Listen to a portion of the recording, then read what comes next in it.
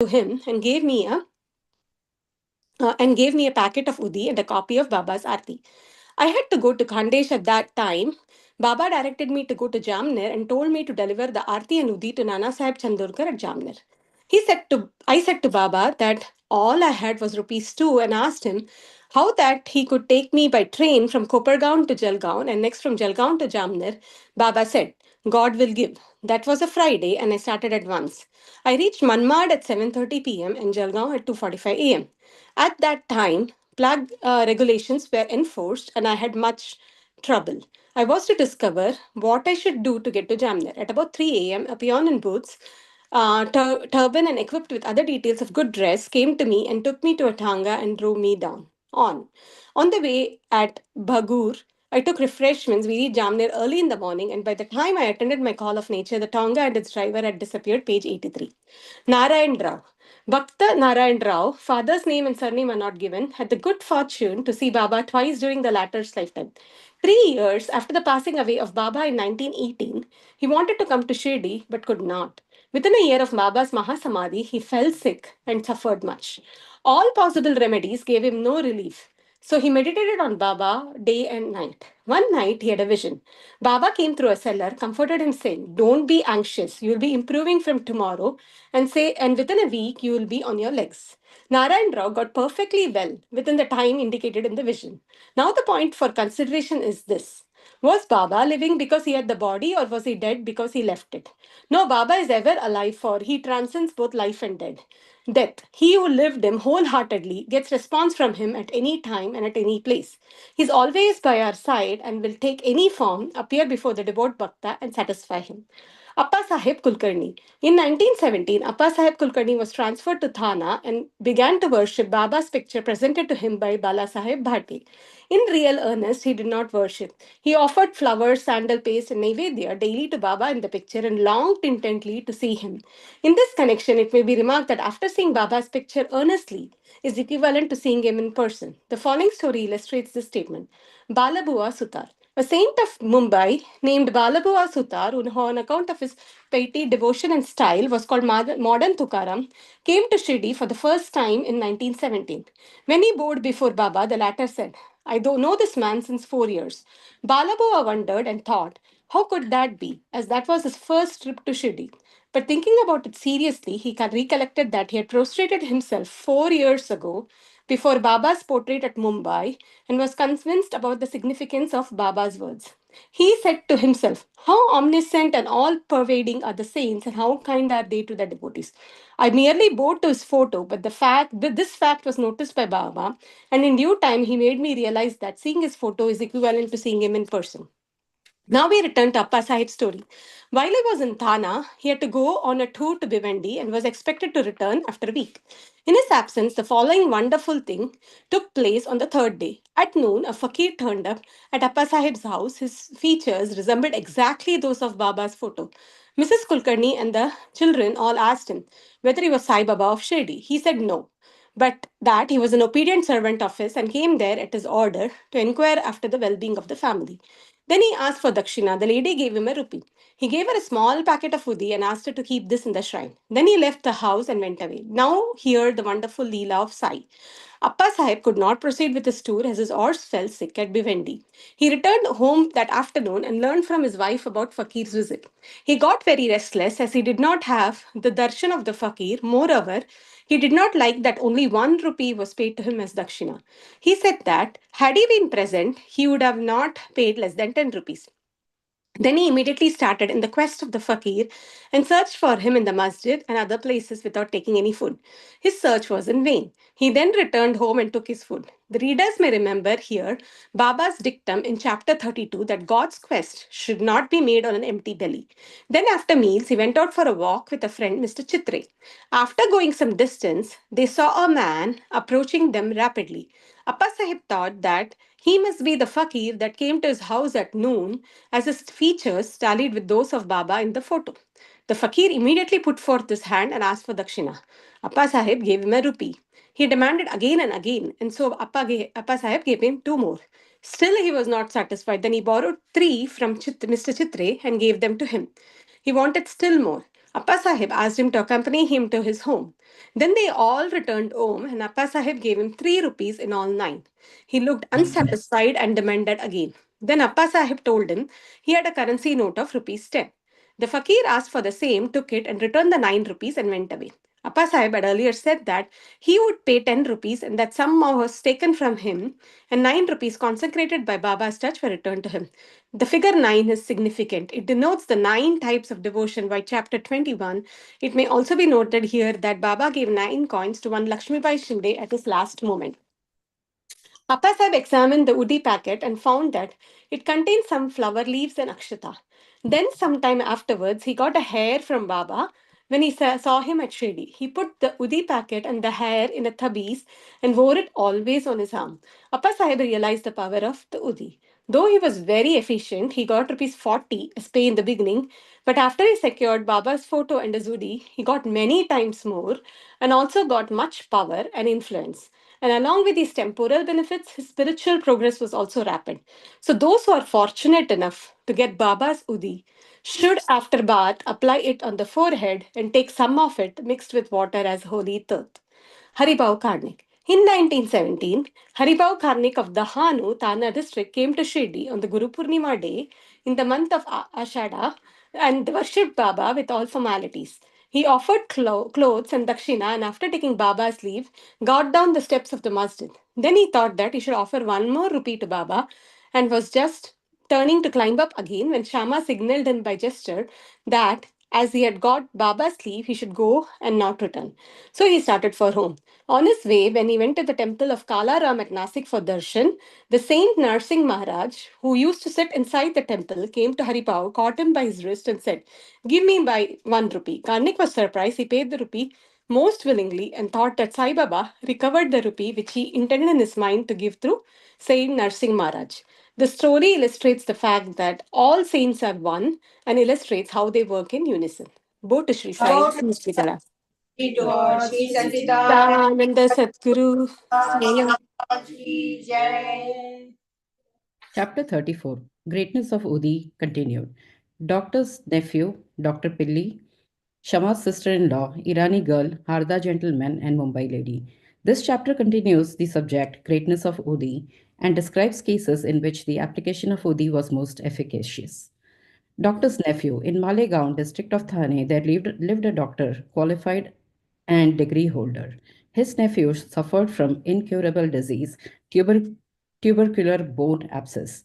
The doctor, along with his relatives and medical practitioners, tried all sorts of remedies and even a surgery. There was no relief and no end to the little boy's suffering. Friends and relatives advised the parents of the boy to seek divine aid and recommended them to go to Sai Baba, who was known to have cured such incurable cases by his mere glance. The parents therefore came to Shirdi. They prostrated themselves before Baba, placed the boy before him, and pleaded humbly and implored him to save their son. The merciful Baba comforted them, saying, "Those who resort to this masjid shall never suffer anything in their life to the end of time. Now do not worry. Apply Udi on the abscess, and within a week he will recover. Believe in God. This is no masjid but Dwarakamai. He who steps here will soon get health and happiness, and his sufferings will come to an end." The boy was made to sit before Baba, who moved his hands on the affected part and cast his loving glance on him. The patient was pleased with the application of Udi. He began to recover and was all right after some days. The parents then left Shirdi with their son, thanking Baba for the cure, which was effected by Udi and Baba's gracious looks. After knowing this, the doctor, the uncle of the boy, became wonderstruck and desired to see Baba while he was on his way to Mumbai for some business. At Malegaon and Manmad, somebody spoke to him against Baba and poisoned his ears. Therefore, he dropped the idea of visiting Shirdi and went to Mumbai direct. He wanted to spend the rest of his leave at Alibag, but at Mumbai he heard 3 successive nights a voice, "Still you disbelieve me?" Then the doctor changed his mind and resolved to go to Shirdi. He had to attend a case of infectious fever in Mumbai, which showed no signs of quick abatement. So he thought that Shirdi trip would be postponed. He, however, proposed to test in his mind and said that if the patient gets all right by today, I will start for Shirdi tomorrow. The wonder is that exactly from the time when the determination was done, the fever began to abate and the temperature became normal. Then he went to sorry. Uh, the wonder is exactly from the time when the determination was done, the fever began to abate and the temperature became normal. Then he went to Shirdi as per his determination, took Baba's darshan and prostrated himself before him. Baba gave him such experiences that he became his devotee. He stayed there for 4 days and returned home with Baba's udi and blessings. Within a fortnight, he was transferred on promotion to Bijapur. His nephew's case gave him an opportunity for seeing Baba, and this visit garnered in him a never failing love for the saint's feet. Dr. Pilli. One Dr. Pilli was an intimate devotee of Baba. He was much liked by Baba, who always called him Bhau, brother. Baba talked to him off and on and consulted him in all matters and wanted him always by his side. This Pilli suffered once from very bad guinea worms. He said to Kaka Sahib Dikshit, the pain is more excruciating and unbearable. I prefer death to it. This pain, I know, is repaying for past karma, but go to Baba and tell him to cease the pain and transfer the balance of my past karma to 10 future births of mine. Mr. Dikshit went to Baba and told him his request. Then Baba, being moved by his request, said to Dikshit, tell him to be fearless. Why should he suffer for 10 births? In 10 days, he can work out the sufferings and consequences of his past karma. While I am here to give him temporal and spiritual welfare, why should he pray for death? Bring him here on somebody's back and let us work and finish his sufferings once for all. The doctor was brought in that condition and was seated on Baba's right side. Baba gave him his bolster and said, lie down calmly here and be at ease. The true remedy is that the result of the past actions had to be suffered and got over. Our karma is the cause of our happiness and sorrow. Therefore, put up with whatever comes to you. Allah, God, is the sole dispenser and protector. Think of Him always. He will take care of you. Surrender to Him with body, mind, and speech, and then see what He does. Dr. Pilli said that Nana Sahib had put a bandage over the leg, but he had no relief. Nana's a fool, replied Baba. Take off that bandage, or else you will die. Now, now a crow will come and peck at you, and then you will recover. While this conversation was going on, Abdul, who always cleaned the masjid and trimmed the lamps, turned up. While he was attending to his work, his foot accidentally fell upon the stretched leg of Dr. Pilli. The leg was already swollen, and when Abdul's foot fell upon it and pressed it, all of the 7 guinea worms were squeezed out at once. The pain was unbearable, and Dr. Pilli cried out loudly. After some time, he calmed down and began to sing and cry alternatively. Then Pilli inquired when the crow was coming and pecking. Baba said, did you not see the crow? He won't come again. Abdul was the crow. Now go and rest in the Vada and you will be soon all right. By application of the Udi and taking it orally with water without taking any other treatment or medicine, the disease was completely cured in 10 days and as assured by Baba. Shama's sister-in-law. Shama's younger brother, Bapaji, was staying near Savli well. Once his wife was attacked with bubonic plague. She had high fever and 2 buboes in her groins. Bapaji rushed to Shama at Shirdi and asked him to come and help. Shama was frightened, but according to his wont custom, he went to Baba, prostrated himself before him to invoke his aid by requesting him to cure the case. He also asked his permission to go to his brother's house. Then Baba said, don't go there at this late hour. Send her the Udi. Why care for the fever and bubos? God is our father. She will be all right easily. Do not go now. Go there in the morning and return immediately. Shama had full faith in Baba's Udi. It was sent with Bapaji. It was applied on the bubos, and some of it was mixed with water and given to the patient for drinking. No sooner was it taken, perspiration set in profusely, and the fever abated, and the patient had a sound sleep. Next morning, Bapaji was surprised to see his wife all right, with no fever and no bubos. When Shama went there the next morning with Baba's permission, he was also surprised to see her in the kitchen preparing tea. On questioning his brother, he learned that Baba's Udi cured her completely in one night. Then Shama realized the significance of Baba's words. Go there in the morning and return immediately. After taking tea, Shama returned and after saluting Baba said, Deva, what is this play of yours? You first raise a storm and make us restless and then calm it down and comfort us. Baba replied, you see, mysterious is the path of action. Though I do nothing, they hold me responsible for the actions which take place on account of Prarabdha, destiny. I am only their witness. The Lord is the sole doer and inspirer. He is most merciful. Neither I am God nor master. I am his obedient servant and remember him constantly. He who casts aside his egoism and thanks him, and he who trusts him entirely, will have his shackles removed and will obtain liberation. Irani's daughter. Now read the experience of an Irani gentleman. His young daughter got fits every hour. When this convulsion came, she lost her power of speech, her limbs were contracted, and she fell down senseless. No remedy gave her any relief. Some friend recommended Baba's Udi to her father and asked him to get it from Kaka Sahib Dikshit at Vile suburb in Mumbai. Then Irani gentleman got the Udi and gave it and mixed it with water and gave it to his daughter daily for drinking. In the beginning, the convulsions which were coming hourly, came every 7 hours, and after a few days, the daughter recovered completely.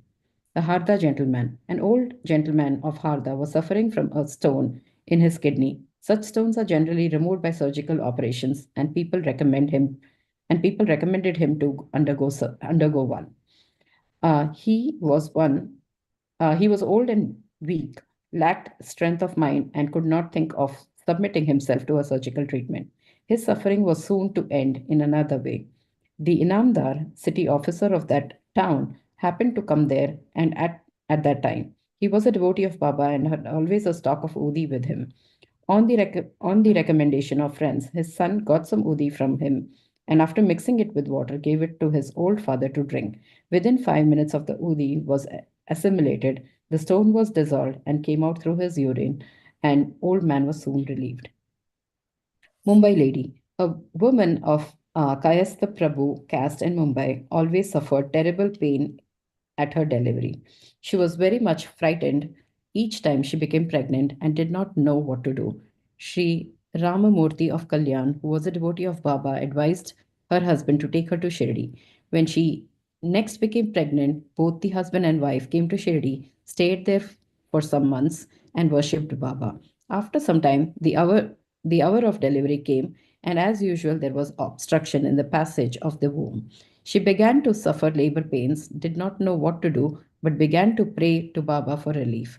In the meantime, some neighboring women turned up and, after invoking Baba's aid, gave her the udi mixture to drink. In 5 minutes, the woman delivered safely and painlessly. The issue was still born according to its fate, but the mother who got rid of the anxiety and pain thanked Baba for the safe delivery and ever remained grateful to him. Bow to Sri Sai, peace be to all. Lord Sri Sachidananda Sadguru Sainath Maharaj Ki Jai. Chapter 35. Tested and never found wanting. Kaka Mahajani's friend and master, Bandra insomnia case, Bala Patil Navaskar. This chapter also continues the subject of the importance and effectiveness of the Udi. Also gives two cases in which Baba was tested and not found wanting. These cases will be taken up first. Preliminary. In spiritual matters or endeavors, sectarianism is the greatest bar of our progress. Those who believe that God is without form are heard saying that to believe that God is with the form of an illusion and that the saints are only human beings. Then why should they bow down their heads before them and offer dakshina? Persons belonging to other sects will also raise objections and say, why should they bow and offer allegiance to the other saints, leaving their own gurus? Similar objections regarding Sai Baba were heard before and even now. Some said that when they went to Shirdi, Baba asked for dakshina from them. Is it good that saints should collect money in this fashion? If they do so, where is their sainthood? But there are many instances where men went to Shirdi to scoff but remained there to pray. Two such instances are given below. Kaka Mahajani's friend. A friend of Kaka Mahajani was a worshipper of Nirgun, God without form, and was averse to idolatry. Idolatry. Out of curiosity, he agreed to go to Shirdi with Kaka Mahajani on two conditions. One, that he would neither bow down to Baba nor pay him any dakshina. Kaka agreed to these conditions and they both left Mumbai on a Saturday night and reached Shirdi the next morning. As soon as they put their feet on the steps of Masjid, Baba looked at the friend from a little distance, addressed him with sweet words as follows. Oh, welcome, sir. The tone in which he uttered these words was a very peculiar one. It exactly resembled the tone of the friend's father. It reminded him of his departed father and sent a thrill through his body. What an enchanting power the tone had. Being surprised, the friend said, "This is no doubt the voice of my father." Then he at once went up and forgetting his resolution, placed his head before Baba's feet. Then Baba asked for dakshina twice, once in the morning and again at noon, at the time of their taking leave, but he asked it from Kaka only and not from the friend. The latter whispered to Kaka, Baba asked for dakshina from you twice. I am with you. Why does he ignore me? You ask Baba yourself, was Kaka's reply. Baba asked Kaka what his friend was whispering. Then the friend asked Baba himself whether he should pay any dakshina. Baba replied, you had no mind to pay, so you were not asked. But if you want to pay now, you may. Then the friend paid rupees 17 as dakshina, the same amount that Kaka paid. Baba then addressed him a few words of advice. You destroy the Teli's wall, sense of difference between us, so that we can see and meet each other face to face. Then Baba allowed them to leave. Though the weather was cloudy and rough, Baba assured them of the safe journey, and both of them reached Mumbai safely. When he reached home and opened the windows of his house, he found two sparrows dead on the ground and one just flying out through the window. He thought that if he had left the windows open, two sparrows would have been saved, but thought again that they had met their lot and that Baba had sent him back soon just to save the third sparrow. Kaka Mahajani's master. Kaka was the manager in the firm of Thakkar the Dharamse Jetbhai as a solicitor of Mumbai. Both the master and the manager were on intimate terms. Mr. Thakkar knew that Kaka was often going to Shirdi, staying there for some days and returning when Baba permitted him. Out of curiosity, Mr. Thakkar decided to go to Shirdi with Kaka during Shimga holidays. As Kaka's return was uncertain, he took another man with him for his company. The three started together and Kaka bought 2 seeds of raisins, dried grapes with seed, on the way for presentation to Baba. They reached Shirdi in due time and went to the masjid for darshan. Baba Sahib Tadkar was also there, and Mr. Thakkar asked him why he came there for darshan. Thakkar replied, Mr. Thakkar asked if miracles took place there. Thakkar replied that to see miracles was not the concern. The earnest intentions of the bhaktas were satisfied here. Then Kaka prostrated himself before Baba and offered the raisins to him. Baba offered them to be distributed. Mr. Thakkar also got a few of them. He did not want to have the raisins, as he was advised by his doctor not to eat them without washing and cleaning them. So he was in a fix. He did not want to eat them, nor could he reject them. To keep up formalities, he put them into his mouth but did not know what to do with the seeds. He could not spit them out on the floor of the masjid. So he pocketed them against his wish. He then said in his mind that if Baba was a saint, how could he be ignorant of his dislike for the raisins, and how could he force them on him? When this thought arose in his mind, Baba again gave him some more raisins. He could not eat them but held them in his hands. Then Baba asked him to eat them up. He obeyed and found to his surprise that they were all seedless. He wanted to see miracles, and here was one.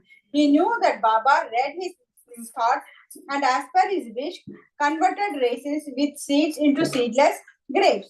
What a wonderful power! Again, to test further, he asked Tharkar, who was sitting by and who also got some raisins, what kind of grapes you got? He replied, the variety with seeds. Mr. Thakkar was still more surprised to hear this. Then to confirm his faith, further, Thakkar thought in his mind that if Baba was a real saint, the raisins should be now given to Kaka first. Reading this thought also, Baba ordered that distribution should be commenced from Kaka. These proofs were sufficient for Thakkar. Then Shama introduced Mr. Thakkar as the master of Kaka, upon which Baba said, how could he be his master? He has got a different master altogether. Kaka appreciated this reply.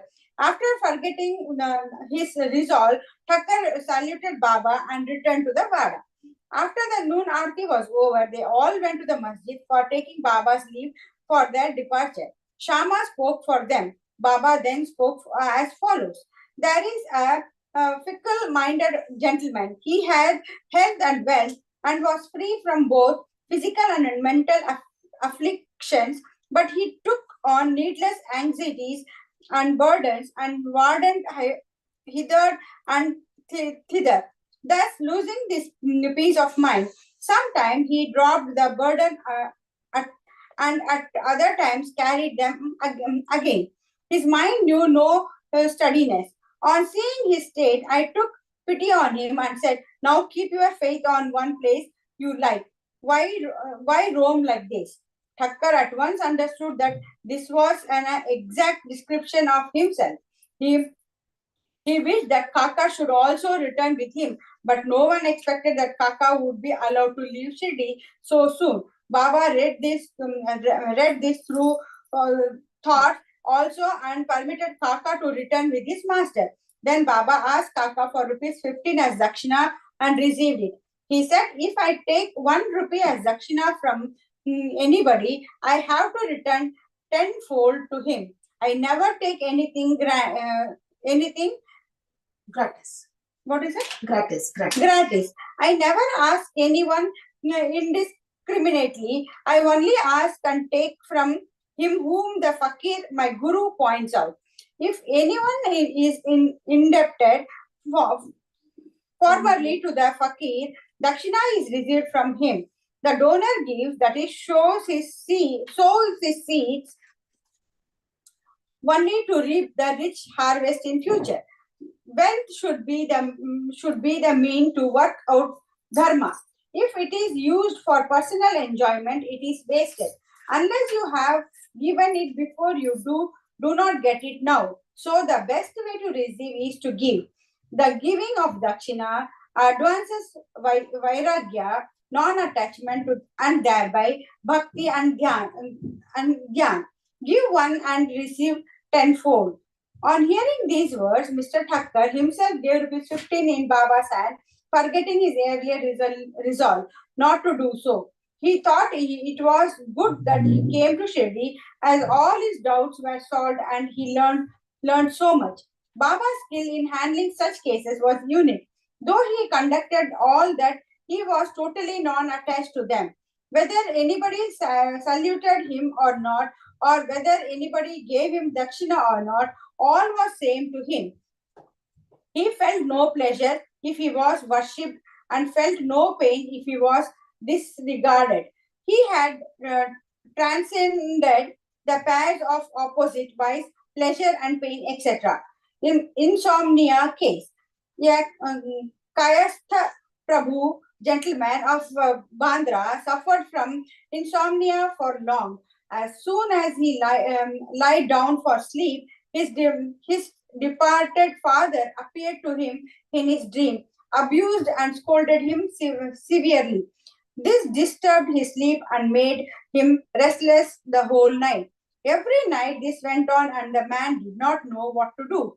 One day he consulted the devotee of Baba in this respect. He recommended the Udi as the only infallible remedy he knew. He gave him some of the Udi and asked him to apply a little on his forehead before going to bed and keep the Udi packet under his pillow. He tried this remedy and found, to his great surprise and joy, he had had a sound sleep and there was no disturbance of any kind. He continued the remedy and always remembered Sai. Then he got a picture of Sai Baba, which he hung on the wall near his pillow and started worshipping it daily. And on Thursdays, offered garland, naivedya, etc. Then he got well and forgot his trouble altogether. Balaji Patil Nevaskar. This man was a great devotee of Baba. He rendered excellent and selfless service. Every day he swept and kept clean all the passages and streets in Shirdi, through which Baba passed in his daily routine. After him, this work was done equally well by another devotee, Radhakrishna Mai, and after her by Abdullah. When Balaji reaped his corn every year, he brought the whole quantity and presented it to Baba. He returned with what Baba gave him back and maintained himself and his family with it. This course was followed by him for many years and after him by his son also. Power and efficacy of Udi. Once it happened that Mr. Balaji's death anniversary, a certain number of guests were invited and the dinner was prepared for them. But at the dinner time, it was found that thrice the number of people invited turned up. Mrs. Navaskar was in a fix. She thought that the food would not suffice for the people assembled, and if it fell short, the honor of the family would be at stake. Her mother-in-law confirmed her by saying, comforted her by saying, "Don't be afraid. It is not ours, but Sai's food. Cover every vessel with cloth, putting some udi in it, and serve from the same without opening it. Sai will save us from ignominy." She did as she was advised, and it was found to their surprise and joy that not only did the food suffice for all, but plenty of it remained after serving. As one feels intently, so he realizes accordingly, was proved in this case. Sai appearing as serpent.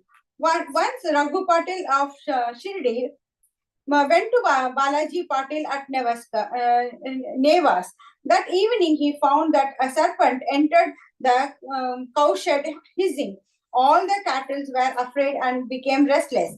The inmates of the house were frightened, but Balaji thought that it was Sai who appeared in his house as a serpent. Without being afraid in the least, he brought a cup of milk and placing it before the serpent said, "Baba, why do you hiss like this?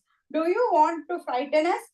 Take this cup of milk and drink it with a calm mind." Saying this, he sat down close by. The other members were frightened and did not know what to do. In the short time, the serpent disappeared of its own, and nobody knew where it went. It was not found, though a thorough search was made in the cowshed. Balaji had 2 wives and some children. They sometimes went to Shirdi from Nevas for taking Baba's darshan. Then Baba bought saris and other clothes which were given to them with his blessings. Go to Shri Sai, peace be to all. Shri Sachidananda Sadguru Sainath Maharaj ki jai. Jai. Sai Ram. Chapter 36. Two Goa gentlemen, Mrs. Aurangabadkar.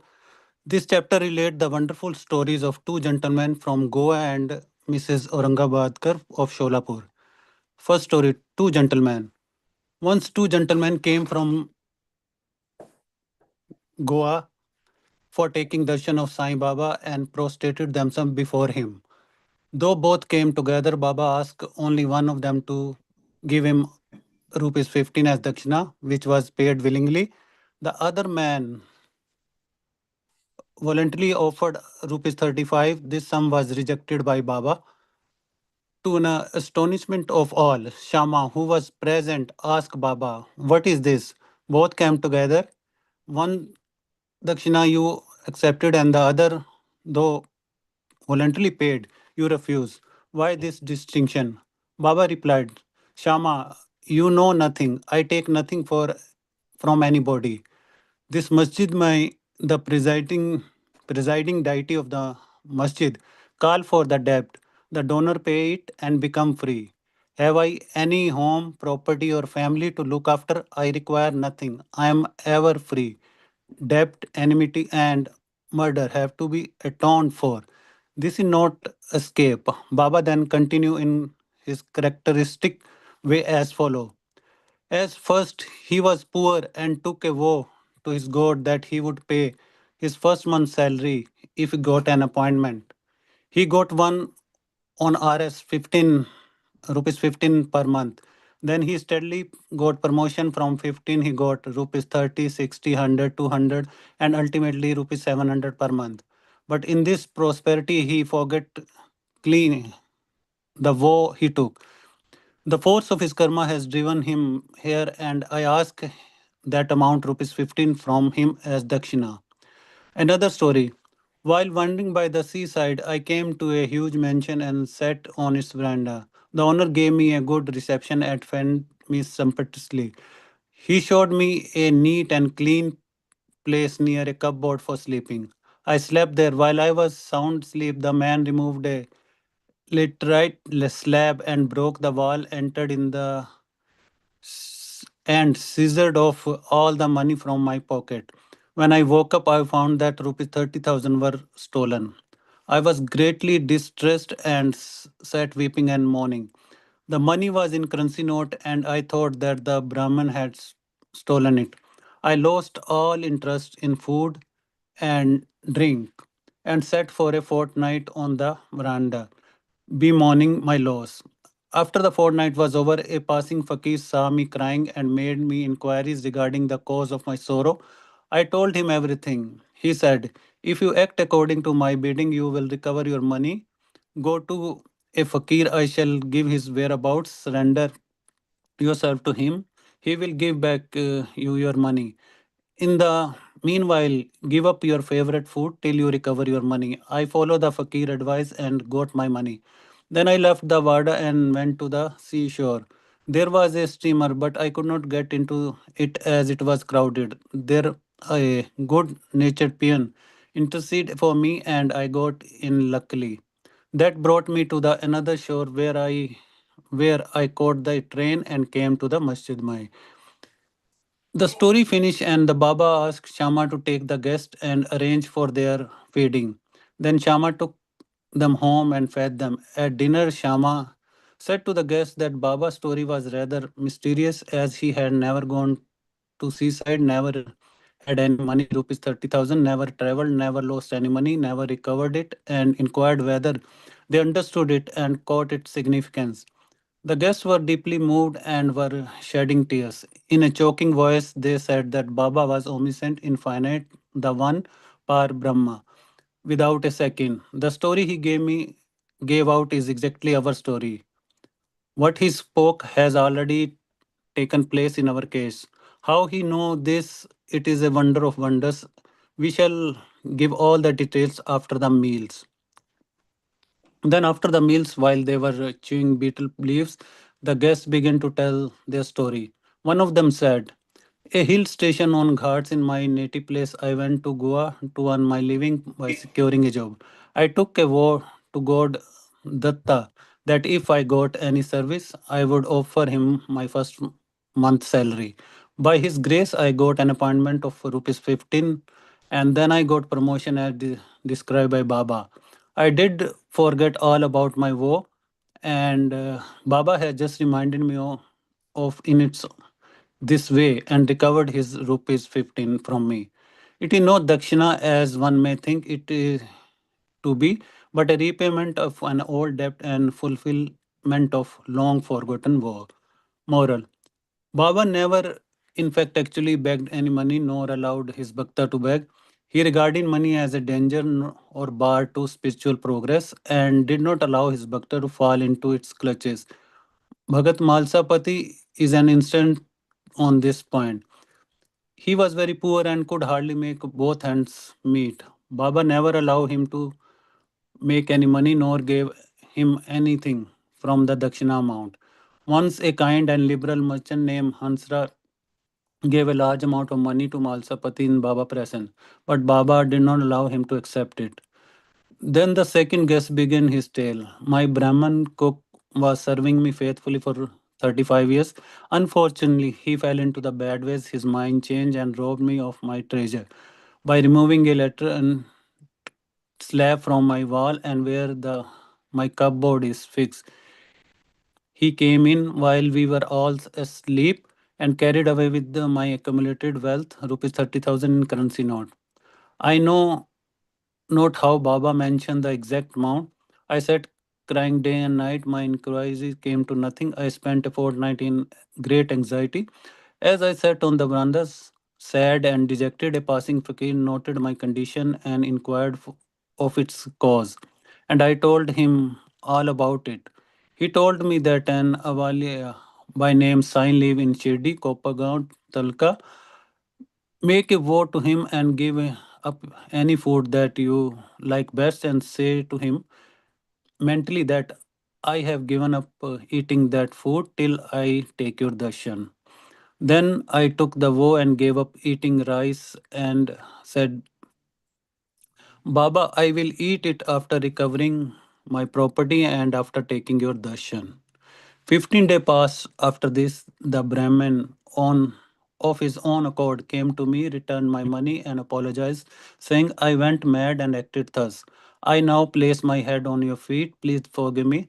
Thus everything ended well. The fakir that met me and helped me was not seen again. An intense desire to see Sai Baba, whom the fakir pointed out to me, arose in my mind. I thought that the fakir who came all the way to my house was no other than Sai Baba. Would he, who saw me and helped me to get my lost money, be ever covered to get rupees 35? On the contrary, without expecting anything from us, he always tried his best to lead us on the path of spiritual progress. I was overjoyed when I recovered my stolen property and being infatuated. I forgot all about my woe. Then, when I was at Kolaba one night, I saw Sai Baba in my dream. This reminded me of promised visit to Shirdi. I went to Goa and from there wanted to start for Shirdi by taking a steamer to Bombay en route. But when I came to the harbor, I found that the steamer was crowded and there was no place. The captain did not allow me, but on the intercession of a peon who was stranger to me, I was allowed to get into the steamer which brought me to Bombay. From there, I got a train and came here. Surely, I think that Baba is all pervading and all knowing. What are we and where is our home?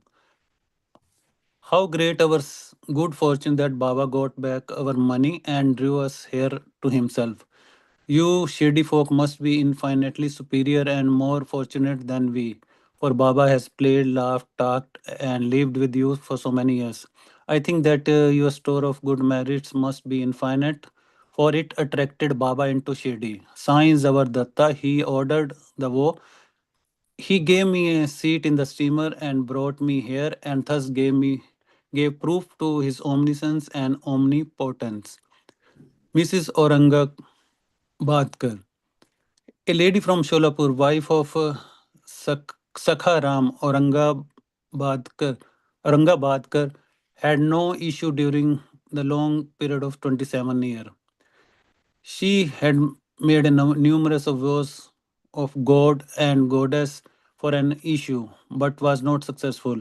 She then became almost hopeless. To make last attempt in this matter, she came to Shirdi with her stepson Vishwanath and stayed there for 2 months serving Baba. Whenever she went to the masjid, she found it full and Baba surrounded by devotees. She wanted to see Baba alone, fall at his feet, open her heart, and pray for an issue. But she got no suitable opportunity. Ultimately, she requested Shama to intercede with the Baba for her when he was alone. Shama said to her that Baba Darbar was open, still he would try for her and that the Lord might bless her. He asked her to sit ready with a cocoa nut and joe stick on the open courtyard at the time of Baba meal, that when she beckoned to her, she should come up. One day after dinner, Shama was rubbing Baba wet hand with a towel when the latter pinched Shama cheek. Shama, fingering anger, said, "But Deva, is it proper for you to pinch me like this? We don't want such a mischievous God who pinches us thus. Are you, are we depend, are we your dependents? Is this the fruit of our intimacy?" Baba replied, "Oh Shama, during the 72 generation that you were with me, I never pinched you till now. And now you resent my touching you. Shama, we want a God that will give us ever kisses and sweet to eat. We do not want any respect from you or heaven balloons, etc. Let our faith unto your feet be ever wide awake, Baba. Yes, I have indeed come for that. I have been feeding and nursing you and have got love and affection for you." Then Baba went up and took his seat. Shama beckoned to the lady. She came up board and presented the coconut and sticks. Baba shook the coconuts, which was dry. The kernel within rolled and made a noise. Baba said, "Shama, this is rolling. See what it says." Shama, the woman prayed that a child might be similarly rolling and quickening in the womb. She gave her coconuts with your blessing. Baba, will the coconut give her any issue? How people are foolish and fancy such thing. Shama, I know the power of your word and blessing. Your word will give her a string of or a series of children. You are wrangling and not giving real blessing.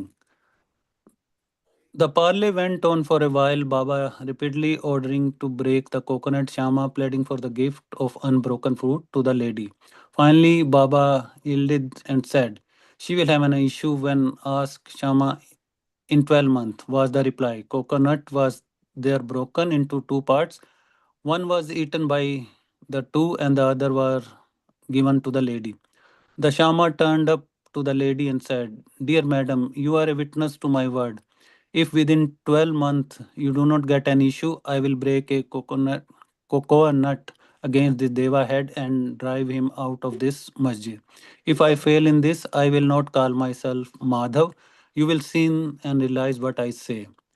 She delivered a son in a year time, and the son was brought to Baba in the his fifth month. Both husband and wife prostrated themselves before Baba, and the grateful father, Mr. Aurangabadkar, paid a sum of rupees 500, which was spent in constructing a shed for Baba house, Shama Karma. Bo to Shri Sai, peace to be. Jai Sai Ram. And the Sadguru Sai Nath Ekanath Maharaj Maharaj ki jai. Jai. Chapter 37 Charlie's Procession. In this chapter, Himal Pant, after making some preliminary observations on some points of Vedanta, describes the Charlie procession. Preliminary. Blessed in Sai's life for his devotees, blessed is his daily routine. His ways and actions are indescribable. Sometimes he was intoxicated with the divine bliss, and other times completely self-absorbed. While doing so many things at the same time, he was yet unconcerned with them. Though he seemed at times quite inactive, he was not idle or dozing. He always abided in his own self. Though he looked calm and placid as the sea, he was deep and unfathomable. Who can describe his ineffable nature. He regarded men as brothers, women as sisters and mothers. He was a perfect celibate, as everybody knows. May the knowledge we got in his company last long on to death. Let us ever serve him with wholehearted devotion to his feet. Let us see him, God, in all things, and let us constantly remember his name. Hemant Pant, after making some lengthy dissertations on some topics of Vedanta, which he himself considered as digression, goes on to describe the Chavri procession. Chavri procession. Baba's dormitory has been already described. One day he slept in the masjid and on the next in the Chavri near the masjid. He slept in masjid and in the Chavri on alternate days. His alternate sleeping at both these places went on till Baba's Mahasamadhi. From 10th December 1909, devotees began to offer regular worship to Baba in the Chavri. This was well now described with his grace. When the day of retiring to the Chavri came, people flocked to the masjid and did bhajan in the mandap courtyard for a few hours. Behind them was a beautiful plantain to the right of Tulsi Vrindavan, and in front Baba adorned his seat, and there was the devotee singing bhajan. Men and women who had likened to the bhajan came in time.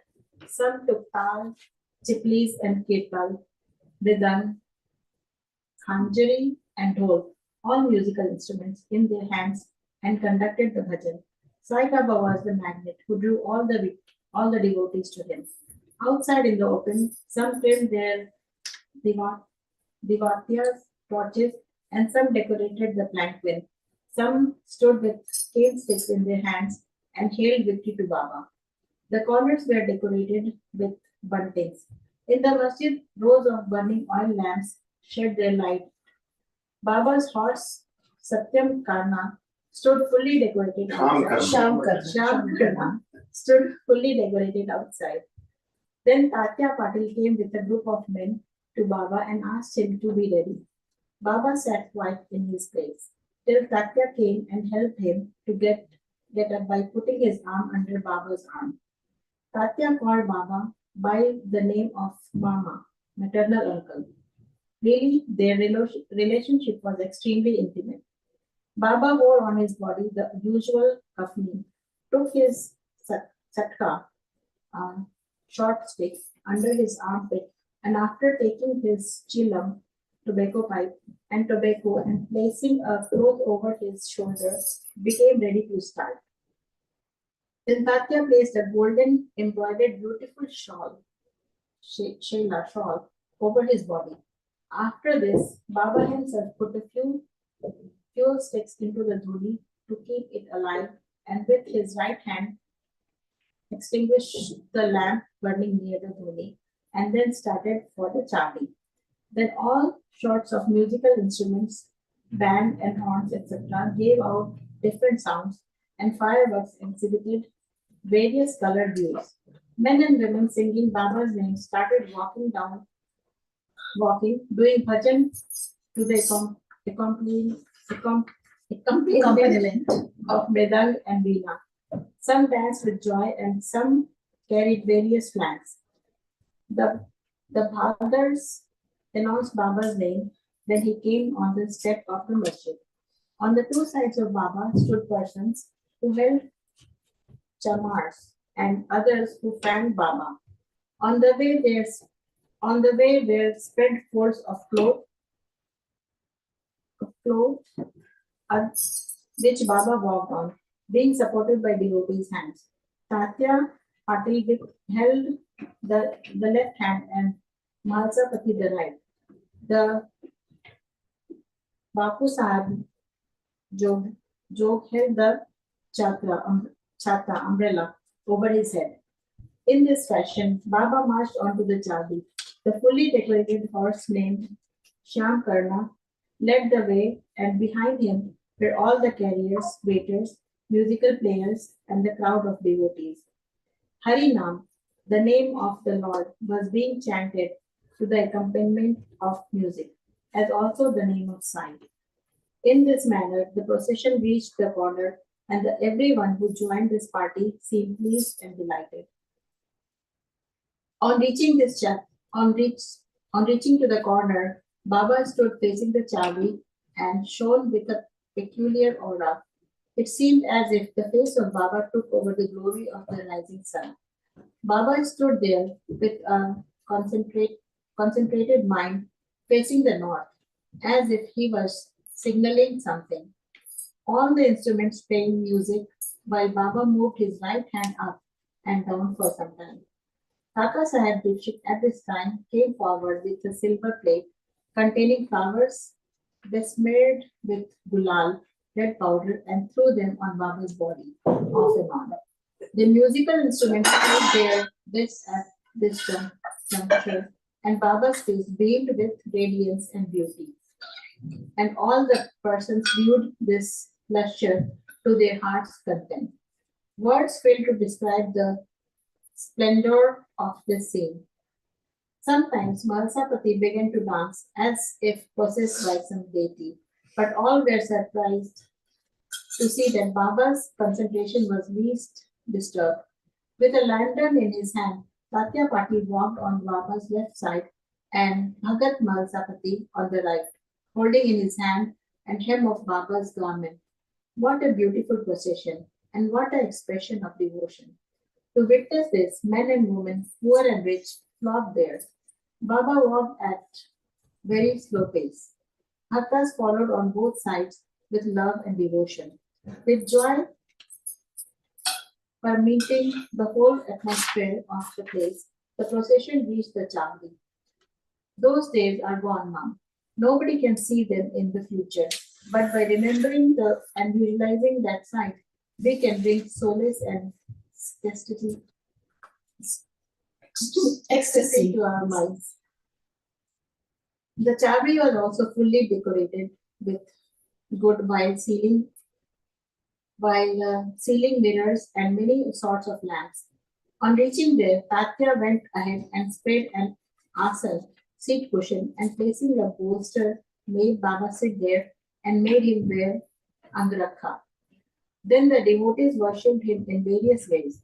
They put a crown on his head with a tuft above, placed garlands of flowers and jewels around his neck, and making his forehead with musk mixed vertical lines, as Vaishnava devotees do. They gazed at him for long to their heart content. They changed his head dress now, and then held it afloat on the head, fearing that Baba might throw away.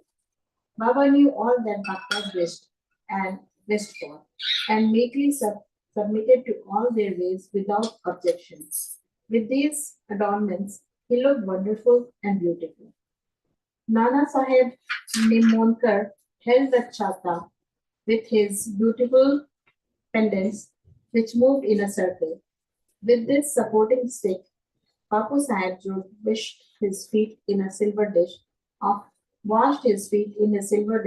offered arghya, and worshipped with due formalities.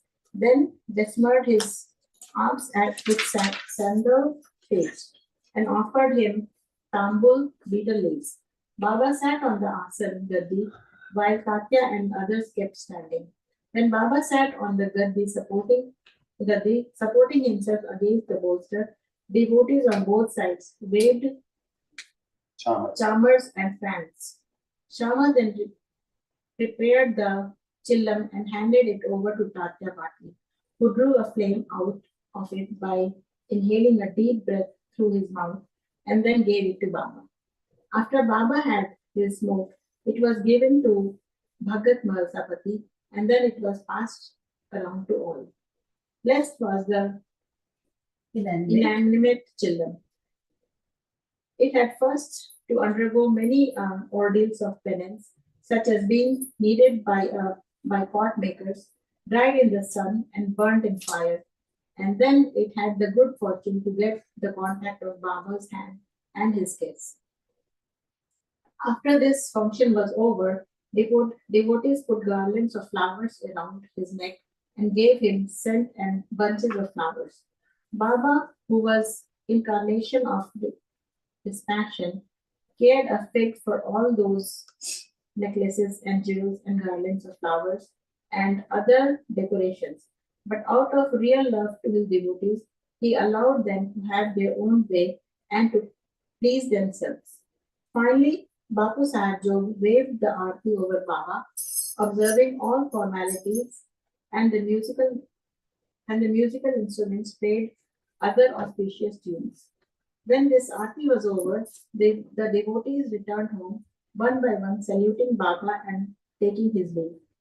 When Tatya Patil, after offering chillam, attar, scent, and rose water, stood to depart, Baba said to him lovingly, "Guard me properly. Go if you like, but return sometimes at night and inquire for me." On replying in the affirmative, Tatya Patil left the Jaldi and went home. Then Baba himself prepared his bed. He arranged some sheets one upon another, and thus making his bed, went to rest. We shall now also take rest and close this chapter with a request to the readers that they should remember Baba and his Chawri procession daily before they retire and go to bed. Bow Shri Sai, peace be to all. Shri Sachidananda Sadguru Sai Nath Maharaj ki Jai. Chapter 38. Baba's Handi, disrespect of Shrine, Khala, Hajpaj, Kapapatani. In the last chapter, we described Baba's Chawri procession. In this, we take up Baba's Handi, the cooking pot, and some other subjects. Oh, blessed Sadguru Sai, we bow to you, who has given happiness to the whole world, accompanied the welfare of the devotees, and have removed the affliction of those who have resorted to your feet. By being very liberal and also being the protector and savior of the bhaktas who surrender themselves to you, you have incarnated yourself in this world to oblige mankind and do them good. The liquid essence of pure self was poured into the mold of Brahma, and out of this has come out the crest jewel of saints, Sai. This Sai is Atma Ram himself. He is the abode of the perfect divine bliss. After having attained himself all objects of life, he made his devotees established on the path. Baba's Handi. Different sadhanas, means of accomplishments, are prescribed in our scriptures for different ages. Thapa is recommended for Krita age. Dhyan is knowledge for Treta age. Yagya, the sacrifice for the Dwapara age, and the Dan, charities for Kali, present age.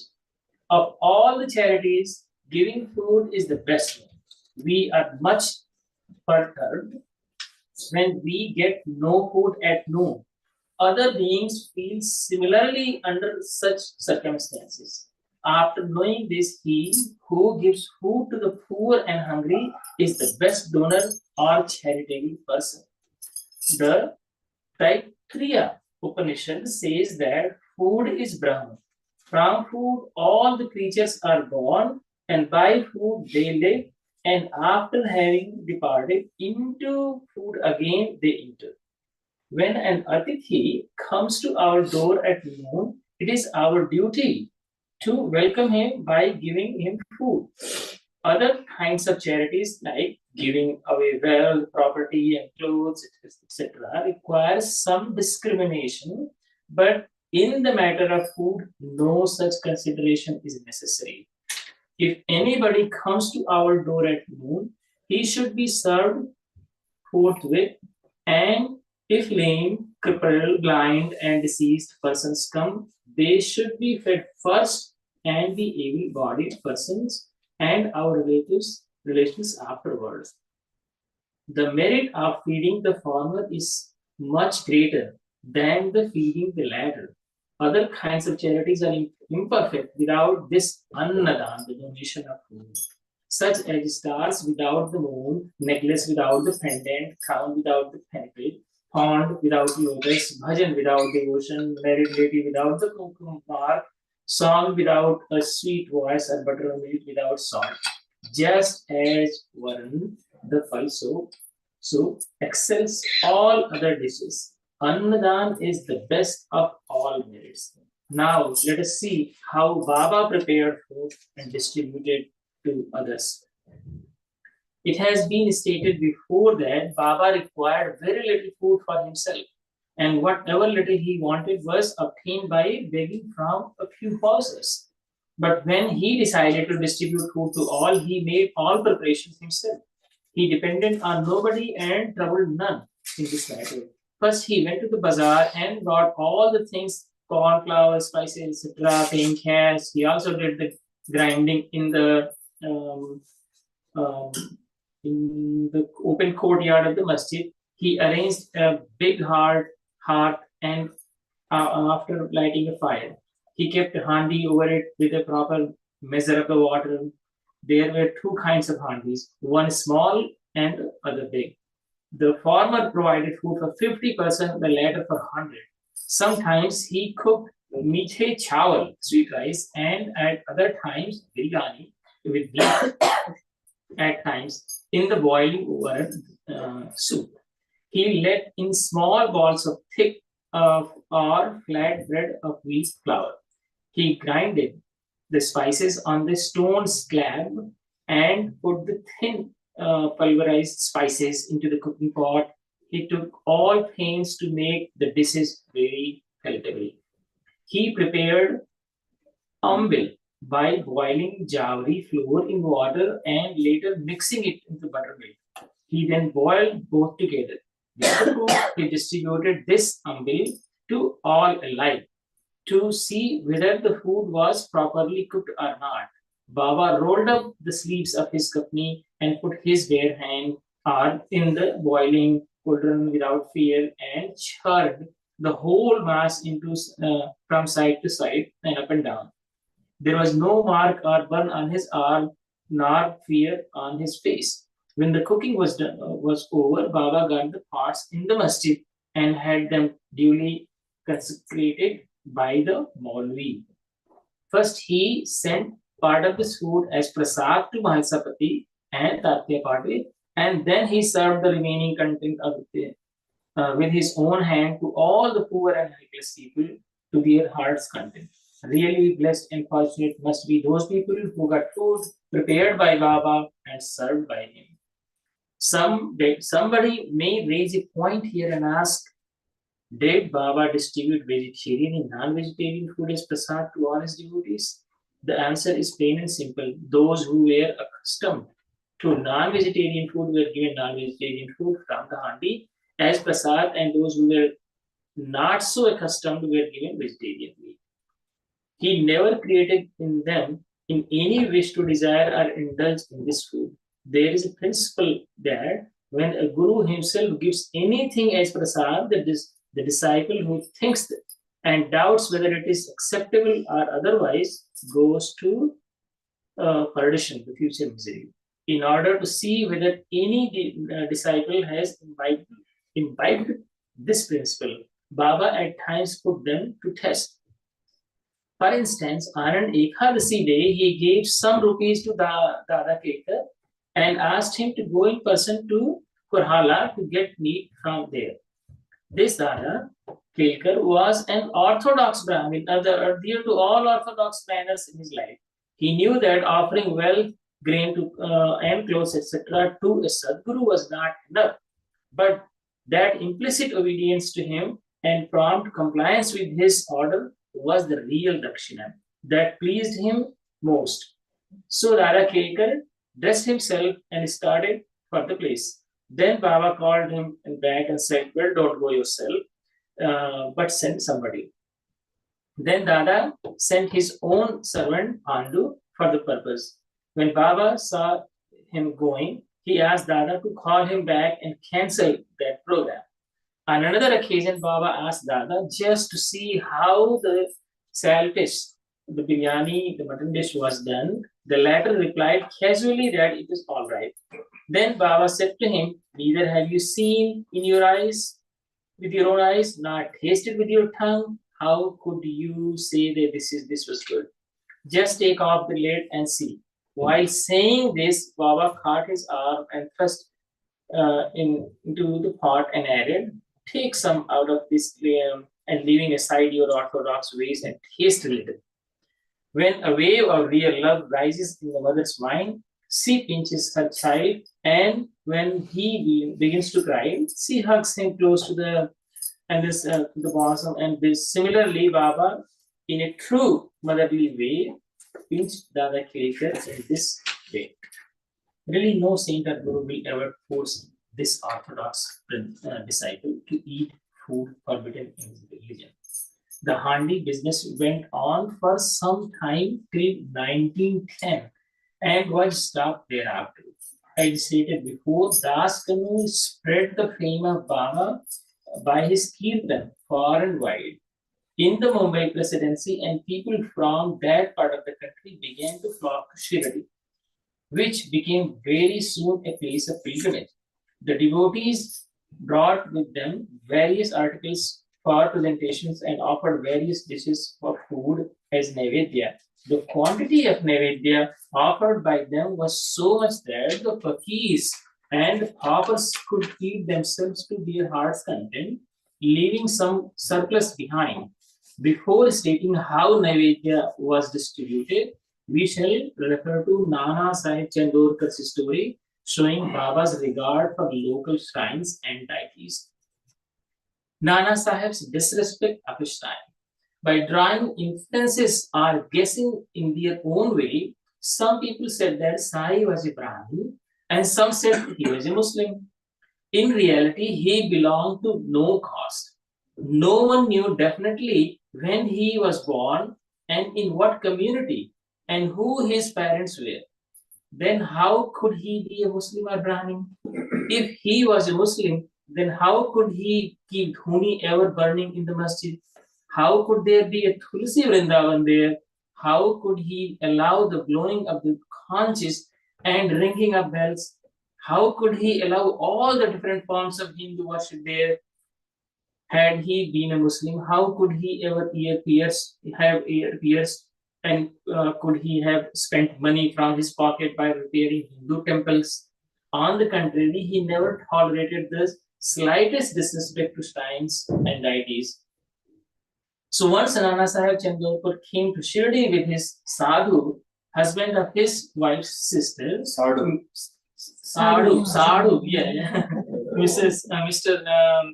Bhiniwale, when they went to the masjid and sat before Baba, the latter suddenly got angry with Nana Sahib and said, "You have been so long in my company, then why do you behave like this?"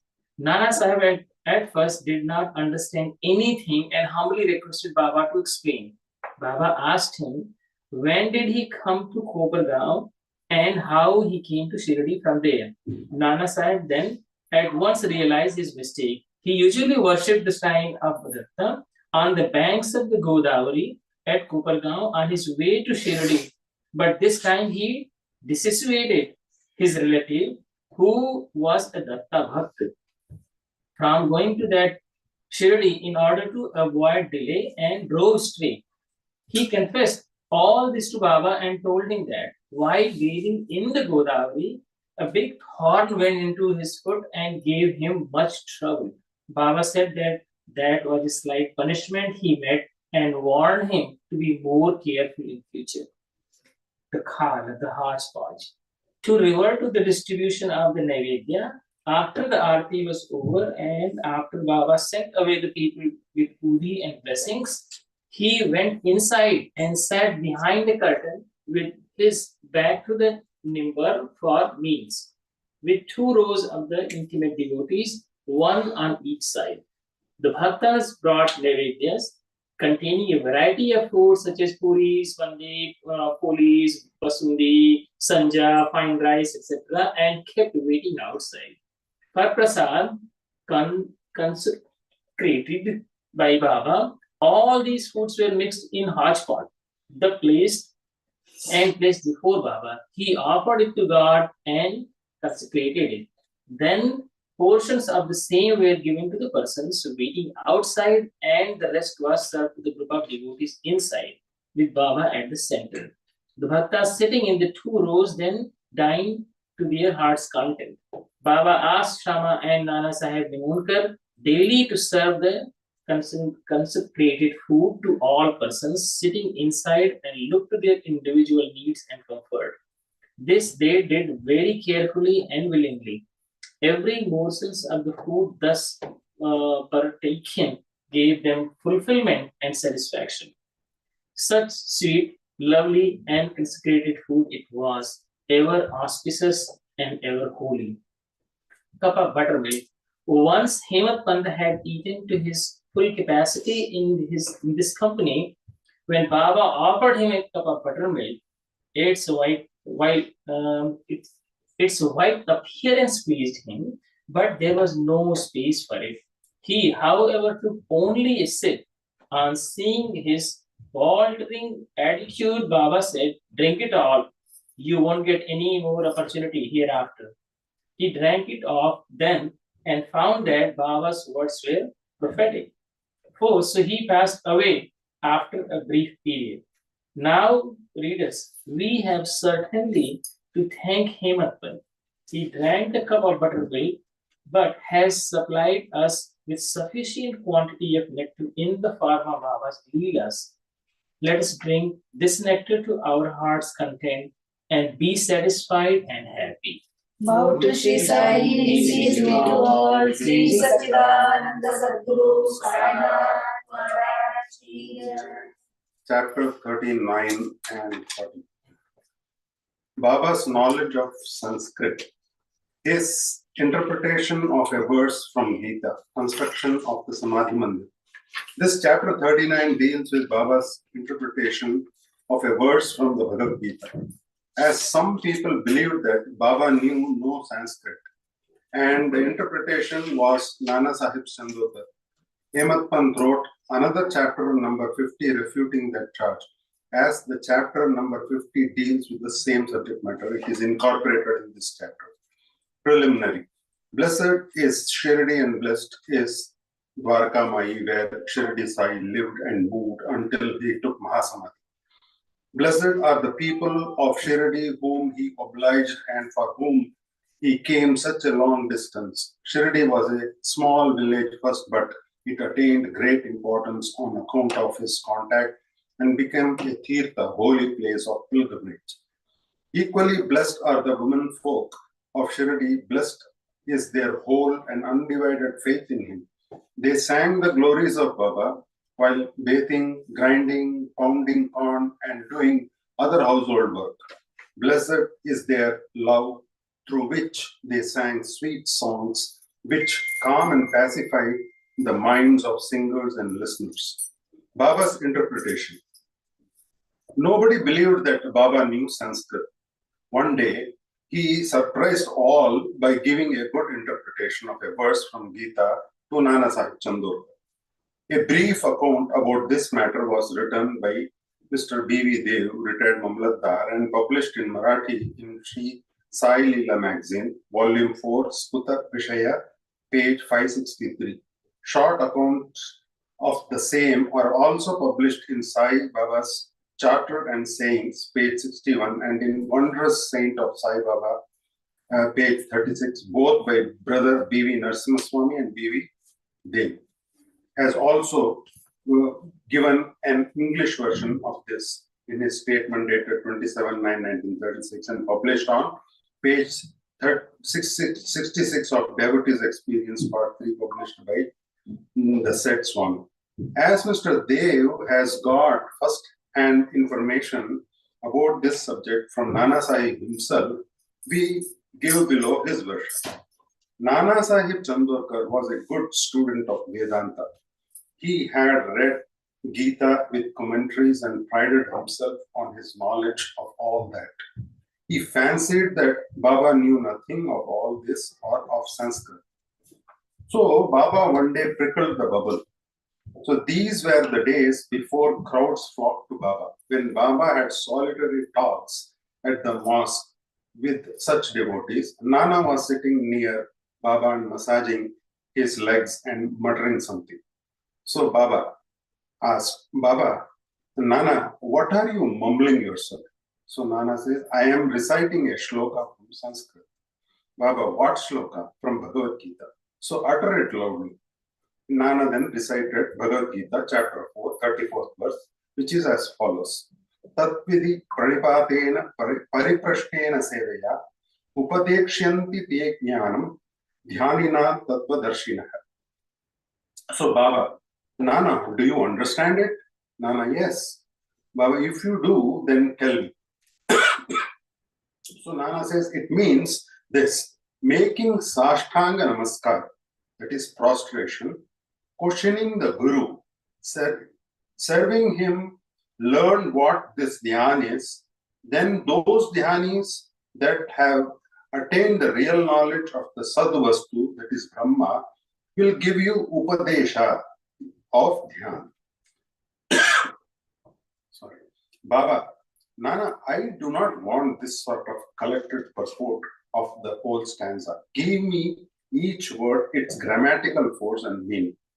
So Nana explained it word by word. Nana, is it enough to make prostration merely?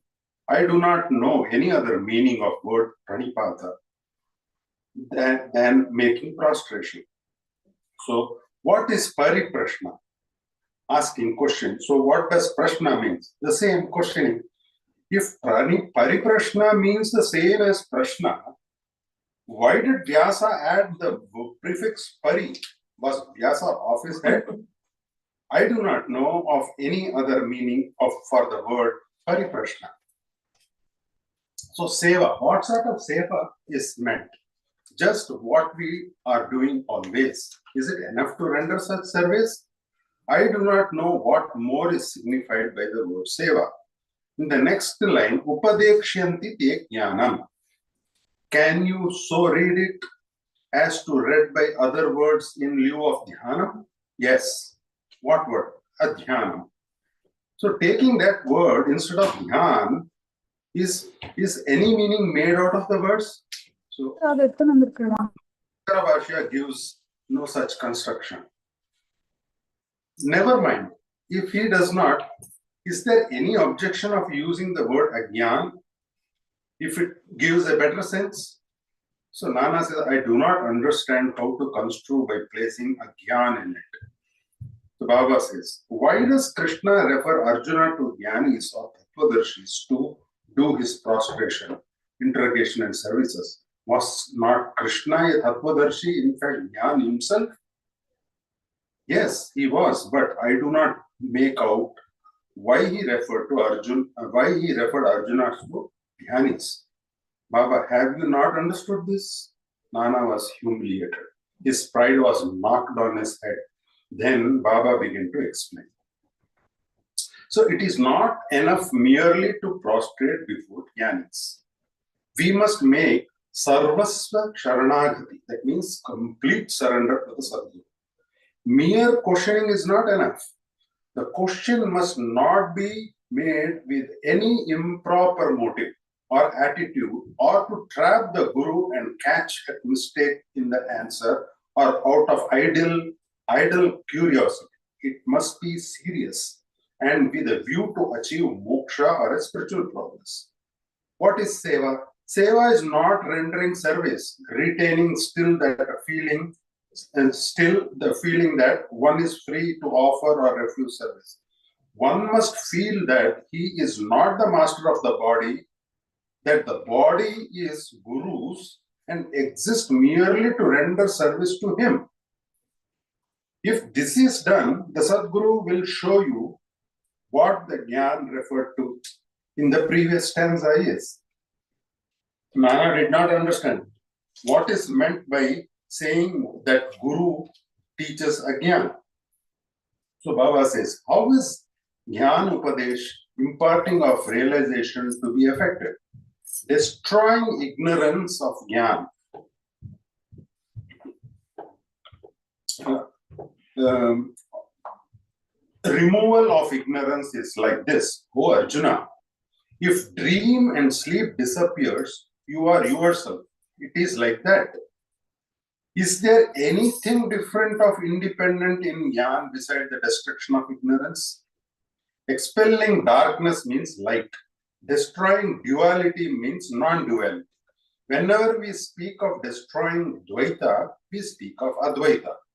Whenever we talk of destroying darkness, we talk of light. If we have to realize Advaita state, the feeling of Dvaita in ourselves has to be removed. That is the realization of Advaita state. Who can speak of Advaita while remaining in Dvaita? If one did, unless one gets into the state, how can one know and realize it? Again, Sishya, like the Sadguru, is really an embodiment of Dhyan. The difference between these two lies in the attitude, high realization, marvelous superhuman sattva, and unrevealed capacity in Aishwarya Yoga. The Sadguru is Nirgun, Satchidanand. He has indeed taken human form to elevate mankind and raise the world. But his real Nirgun nature is not destroyed thereby, even a bit. His beingness, divine power, and wisdom remain undiminished. The disciple also is in fact the same Swarupa, but it is overlaid by the effect of samskars of innumerable births in the shape of ignorance, which hides from his view that he is Shuddha Chaitanya. As stated therein, he gets the impression, I am a jiva, I am a creature, humble and poor.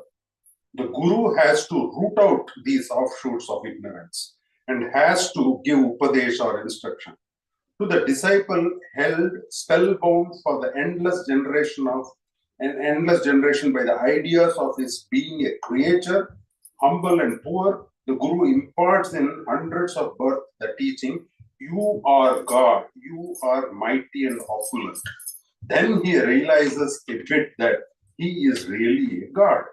The perpetual delusion under which the disciple is laboring, that he is the body, that he is a creature, that is jiva, or an ego, that Paramatma and him, they are separate, is an error inherited from innumerable past birth. From actions based on it, he has derived his joy, sorrows, and mixtures of both.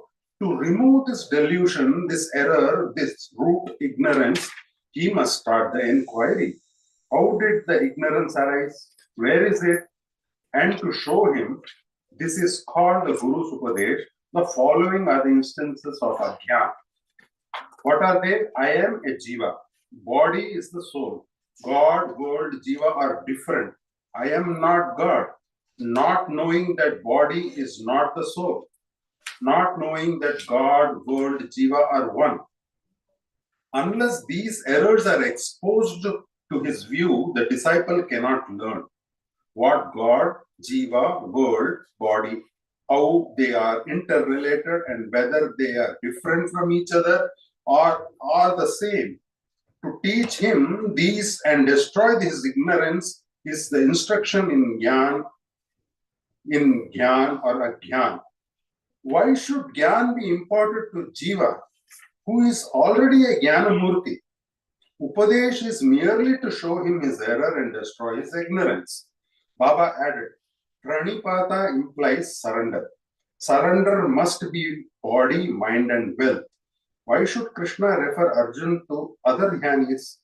Sadbhakta takes everything to be Vasudeva, and any guru will be Krishna to the devotee. That's why he says that. The Guru takes disciple to be Vasudeva, and Krishna treats both as his prana and atma.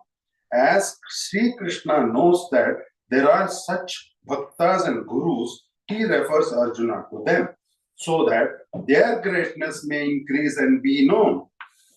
Construction of the Samadhi Mandir. Baba never liked nor ever made any fuss about the things which he wanted to accomplish, but he so skillfully arranged the circumstances and surrounding that the people were surprised at the slow but sure result attained. The construction of Samadhi Mandir is an instance in point. Shriman Bapu Sahib Bhuti, the famous multi-millionaire of the Nagpur, lived in Shirdi with his family. Once an idea arose in his mind that he should have a building of his own there. Sometimes after this, while he was sleeping in Dikshit Vada, he got a vision.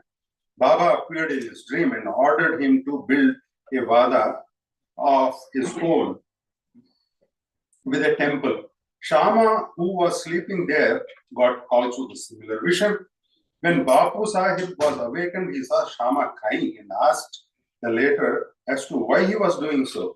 The latter replied that in his vision, Baba came close to him and ordered distinctly, saying that build the Vada with temple. I shall fulfill the desire of all. On hearing the sweet and loving words of Baba, I was overpowered with emotion. My throat was choked, my eyes were overflowed with tears, and I began to cry.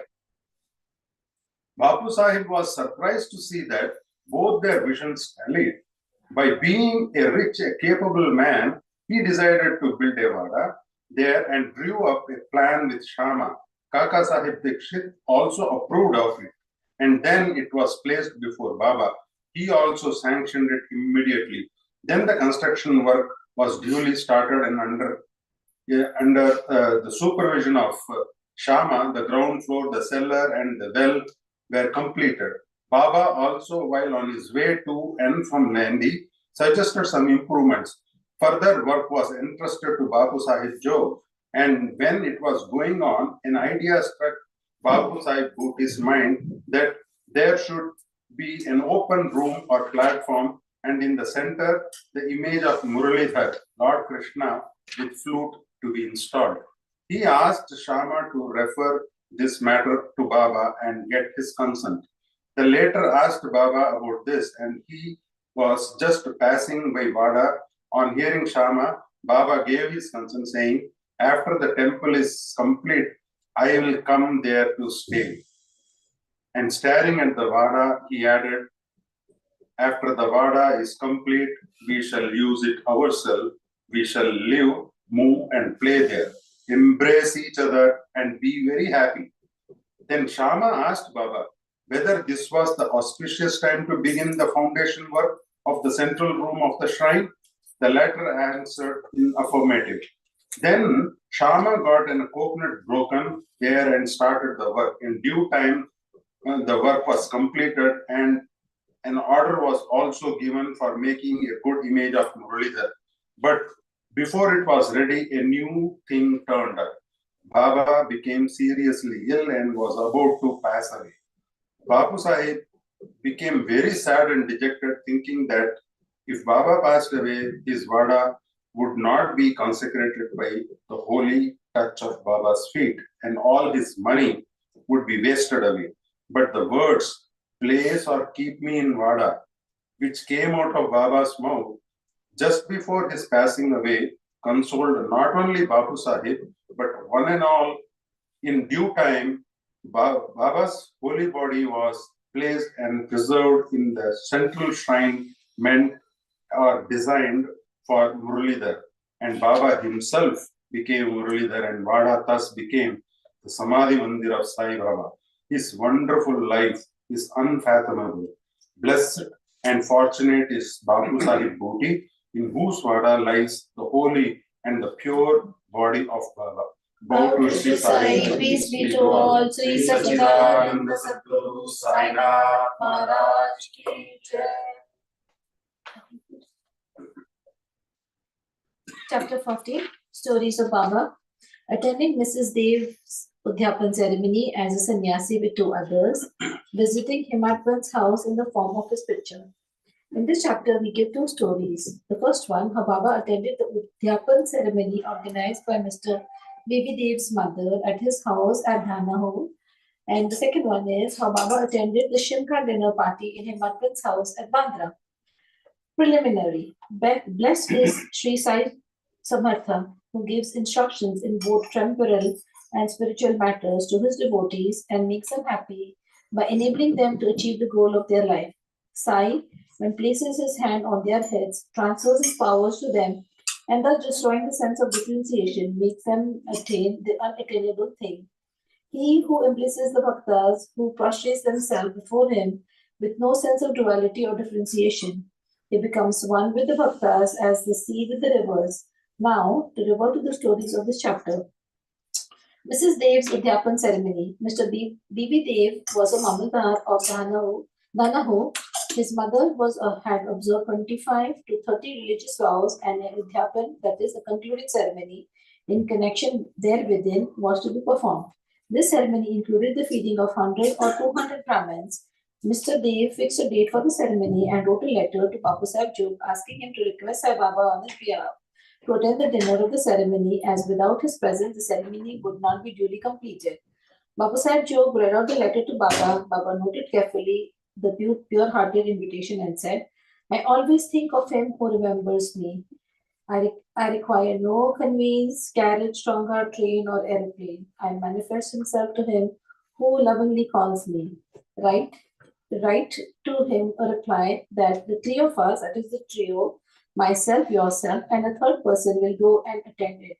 Mr. Jog informed Mr. Dev of what Baba said. Mr. Dev was much pleased, but he knew that Baba never went to any place except Rahata, Rui, and Nimgaon in person. He also thought that nothing was impossible for Baba as he was all pervading and that he might suddenly come in any form and fulfill his words. A few days before this, a sannyasi in a Bengali dress and professing to work for the cause of the protection of the cows came to the station master of Dahanu to collect donations. The station master told him to go into the town and see the Mamladar, that is Mr. Dev, and with his help collect funds. Just then the Mamladar happened to come there. The station master then introduced the sannyasi to him. Both sat talking on the platform. Mr. Dev told him that a subscription list for some other charitable cause had already been prepared by the leading citizen, who is Mr. Rao Sahib Narottam Sethi, and so it was not proper to start another subscription list, and that it would be better if he would visit the place after 2 or 4 months. Hearing this, the sannyasi left the place. About a month afterwards, the sannyasi came in a tonga which stopped in front of Mr. Dev's house at about 10 a.m. Dev thought that he came for donations. On seeing him busy with the preparations of the ceremony, the sannyasi said that he had come not for the money but for the meals. Dev said, all right, you are welcome in the house. The sannyasi said, 2 lads are there with me. Dev said, well, come with them. As there was about 2 hours of the meals to be observed, Dev inquired where he would send for them. He said that it was not necessary as he would come himself at the appointed time. Dev asked him to come at noon. Exactly at 12 noon, the trio came, joined the party, and after feeding themselves, went away. After the ceremony was finished, they wrote a letter to Babu Sahib Jog complaining of Baba's breach of promise. Jog went to Baba with the letter, but before it was opened, Baba spoke. He says I promised to come home, but I deceived him. Tell him that I did attend this dinner with 2 others, but he failed to recognize me. Then why did he call me at all? He thought that the sannyasi came to ask for subscription money. Did I not remove his doubt in that respect? And did I not say that I would come with the 2 others? And did not the trio come in time and have their meals? See, to keep my words, I would sacrifice my life. I would never be untrue to my words. This reply pleased Jog's heart, and he communicated the whole reply to Dev. As soon as he read it, he burst into tears of joy, but he took himself to task mentally for vainly blaming Baba. He wondered how he was deceived by the sannyasi's prior visit and his coming to him for the subscriptions, how he also failed to catch the significance of sannyasi's word that he would come with 2 others for meals. This story clearly shows that when the devotees surrender themselves completely to their Sadguru, he sees to it that the religious functions of their houses are duly executed and complied with all the necessary formalities. Himatpan's Shimga dinner. Now, let us take another story which shows how Baba appeared in the form of his picture and fulfilled the desire of his devotee. In the year 1917, on the morning of a full moon day, Himatpan had a vision. Baba appeared to him in a dream in the form of a well-dressed sannyasi, woke him up and said that he would come to him for meals that day. His vision constituted a part of the dream. When he fully woke up, he saw neither Sai nor any sannyasi, But when he began to recollect the dream, he remembered each and every word the sannyasi uttered in his dream. Though he was in contact with Baba for 7 years and always meditated on Baba, he never expected that Baba would come to his house for meals. However, being much pleased with Baba's word, he went to his wife and informed her that being the holy day, a sannyasi was coming for meals and that some more rice should be prepared. She inquired about the guest, who he was and where he was coming from. Then, not to cause any misunderstanding, he gave her the truth and told her about the dream. She doubtably asked that whether it was possible that Baba should come there, that is to Bandra from Shirdi, leaving the dainty dishes there to accept their course food. Himatpur then assured her that Baba might not come in person, but he might attend in the form of a guest and that they would not lose anything if they cooked some rice. After this, the preparations for the dinner went on and it was ready at noon. The Holika worship was through and the leaves were spread and arranged with rangoli around them. 2 rows were arranged with a central seat between them for the honorable guest. All members of the family, sons, grandsons, daughters, and son-in-laws, etc., came and occupied their seats, and the serving of the various items commenced. While this was being done, everybody was watching for the guests, but none turned up, though it was past noon. Then the entrance was closed, and the Anna Shuddhi, that is the beef, was served. This was a signal to start eating. Formal offering to the Vaishwadeva, that is Fire Dev, and the Naivedya to Sri Krishna were also over, and the members were just about to begin when footsteps in the staircase were heard distinctly. Himatpant went immediately and opened the doors and saw 2 men there. The first one was Ali Muhammad, and the second was the Maulana Ismu Mujawir. These 2 persons, seeing that the meals were laid out and that all the members were about to begin eating, apologized to Himatpant and requested him to excuse their interference.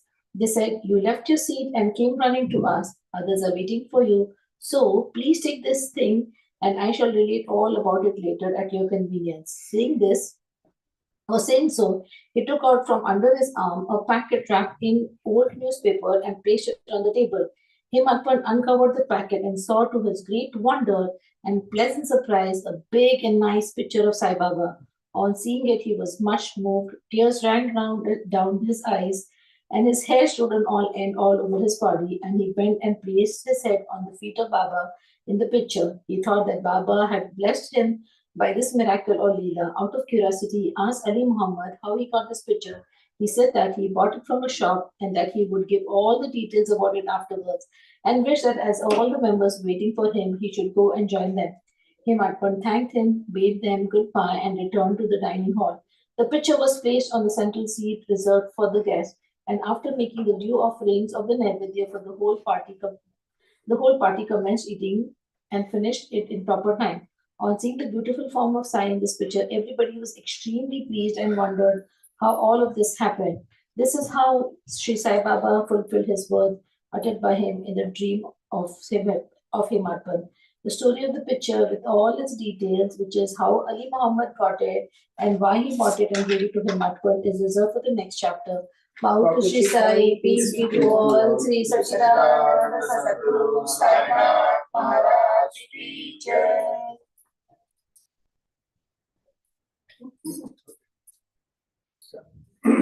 Chapter 41. A story of the picture stealing the rags and reading of the Dhaneshwari. As stated in the last chapter, we continue here the story of the picture. 9 years after the incident described in the last chapter, Ali Muhammad met Himatpant again and related to him the following story. One day while wandering in the streets of the Mumbai, he bought the picture from the street hawker. Then he got it framed and set it on the wall in his house at Bandra.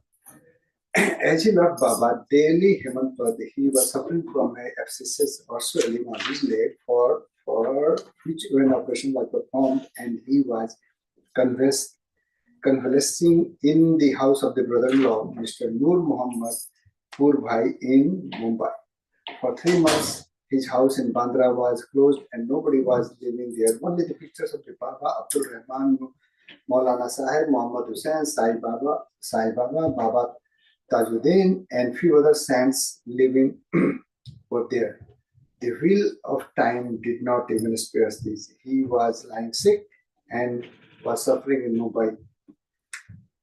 Why should the picture suffer there in Bandra? All the pictures met their end, but how Sai Baba's pictures kept it. Nobody had been able to explain to me up till now.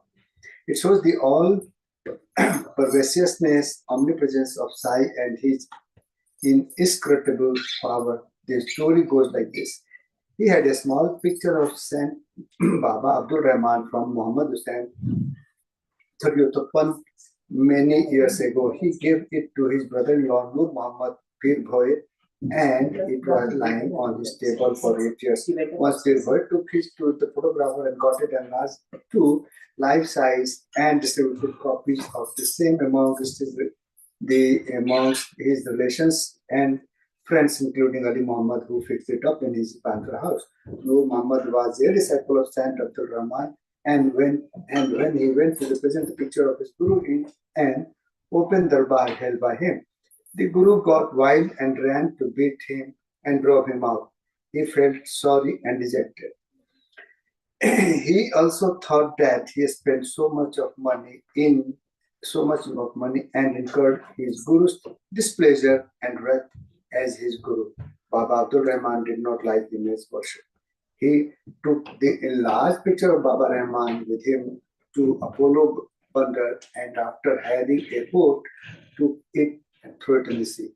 He requested their friends and relations to return their copies, and after getting them 6 in all back, had them immersed in the Bandra Sea. At this time, Ali Muhammad was in his brother-in-law's house. He was told by him that his suffering would come to an end if he would soon immerse the pictures of the other saints also in the sea.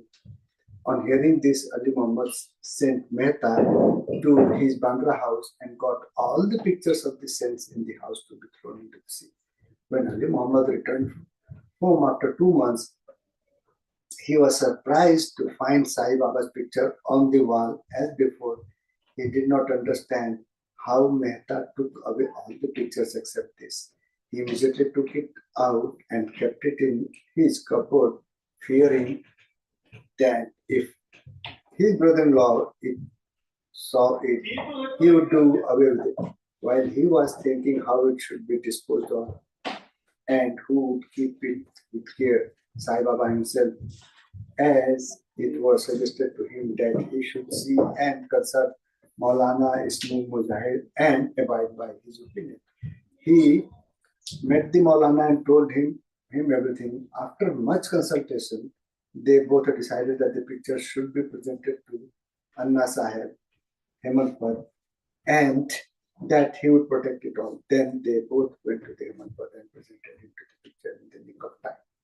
This story shows that how Baba knew all the past, present, and future, and how skillfully he pulled the wires and fulfilled the desire of his devotees. The following story shows that Baba liked very much those who took real interest in spiritual matters, and that he removed all their difficulties and made them happy.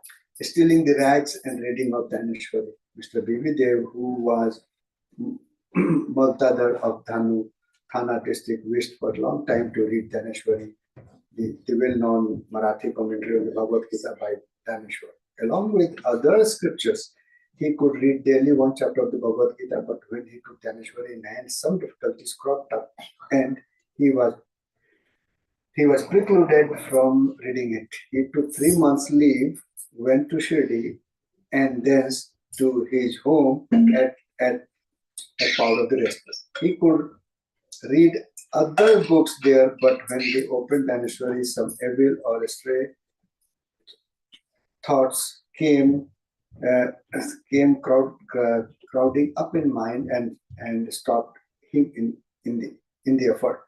Try as much as he could, he was not able to read even a few lines of the book with ease. So he resolved in his mind that when Baba would create love for this book, he would order him to read it, and he would begin, and not till then. Then the month of February 1914, he went with his family to Shirdi. There Jog asked him, whether he reads Dhaneshwari daily.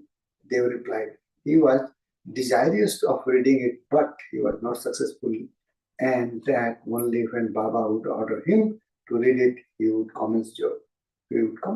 Jog then invites him to take a copy of the book and present it to the Baba and start the reading after it was consecrated and returned by him. Dev replied that he did not want to resort to this device as Baba knows this hurt. As Baba knows his hurt, would he not know his desire and satisfied by giving him a clear order to read? Dev then saw Baba and offered 1 rupee as a dakshina. Baba asked for rupees 20, which he gave at night. He met one Balakram and inquired from him as it how this secured Baba's devotion and rest. Balakram told him that he would communicate everything next day after Aarti. When they went to darshan the next day, the Baba asked for the rupees 20, which he gave willingly. As the masjid was crowded, they went aside and sat in the corner. Baba asked him to come closer, sit with calm mind, which they did. Then, after the noon Aarti was over and the men dispersed, they saw Balakram again and asked him his previous experiences, what Baba told him and how he was taught meditation.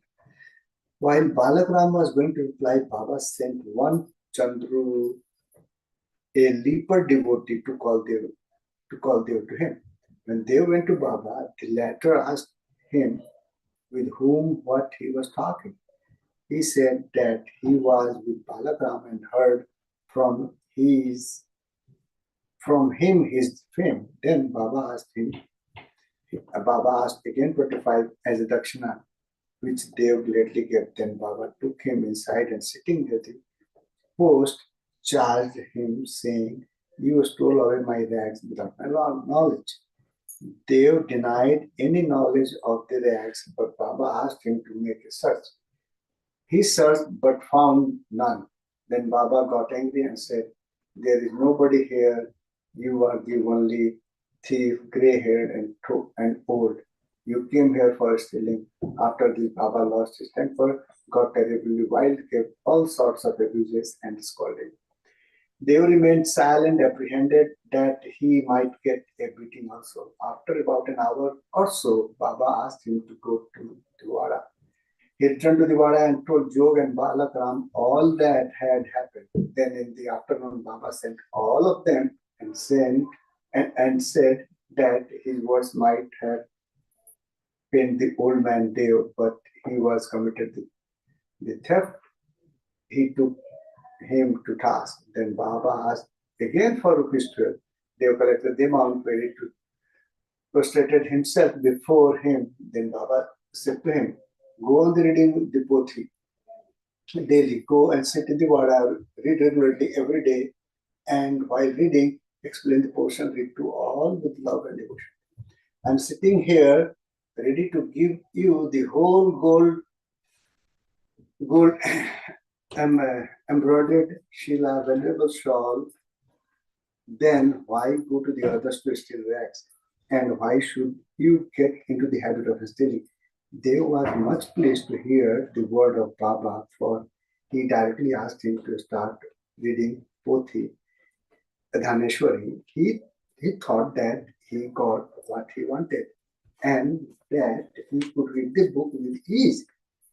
Thenceforth, he again prostrated himself before Baba and said that he surrendered himself to him and he should be treated as a child and be helped in his reading. He realized then that Baba meant by stealing the rags. What he asked Balagram constituted the rags, and Baba did not like behavior in this respect. As he was ready to answer all these questions, he did not like him to ask others and make unnecessary inquiries, and therefore he scolded him. They thought that he really did not scold him, but thought that he was ready to fulfill his desires, and there was no use of asking others in vain. They took these scolding and blessing and went home satisfied and contented. The matter did not end here. Baba did not stop with only issuing an order to read. Within a year, he went to Dev and inquired about this progress. On the 2nd April 1914, on Thursday morning, Baba gave him a dream. He sat on the upper floor and asked him whether he understood the poem. No, answered Dev. Baba said, then when are you going to understand?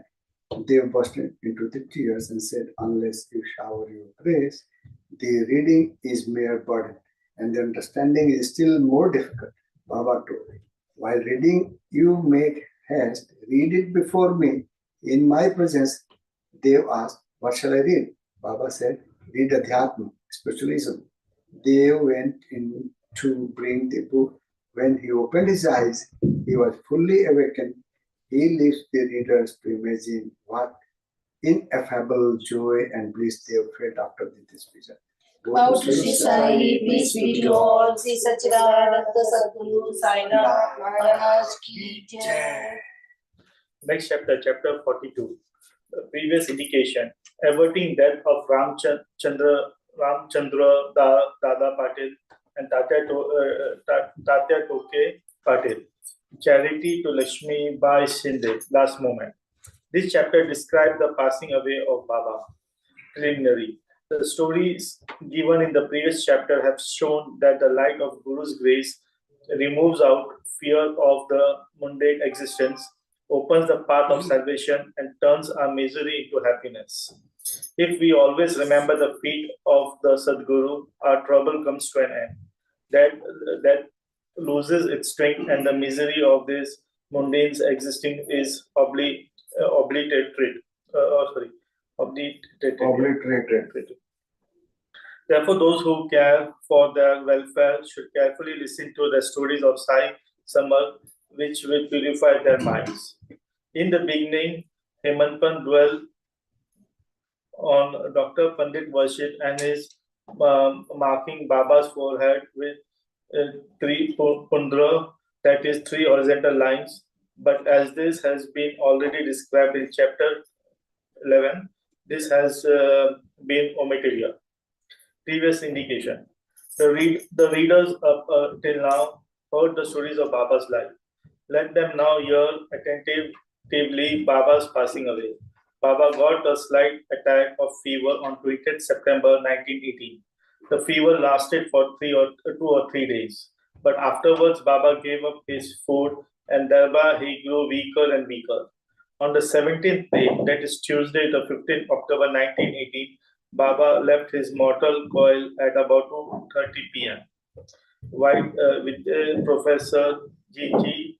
Narke's letter dated 5th November 1918 to Dada Saheb Kaperde, published in Sai Leela magazine, page 78, first year. 2 years before this, that is in 1916, Baba gave an indication of his passing away, but nobody understood it then. It was as follows.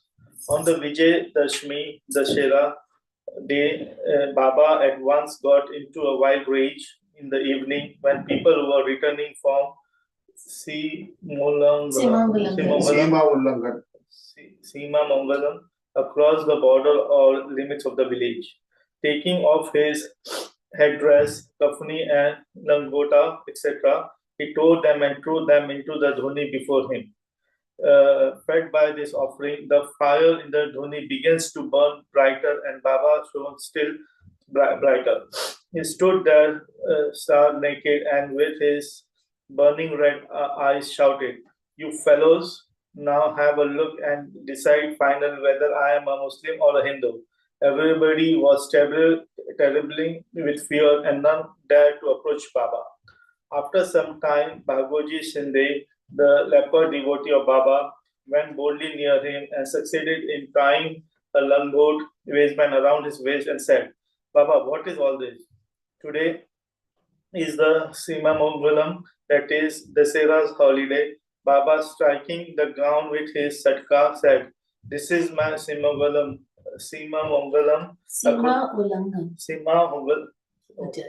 Crossing the border, Baba did not cool down till 11 p.m.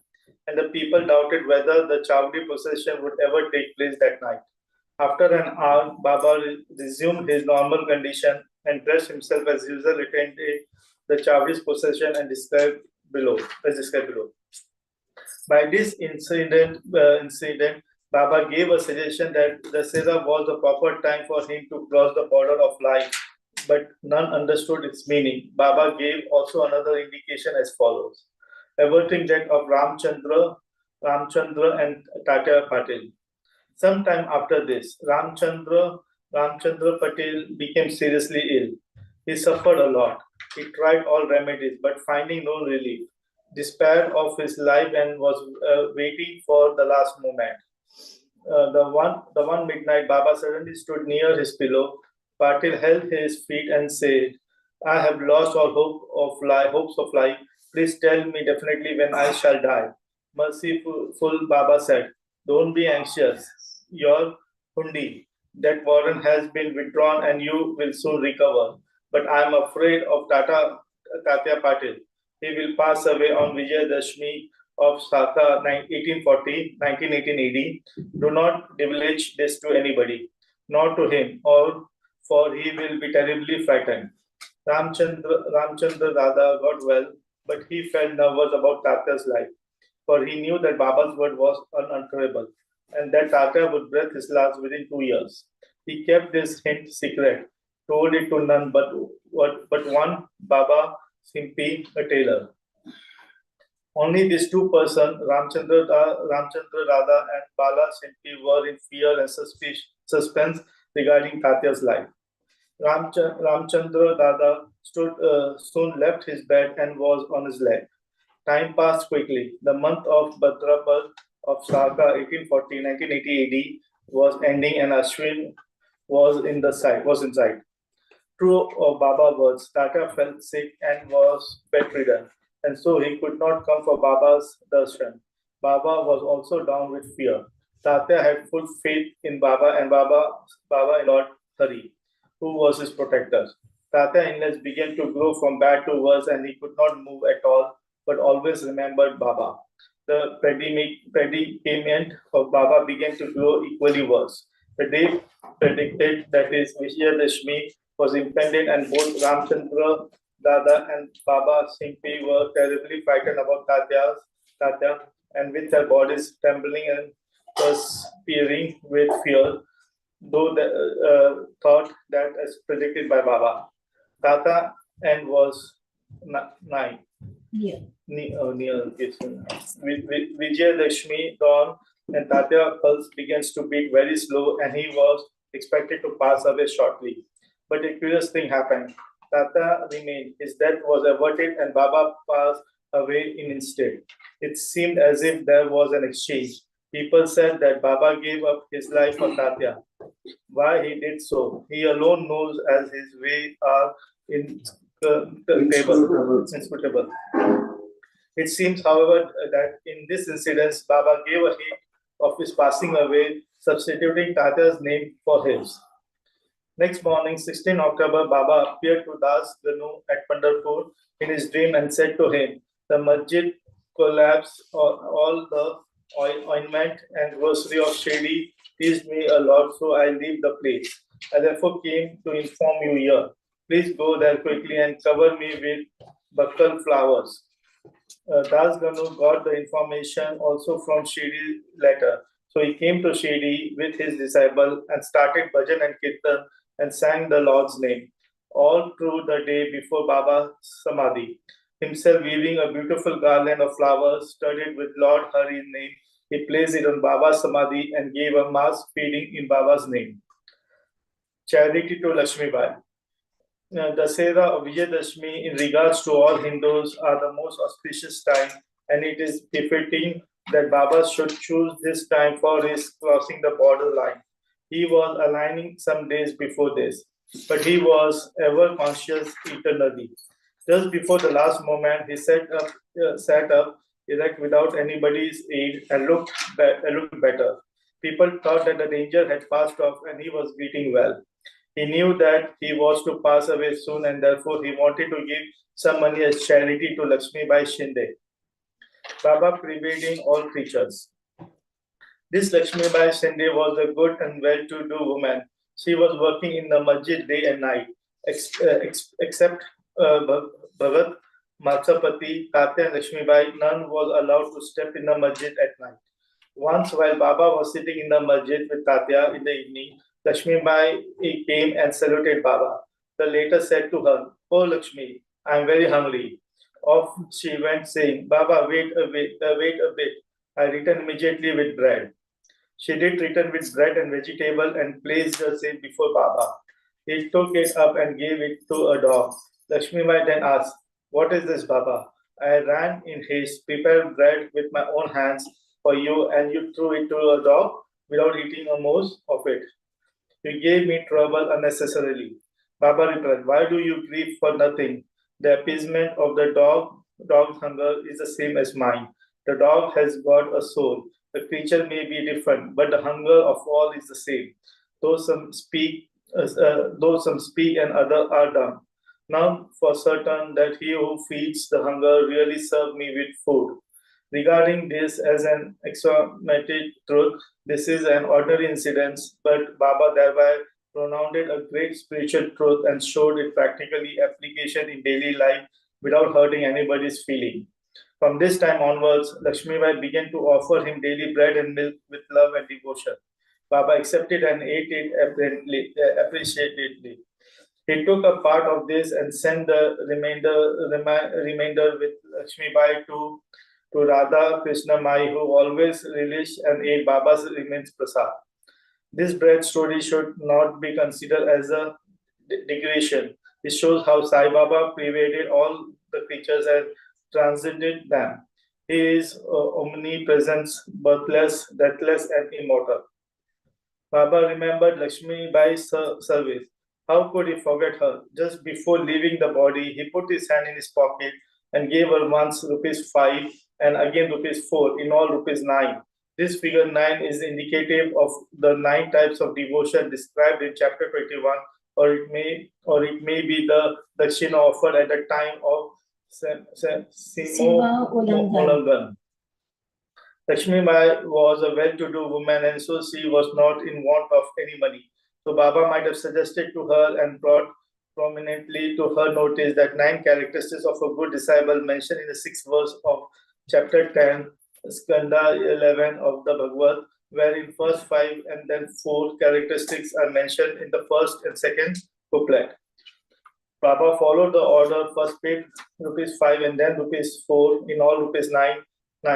Not all 9, but many times 9 rupees passed to Lakshmi by hands, but Baba's this gift of 9 she will ever remember. Being so watchful and conscious, Baba also took other precautions in his last moment, in order that he should not be embroiled or entangled with love and affection for his devotees. He ordered them all to clear off. Kaka Sahib, Dikshit, Bapu Sahib, Bhuti, and others were in the masjid anxiously waiting upon Baba. But he asked them to go to the Wada and return after meal. They could not leave Baba's presence, nor could they disobey him. So with heavy-hearted and heavy feet, they went to the Wada. They knew that Baba's case was very serious and that they could not forget him. They sat for meals, but their minds was elsewhere. It was with Baba. Before they finished, news came to them of Baba's leaving the mortal world. Leaving their dishes, they ran to the masjid and found that Baba rested finally on the Bayaji's lap. He did not fall down on the ground, nor did he lie on his bed, but sitting quietly on his seat and doing charity with his own hand to off the mortal coil. Saints embodied themselves and come into this world with a definite mission, and after that is fulfilled, they passed away as quietly and easily as they came. Sri Satchidananda Sadguru Sai Maharaj Ki Jai. Chapter 43. Baba's passing away continued. Preparation, Samadhi Mandir, breaking of the brick, 72 hours of Samadhi, jokes, sannyas, Baba's nectar-like words. Chapter 43 and 44 continue the story of Baba's passing away, and therefore they are taken together. Previous preparation. It is the general practice among the Hindus that when a man is about to die, some good religious scripture is read out to him with the object that his mind should be withdrawn from worldly things and fixed in spiritual matters so that his future progress should be natural and easy. Everybody knows that when King Parikshit was cursed by the son of a Brahmin Rishi and was to die after a week, the great sage Sukhdev expounded to him the famous Bhagavad Puran in that week. This practice is followed even now, and the Gita, Bhagavad, and other sacred books are read out to dying persons. Baba, being an incarnation of God, needed no such help, but just to set an example to the people, he followed this practice. When he knew that he was to pass away soon, he asked one Mr. Vaze to read Ram Vijay to him. Mr. Vaze read the book once in the week. Then Baba asked him to read the same again day and night, and he finished the second reading in 3 days. Thus, 11 days passed. Then again, he read for 3 days and was exhausted. So Baba let him go and kept himself quiet. He abided in his cell and was waiting for the last moment. 2 or 3 days earlier, Baba had stopped his morning peregrination and begging rounds and sat quietly in the masjid. He was conscious till the last and was advising the devotees not to lose heart.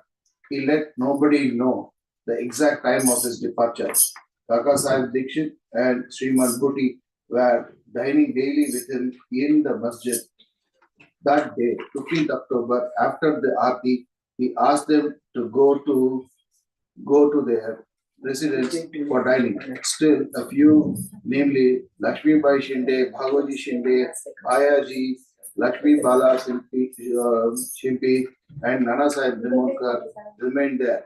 Shama was sitting down on the steps. After giving ₹9 to Lakshmi Bai Shinde, Baba said that he did not feel well there in the masjid and that he should be taken to the Daghadi stone vada of Booty, where he would be all right.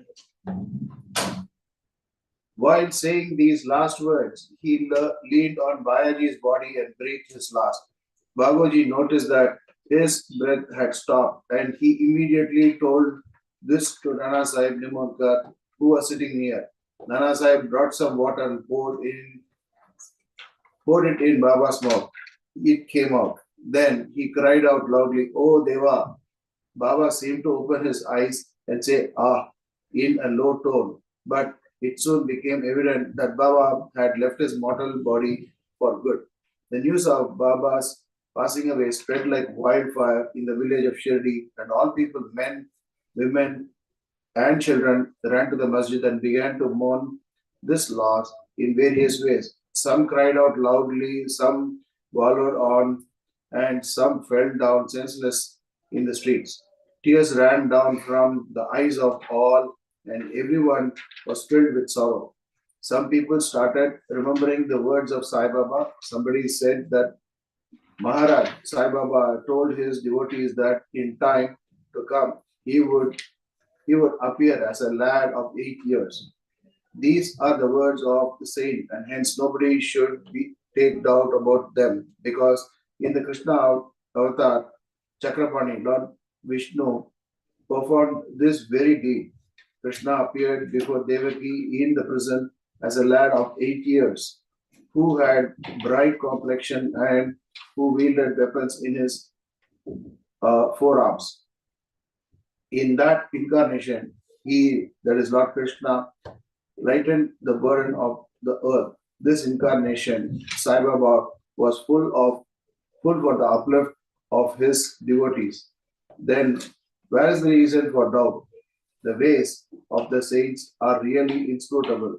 This contact of Sai Baba with his devotees is not only for one generation, but it is there for the last 72 generations, generating such ties of love. It appears that Maharaj Sai Baba has gone for tour, and the devotees had the firm belief that he will return soon. Then the question arose, how to lay Baba's body to rest. Some Mohammedans said that the body should be interred in an open space and a tomb built over it. Even Kushal Chand and Amit Shakkar shared this opinion. But Ramachandra Patil, the village officer, said to the villagers with a firm and determined voice, "Your thought is not acceptable to us. Baba's body should be placed nowhere except in the Vada." Thus, people were divided in the point, and discussion regarding this went on for 36 hours. On Wednesday morning, Baba appeared in Lakshman Mama Joshi in his dream and drawing him his hand and said, "Get up soon, Babu Sahib. Babu Sahib thinks that I am dead and so he won't come. You do the worship and the Kakararti." Lakshman Mama was the village astrologer and the maternal uncle of Shama. He was an Orthodox Brahmin and daily worshipped Baba first in the morning and then all the village deities. He had full faith in Baba. After the vision, he came with all the puja materials and, not minding the protest of the Maulvis, did the puja and the Kakararti with all due formalities and went away. Then at noon, Baba Sahib Jog came with all others and went through the noon Aarti ceremony as usual. After paying due respect to Baba's words, the people decided to place his body in the Vada and started digging the central portion there. In the evening of Tuesday, the sub-inspector came from Ratha and others turned up from other places and they all agreed to the proposal. Next morning, Amir Bhai came from Mumbai and the Mamlatdar from Kopargaon. The people seemed divided in their opinion. Some insisted on interring his body in the open field. The Mamlatdar therefore took a general plebiscite and found that the proposal to use the Vada secured double the number of votes. He, however, wanted to refer the matter to the collector and Kaka Sahib Dikshit got himself ready to go to Ahmednagar. In the meanwhile, by Baba's inspiration, there was a change in the opinion of the other people, and all the people unanimously voted for the proposal. On Wednesday evening, Baba's body was taken in procession and brought to the Vada and was interred there with due formalities in the Garbha, that is the central portion reserved for Murlidhar. In fact, Baba became the Murlidhar and the Vada became the temple and a holy shrine where so many devotees since then have been going to find rest and peace. All the obsequies of Baba were duly performed by Bala Sahib Bate and Upasani, a great devotee of Baba.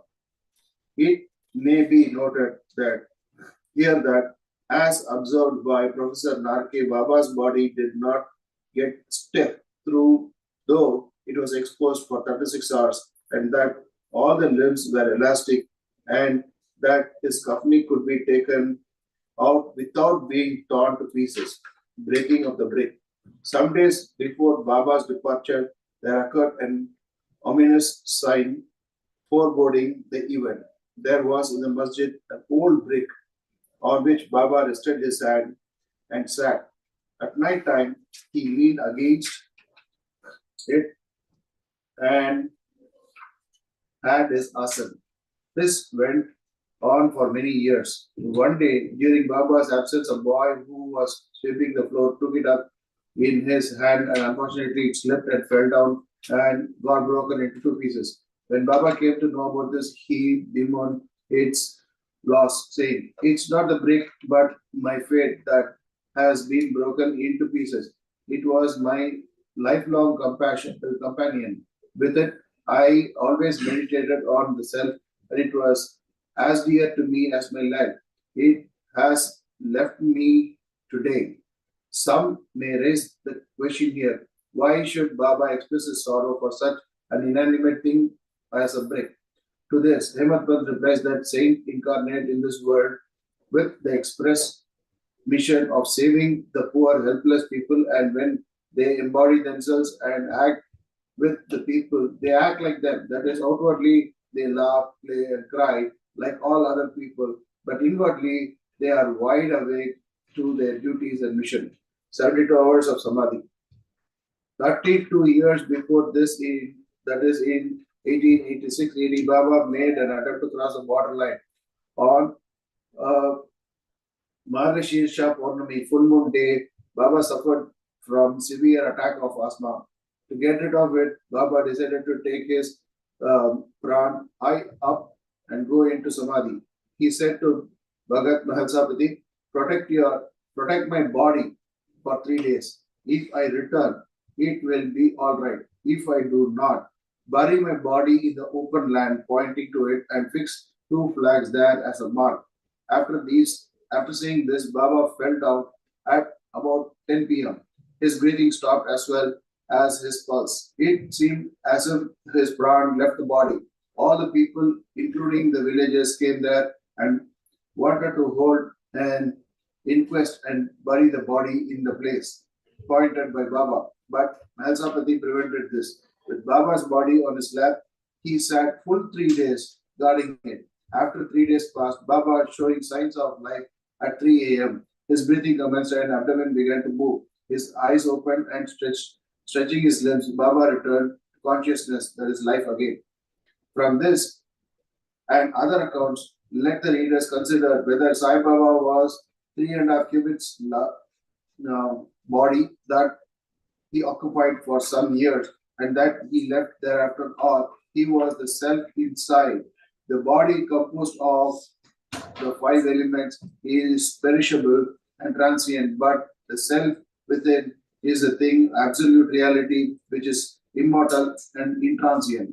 This pure being consciousness of or Brahma, the ruler and controller of the senses and mind is Sai. This pervades all things in the universe, and there is no space without it. For fulfilling his mission, he assumed the body, and after it was fulfilled, he threw it away, the body, the finite aspect, and assumed his infinite aspect. Sai ever lives as also the previous incarnation of God Dattatreya, Sri Narasimha Swami of Gangapur. His passing away is only an outward aspect, but in reality, he pervades all animate and inanimate things and is the inner controller and ruler. This can be and is even now experienced by many who surrender themselves completely to him and worship him with wholehearted devotion. Though it is not possible for us to see Baba's form now outwards, but if we go to Shirdi, we shall find his beautiful lifelike portrait adorning a masjid. This has been drawn by Shamrao Jaikar, a famous artist and well-known devotee of Baba. To an imaginative and devout spectator, this portrait can give even today the satisfaction of taking Baba's darshan. Though Baba has no gross body now, he lives there and everywhere, and will affect the welfare of the devotees even now, as he was doing before when he was embodied. Saints like Baba never die. Though they look like men, they are in reality God Himself. Babu Sahib Jog Sannyas. Himatban closes this chapter with the account of Jog's Sannyas. Sakharam Hari, alias Babu Sahib Jog, was the uncle of the famous Varkari Vishnu Bhuva Jog of Pune. He had no issues. After his retirement from government service, he was a supervisor in the PWD in 1909 AD. He came and lived in Shirdi with his wife. Both husband and wife loved Baba and spent all their time in worshipping and serving Baba. After Megha's death, Babu Sahib daily did the Aarti ceremony in the masjid and chowed till Baba's Mahasamadhi. He was also interested with the work of reading and explaining Gyaneshwari and Eknathi Bhagavad in Sateshwara to the audience. After serving for many years, Jog asked Baba, I have served you so long. My mind is not yet calm and composed. How is it that my contact with saints has not improved me? When will you bless me? Hearing the Bhakta's prayers, Baba replied, in due time, your bad actions, their fruits and results will be destroyed. Your merits and demerits will be reduced to ashes, and I shall consider you blessed when you will renounce all attachments, conquer lust and sense of taste, and getting rid of all impediments, serve God wholeheartedly and resort to the begging bowl, accept sannyas. After some time, Baba's words came true. His wife preceded him, and as he had no other attachment, he became free and accepted sannyas before his death and realized the goal of his life. Baba's nectar-like word. The kind and merciful Sai Baba said many times the following sweet words in the masjid. He who loves me most always sees me. The whole world is desolate to him without me. He who tells no stories but mine, he ceaselessly meditates upon me and always chants my name. I feel indebted to him who surrenders himself completely to me and ever remembers me. I shall repay his debt by giving him salvation, that is self-realization. I am dependent on him who thinks and hungers after me and who does not eat anything without first offering it to me. He who thus comes to me becomes one with me, just as a river gets to the sea and becomes merged with one with it. So, leaving out pride and egoism and with no trace of them, you should surrender yourself to me, who is seated in your heart. Who is this me? Sai Baba expounded many a time who this me or I is. He said, you need not go far in search of me, barring your name and form that exists in you all well as in all beings, a sense of being or consciousness of existence. That is myself. Knowing this, you see me inside yourself as well as in all beings. If you practice this, you will realize all progressiveness and thus attain oneness with me. Hemant Pant therefore requested the readers humbly and lovingly that they should love and respect all God's saints and devotees. Has not Baba often said, he who carves and cavils at others pierces me in the heart and injures me, but he that suffers and endures pleasures me most. Baba thus pervades all beings and creatures and visits them on all sides. He likes nothing but love to all beings. Such nectar, pure, auspicious ambrosia always flows from Baba's lips. He therefore concludes, those who lovingly sing Baba's fame and those who hear the same with devotion both become one with Sai. Bow to Sri Sai, peace be to all. Sri Satchidananda Sadguru Sai Nath Maharaj Ki Jai. Chapter 45. Kasalip's doubt and the Andhra fusion. Wooden plank. Baba's bedstick were not Bhagat's. We have described in the last 3 chapters Baba's passing away. His physical or finite form has no doubt disappeared from our view, but the infinite and or spiritual form, spirit of Baba, ever lives. The Leelas which occurred during his lifetime have been dwelt upon as a great length. Till now, ever since his passing away, more Leelas have taken place and are even now happening. This clearly shows that Baba is ever living and helping his devotees as before.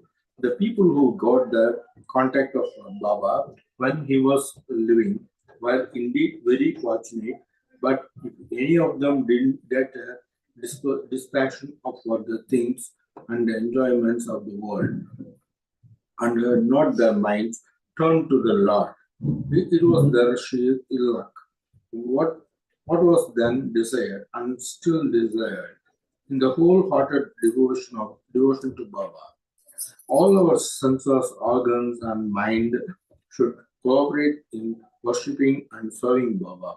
It is no use in engaging some organs in the worship and deflecting others. If a thing like worship or meditation is to be done, it ought to be done with all our mind and soul. The love that a chaste woman bears to her husband is sometimes compared to that which a disciple bears of his master, Guru. Yet the former falls short of the latter, which is incomparable. No one, whether he be father, mother, brother, or any other relation, come to our aid in attaining the goal of life, self-realization. We have to chalk out and traverse the path for self-realization ourselves. We have to discriminate between the unreal and the real, renounce the things and enjoyments of this world and the next, and control our sense of mind and aspire for liberation only.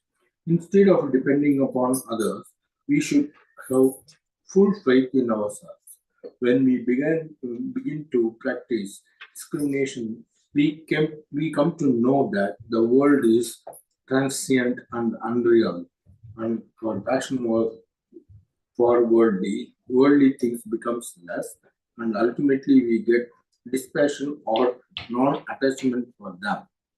When we know that Brahma, which is no other than our Guru, is the sole reality, and it is transcends and besides seeming universal.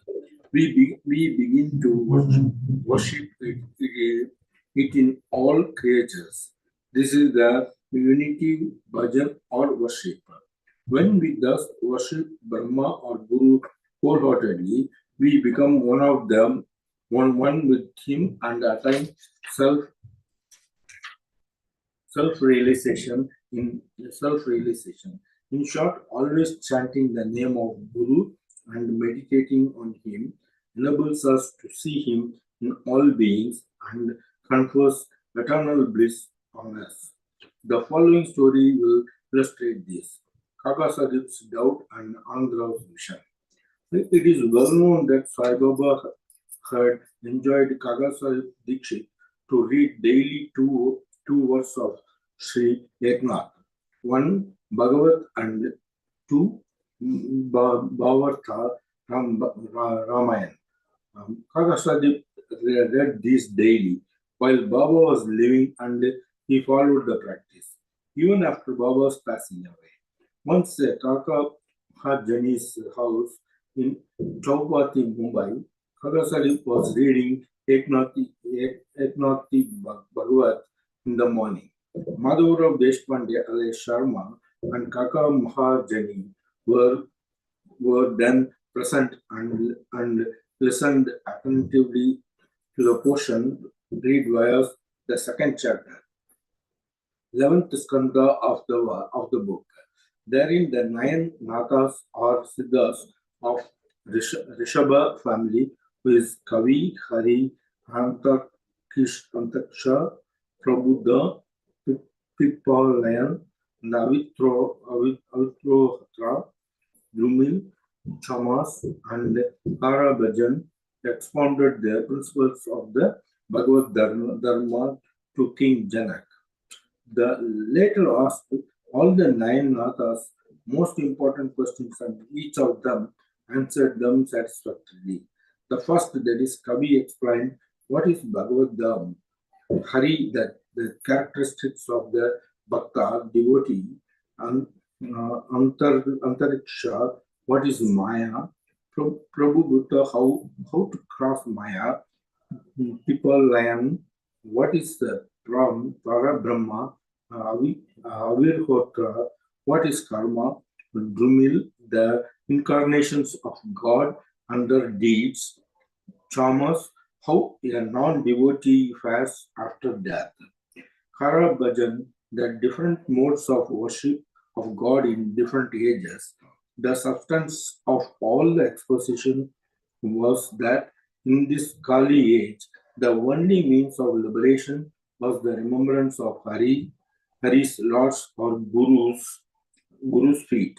After the reading was over, Kaka said in a despondent tone to Madhav Rao and others, how wondered is the discourse of the nine nathas on bhakti or devotion. But at the same time, how difficult it is to put it into practice. The nathas were perfect, but is it possible for fools like us to attain devotion as delineated by them? We won't get it even after several births.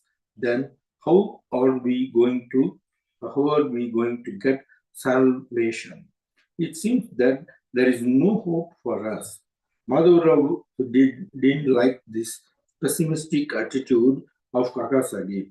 He said it is pity that one who is good luck got such a jewel guru as Baba should cry out so despairingly if he hears unwavering faith in Baba.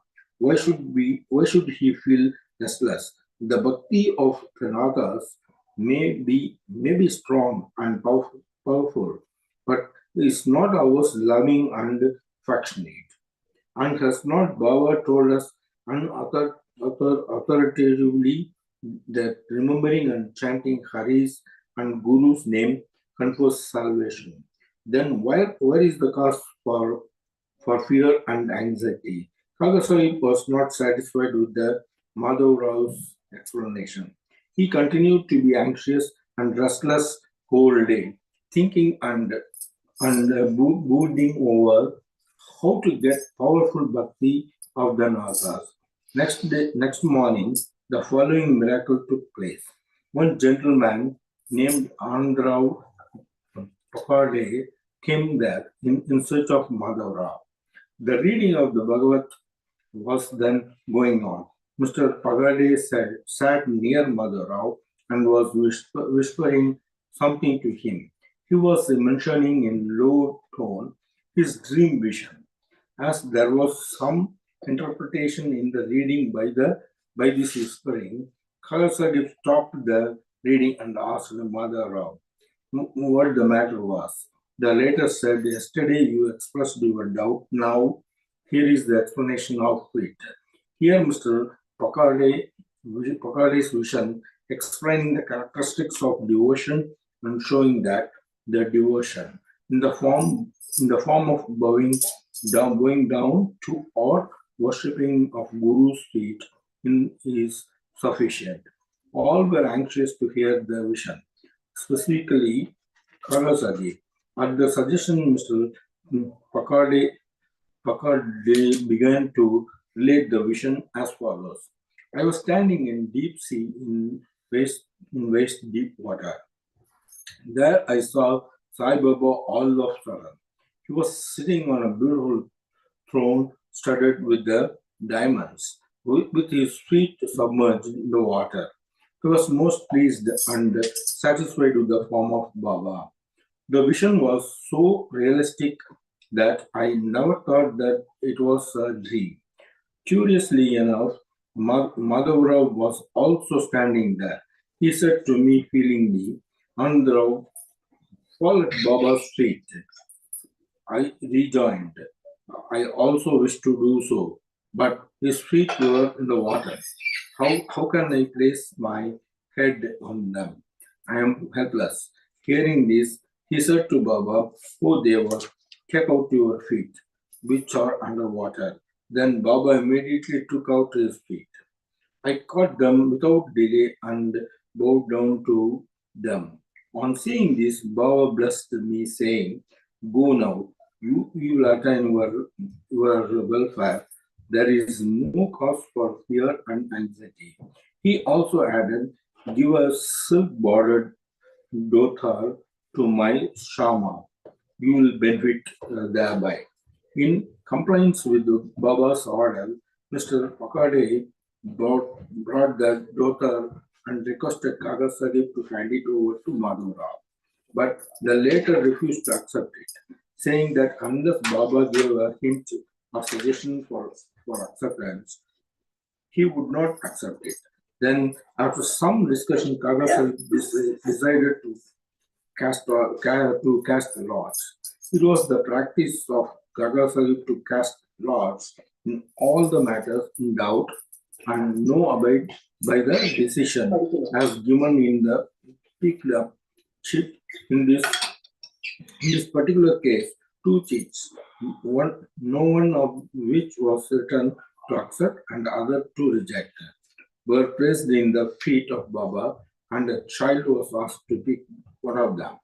The accept sheet was picked up, and the daughter was accepted by Madhav Rao. In this way, both Anand Rao and Madhav Rao were satisfied, and Kaga Sahib's difficulty was solved. The story exhorts us to give respect to the words of other saints, but at the same time asks us to have full faith in our mother, that is, the Guru, and abide by his instructions. For he knows our welfare better than any other person. Carve out on your heart the following words of the Baba. There are innumerable saints in this world, but our Father, Guru, is the Father, real Guru.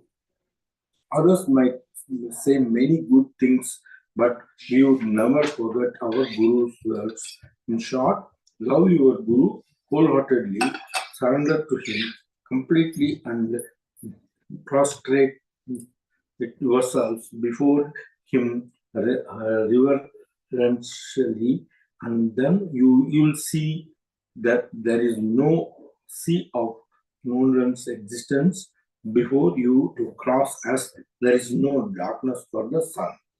Wooden plank Baba's bed steed and not Bhagat's.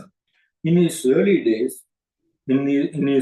days, Baba slept on the wooden plank, 4 arms in length and only a span in a breadth, with panatis, earthen lamps, burning at its 4 corners. Later on, he broke the plank into pieces and threw it away. Chapter 50. Once Baba was describing the greatness or importance of this plank of 2 Kaga Sahib. On hearing this, the latter said to Baba, if you still love the wooden plank, I will again suspend or hang up one in the masjid for you to sleep at ease. Baba replied, I won't like to sleep up, leaving Mahalsapati down on the ground. Then Kaga Sahib said, I will provide another plank for Mahalsapati too. Baba said, how can he sleep on the plank? It is not easy to sleep on the plank. He who has many good qualities in him only can do so. He who can sleep with his eyes wide open can effect that. When I go to sleep, I often ask Mahalspatis to sit by my side, place his hand on my heart, and watch them chanting the word Lord's name there. And if he finds me sleepy, wake me up. He cannot do even this. He himself gets drowsy and begins to nod his head. When I feel his hand heavy as a stone on my heart, and cry out, oh Bhagat, he moves and opens his eyes. How can he, who cannot sit and sleep well on the ground, and whose asana, the posture, is not steady, and who is slave to sleep, can sleep high up on the plank, on a plank? On many other occasions, Baba said, out of love for his devotees, what, whether good or bad, is ours, is with us, and what is others, is with them. Bow to Bow to Sri Sri Sai, Sai, peace be to all. Sri Sachidananda Sadguru Sai Nath Maharaj Ki Jai. Continues. Chapter 46. Baba's Gaya trip, story of goats. This chapter describes Shama's trip to Kashi, Prayag and Gaya and how Baba, in the form of his portrait, was there ahead of him. It also describes Baba's reminiscences of the past birth of two goats. Preliminary. Blessed O Sai are your feet, blessed is your remembrance, and blessed is your darshana, which frees us from the bond of karma. Though your form is invisible to us now, still, if the devotees believe in you, they get living experiences from you. By an invisible and subtle thread, you draw your devotees from far and near to your feet and embrace them like a kind and loving mother. The devotees do not know where you are, but you so skillfully pull the wires that they ultimately realize that you are at their back to help and support them. The intelligent, wise, and learned folk fall into the pit of the samsara on account of the egoism, but you save by your power the pure, simple, and devout persons. Inwardly and invisibly, you play all the game, but show that you are not concerned with it. You do things and pose yourself as a non-doer. Nobody ever knows your life. The best course, therefore, for us is to surrender our body, speech, and mind to your feet and always chant your name for destroying our sins. You fulfill the wishes of the devotees, and to those who are without any desire, you give this supreme. Chanting your sweet name is the easiest sadhan for devotees. By this, sadhan means our sins, rajas and tamas qualities will vanish, the sattva qualities and righteousness will gain predominance, and along with this, discrimination, dispassion, and knowledge will follow. Then we shall abide in ourself and our Guru, who are one and the same. This is what is called complete surrender to the Guru. The only sure sign of this is that our mind gets calm and peaceful. The greatness of this surrender, devotion, and knowledge is unique.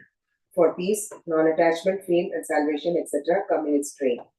If Baba accepts a devotee, he follows him and stands by him day and night, at his home or abroad.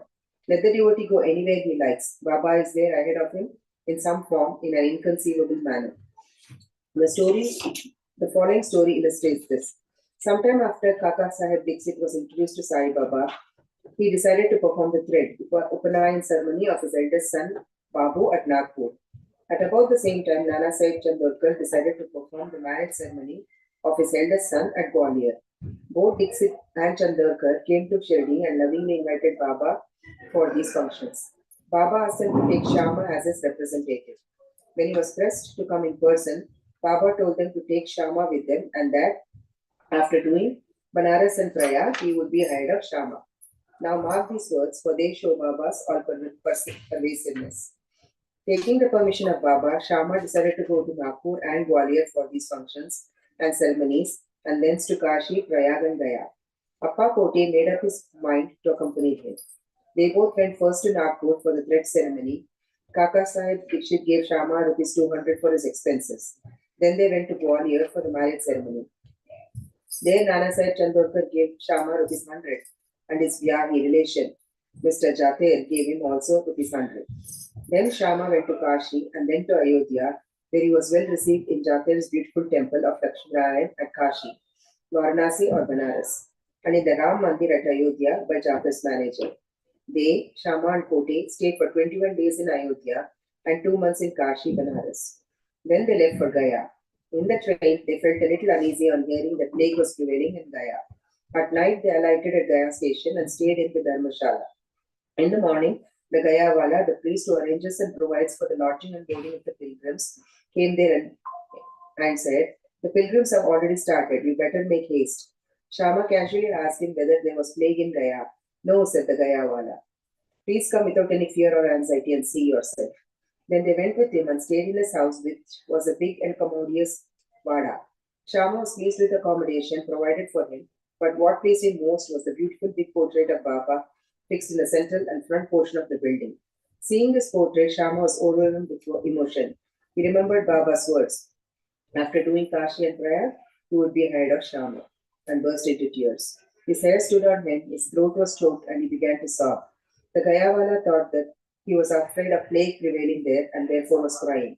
But Shama inquired of him whence he got Baba's portrait there. He replied that he had 200 or 300 agents working at Manmad and Punatambe for looking to the convenience of the pilgrims to Gaya, and from them he heard about Baba's fame. Then about 12 years ago, he went to Shirdi and took Baba's darshana. There he wanted Baba's portrait hung in Shama's house, and with Baba's permission, Shama gave it to him. This was the same portrait. Shama then remembered this former incident. The Gayawala's joy knew no bounds when he learned that the same Shama who obliged him before was his guest then. Then they both exchanged love and service and were most delighted and happy. The Gayawala gave him a right royal welcome. He was a very rich man. He sat in a palanquin and made Shama ride an elephant and attended to all his comforts and conveniences. The moral of the story is this, that Baba's words come out true to the letter, and unbounded was his love towards the devotees. But leave this aside. He also loved all creatures equally, for he felt that he was one with them. The following story will illustrate this. Two goats. Baba was once returning from Lendi when he saw a flock of goats. Two of them attracted his attention. He went to them, caressed and fondled them, and brought them for rupees 32. The devotees were surprised at this conduct of Baba. They thought that Baba was duped in this bargain, as the goats would fetch rupees 2 each, at the most rupees 3 or rupees 4 each. That is rupees 8 for both. They began to take Baba to task for this, but Baba kept calm and cool. Shama and Tatya Kote asked Baba for an explanation. He said he should not store money as he had no home and any family to look after. He asked them to purchase at his cost 4 seeds of dal, lentil, and feed the goats. After this was done, Baba returned the goats to the owner of the flock and gave out of the following reminiscences and story of the goats. O Shama and Tatya, do you think that I have been deceived in this bargain? No, listen to their story. In their former birth, they were human beings and had the good fortune to be my companions and sit by my side. They were uterine brothers, loving each other at first, but later on they became enemies. The elder brother was an idle fellow, while the younger one was an active chap and earned a lot of money. The former became greedy and jealous and wanted to kill his brother and take away his money. They forgot their fraternal relations and began to quarrel with each other. The elder brother resorted to many devices to kill his younger brother, but all of his attempts failed. Thus they became deadly enemies, and finally, on one occasion, the elder gave a deadly blow with a big stick on the latter's head, while the latter struck the former with an axe, with the result that both fell dead on the spot. As a result of their actions, they were both born as goats. As they passed by me, I at once recognized them. I remembered their past history. Taking pity on them, I wanted to feed them and give them rest and comfort, and for this reason I spent all the money for which you reproved me. As you did not like my bargain, I sent them back to their shepherd. Such was Sai's love for the goats. Bow to Sri Sai, peace be to all. Sri Satchidananda Sadguru Sainath Maharaj Ki Jai. Baba's reminiscences. Story of Veerabhadrapa and Chennabasappa, snake and the frog. The last chapter described Baba's reminiscences about 2 goats. This chapter describes more such reminiscences and relates the story of Veerabhadrapa and Chennabasappa. Supranary. Blessed is the face of Sai. If we cast a glance at him for a moment, he destroys the sorrow of many past births and confers great bliss on us. And if he looks at us with grace, our bondage of karma is immediately snapped away and we are led to happiness. The river Ganges washes away the dirt and sins of all people who go to her for a bath, but she intently longs for the saints to come to her and bless her with a touch of their feet and remove all the filth accumulated in her. She knows for certain that this can only be removed by the holy feet of saints. Sai is the crest jewel of the saints, and now hear from him the following purifying story. The snake and the frog. Sai Baba said, one morning after taking my breakfast, I strolled along till I came to a small river bank. As I was tired, I rested there, washed my hands and feet, and had a bath and felt refreshed. There was a footpath and a cart track sheltered by shady trees. The breeze was also blowing gently. As I was preparing to smoke chillum, I heard the croaking of a frog. I was striking the flint and lighting the fire when a traveler turned up. Sat by my side, bowed down to me, and politely invited me to his house for meals and rest. He lit up the pipe and handed it over to me. The croaking was heard again, and he wanted to know what it was. I told him that the frog was in trouble and was tasting the bitter fruit of its own karma. We have to reap now the fruit of what we sow in our past life, and there is no use crying about it now. Then he smoked and handed over the pipe to me and said that he would go there in person and see for himself. I told him that the frog was caught by a big snake and was crying. Both were very wicked in their past life and now reaping the fruit of their actions in the present bodies. He went and found that a huge black serpent was holding a big frog in its mouth. He returned to me and said that in about 10 or 12 minutes, the frog would be eaten up by the snake. I said, no, that can't be. This can't be. I am its father, protector, and I am here now. How shall I allow the snake to eat it up? Am I here for nothing? Just see how it lays it. After smoking again, we walked up to the place. He was afraid and asked me not to proceed further, as a snake might attack us. Not minding him, I went ahead and addressed the creatures thus. Oh, Veerbhadrapa, has not your enemy Vasapa repented, though he has been born as a frog, and you too, though born as a serpent, still hold bitter enmity against him? Be ashamed of yourself. Give up your hatred now and rest in peace. On hearing these words, the snake left the frog quickly and dived into the river and disappeared. The frog also jumped away and hid itself in the bushes. The traveler was much surprised. He said that he could not understand how the snake dropped the frog and disappeared on hearing the words. Who was Veerbhadrapa? And who was Vasapa? And what was the cause of their enmity? I returned with him to the foot of the tree, and after sharing again a few puffs of smoke with him, I explained the whole mystery to him as follows. There was an ancient holy place sanctified by a temple of Mahadev about 4 or 5 miles from my place. The temple was old and dilapidated. The residents of the place collected funds for its repairs. After a large amount was collected, arrangement for worship was made, and plans with estimates for repairs were prepared. A rich local man was appointed the treasurer, and the whole work was entrusted to him. He was to keep regular accounts and be honest in all his dealings. He was a first-class miser and spent very little for the repairs, which consequently made very little progress. He spent all the funds swallowed some amount himself, and spent nothing from his pocket. He had a sweet tongue and was very clever in offering plausible explanations regarding the poor and tardy progress of the work. The people again went to him and said that unless he lent his helping hand and tried his best, the work wouldn't be complete. They requested him to work out the scheme and again collected subscriptions and sent the amount to him. He received it, but sat as quiet as before without making any progress. After some days, God Mahadev appeared in his wife's dream and said to her, "You get up, build the dome of the temple. I will give you 100-fold of what you spent." She told this vision to her husband, and he was afraid that it would involve him in expenses, and therefore laughed it off, saying that it was mere dream, a thing not to be relied and acted upon. Or else, why did not God appear to him in the dream and tell him about it? Was he far off from her? And this looks like a bad dream, having its object of creation of ill feeling between husband and wife, so she had to remain quiet. God does not like the big subscriptions and donations collected against the wishes of the donors, but he likes every tripling amounts given with love, devotion, and gratitude. Some days after, God again appeared in her dream and said, "Do not bother yourself about your husband and the collections with him. Don't press him to spend any money for the temple. What I want is bhava and devotion. So give if you like.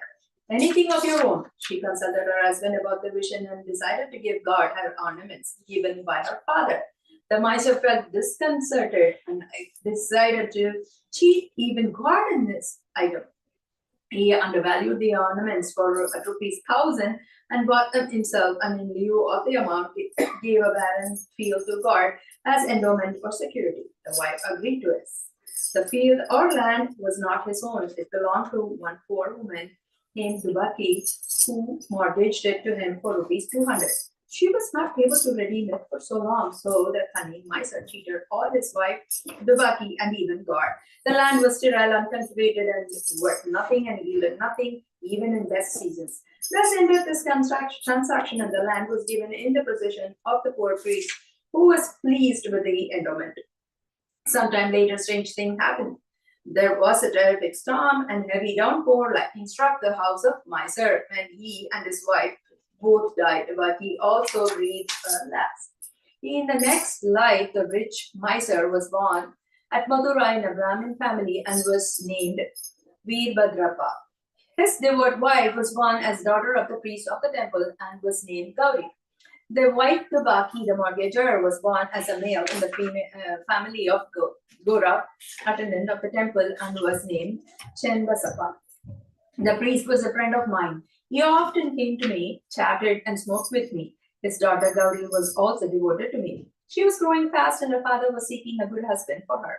I told him not to worry about this, that the bridegroom himself would come seeking her.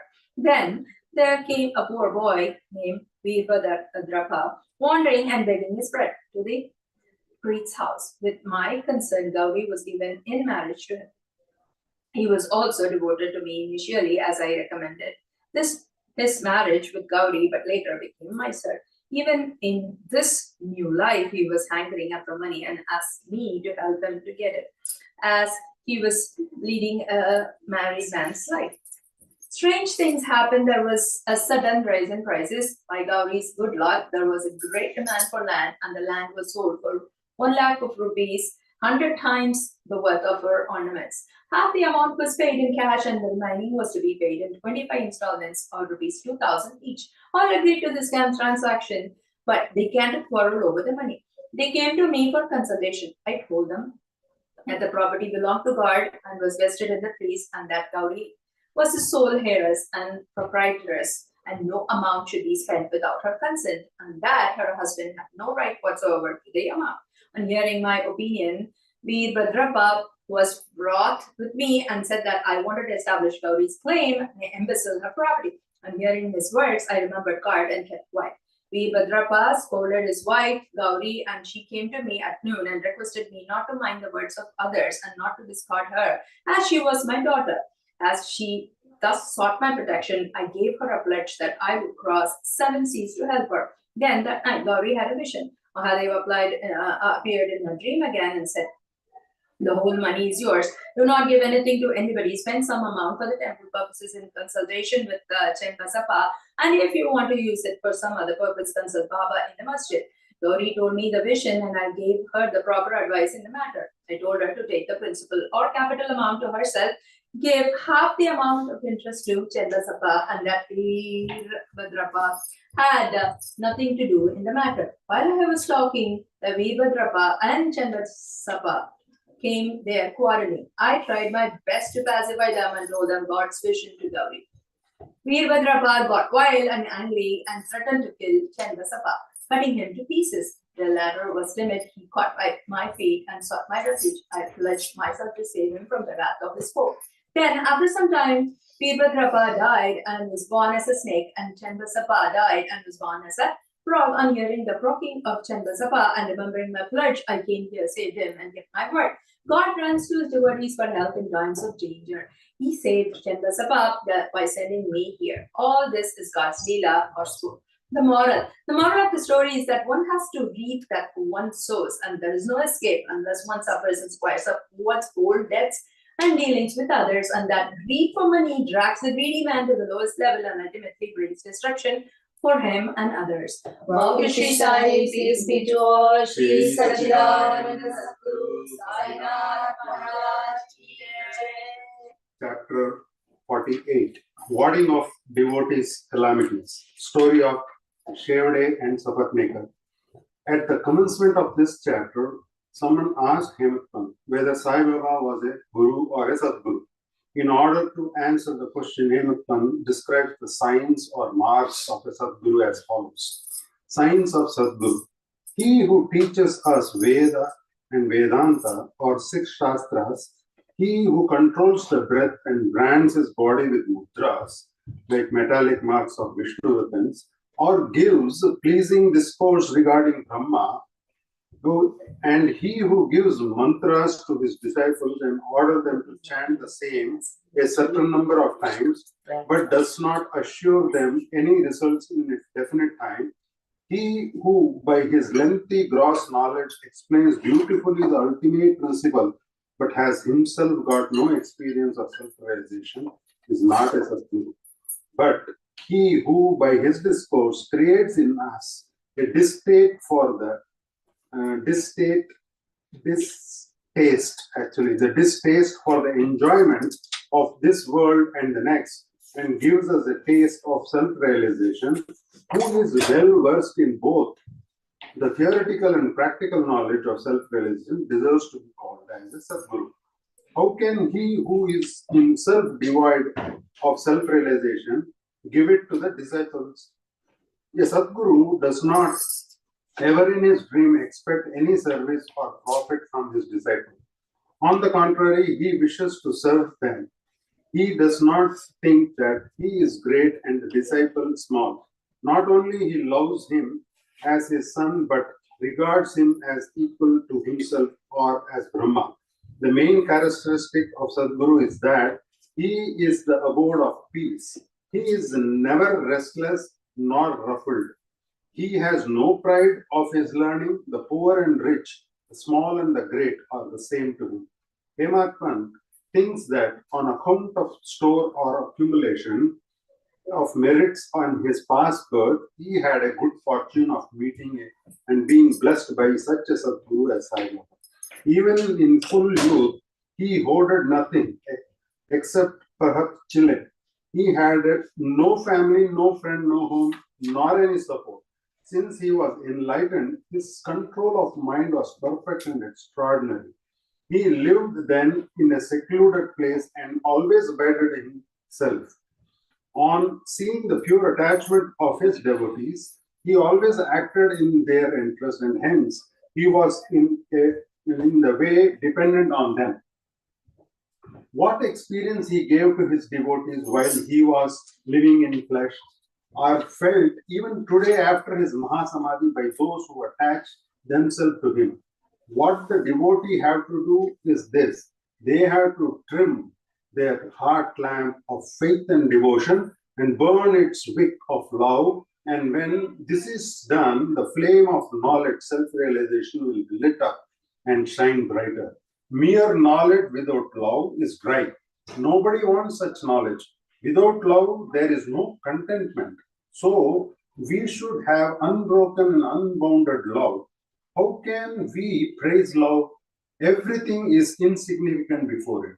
Without love, our reading, hearing, and the study are of no avail. In the wake of love comes devotion, dispassion, peace, and liberation with all their treasures. We do not get love for anything unless we feel earnestly about it. So, where there is a real yearning, God manifests himself. It includes love, and it is the meaning of it. It is the mean for liberation. Now, let us revert to main story of this chapter. A man should go to a true saint with a pure mind and even otherwise fraudulently and hold his feet. Ultimately, he is sure to be saved. This is illustrated by the following stories. Mr. Shevade. Mr. Sapatnekar of Akhand was studying for law. A co-student, Mr. Shevade, met him. Other fellow students also got together and compared notes of their study. It was found by the questions and answers amongst themselves that Mr. Shevade was least prepared of all the examination, and therefore all the students derided him.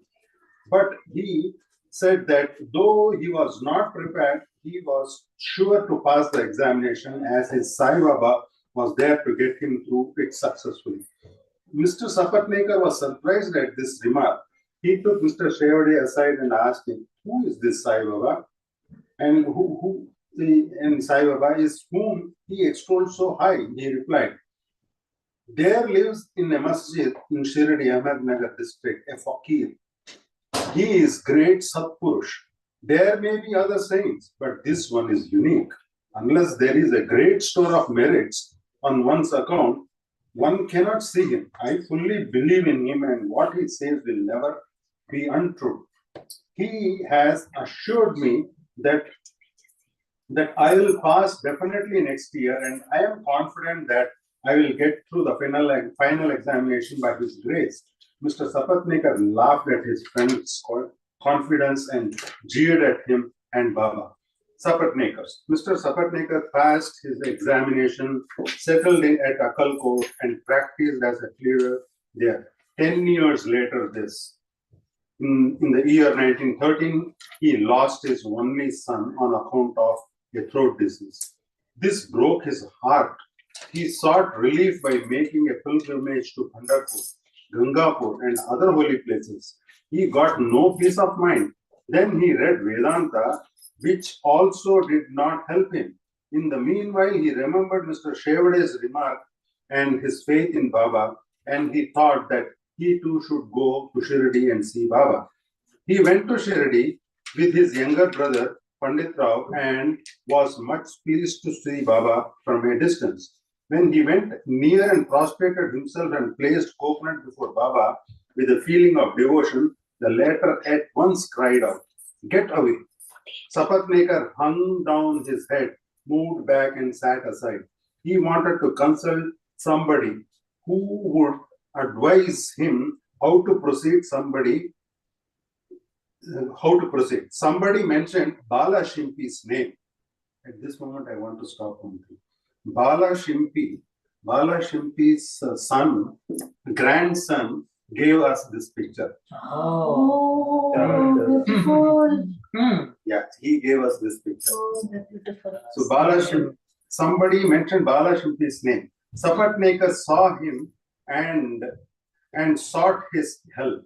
They bought Baba's photo and came with them to the masjid. Oh my gosh. Bala Shimpi took a photo in his hand, gave it to Baba and asked him whose photo it was. Baba said that this photo was of the Yar, lover of him, pointing to Sapatnekar, saying this Baba loved and all others joined. Bala asked Baba the significance of the love and the beckoned Sapatnekar to come forward and take darshan. When Sapatnekar began to prostrate himself, Baba again cried out, "Get out!" Sapatnekar did not know what to do. Then they both joined their hands and sat before Baba praying. Baba finally ordered Sapatnekar to clear out immediately. Both were sad and dejected, as Baba's order had to obey. Sapatnekar left Shirdi with a heavy heart, praying that he should be allowed to take darshan next time. Mrs. Sapatnekar, 1 year elapsed. Still, his mind was not at peace. He went to Gangapur, where he felt more restless. Then he went to Madhegaon for rest, and finally decided to go to Kashi. 2 days before starting, his wife got a vision. In her dream, she was going with a picture to a Lakhad Shah's well. There, a fakir with a piece of cloth tied around his head, sitting at the foot of the neem tree, came close to her and said, "My dear lassie, why get exhausted for nothing? I get your pitcher filled with pure water." She was afraid of the fakir and hastened back with the empty pitcher. The fakir followed her. At this, she was awakened and opened her eyes. She told this vision to her husband. They thought that this was an auspicious sign, and they both left for Shirdi. When they reached the masjid, Baba was absent. He had gone to Lehendi. They waited till his return. When he returned, she was surprised to see that the fakir she saw in her vision exactly resembled Baba. She reverentially prostrated herself before Baba and sat down looking at him. On seeing her humility, Baba was much pleased and began to tell a story in his peculiar characteristic manner to a third party. He said, "My arms, abdomen, and waist are paining for a long time. I took many medicines. The pain did not abate. I got sick of the medicines as they gave me no relief. But I am surprised to see now that all the pains have disappeared at once." Though no name was mentioned, it was the story of Mrs. Sapatnekar herself. Her pains, as described by Baba, left her soon, and she was very happy. Then Mr. Sapatnekar went ahead to take darshan. He was again welcomed with the same former "get out." This time he was more pertinent and persevering.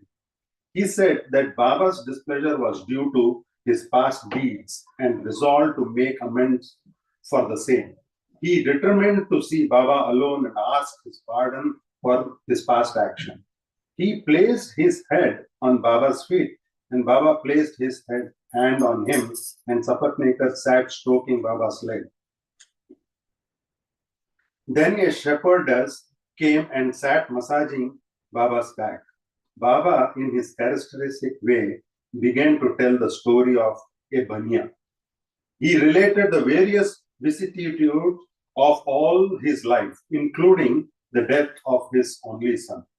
Sapatnekar was surprised to see that the story which Baba related was his own, and he wondered how Baba knew every detail of it.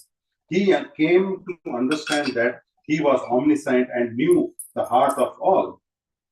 When this thought crossed his mind, Baba, still addressing the shepherdess and pointing to Sapatnekar, said, "This fellow blames me and charges me with the killing of his son.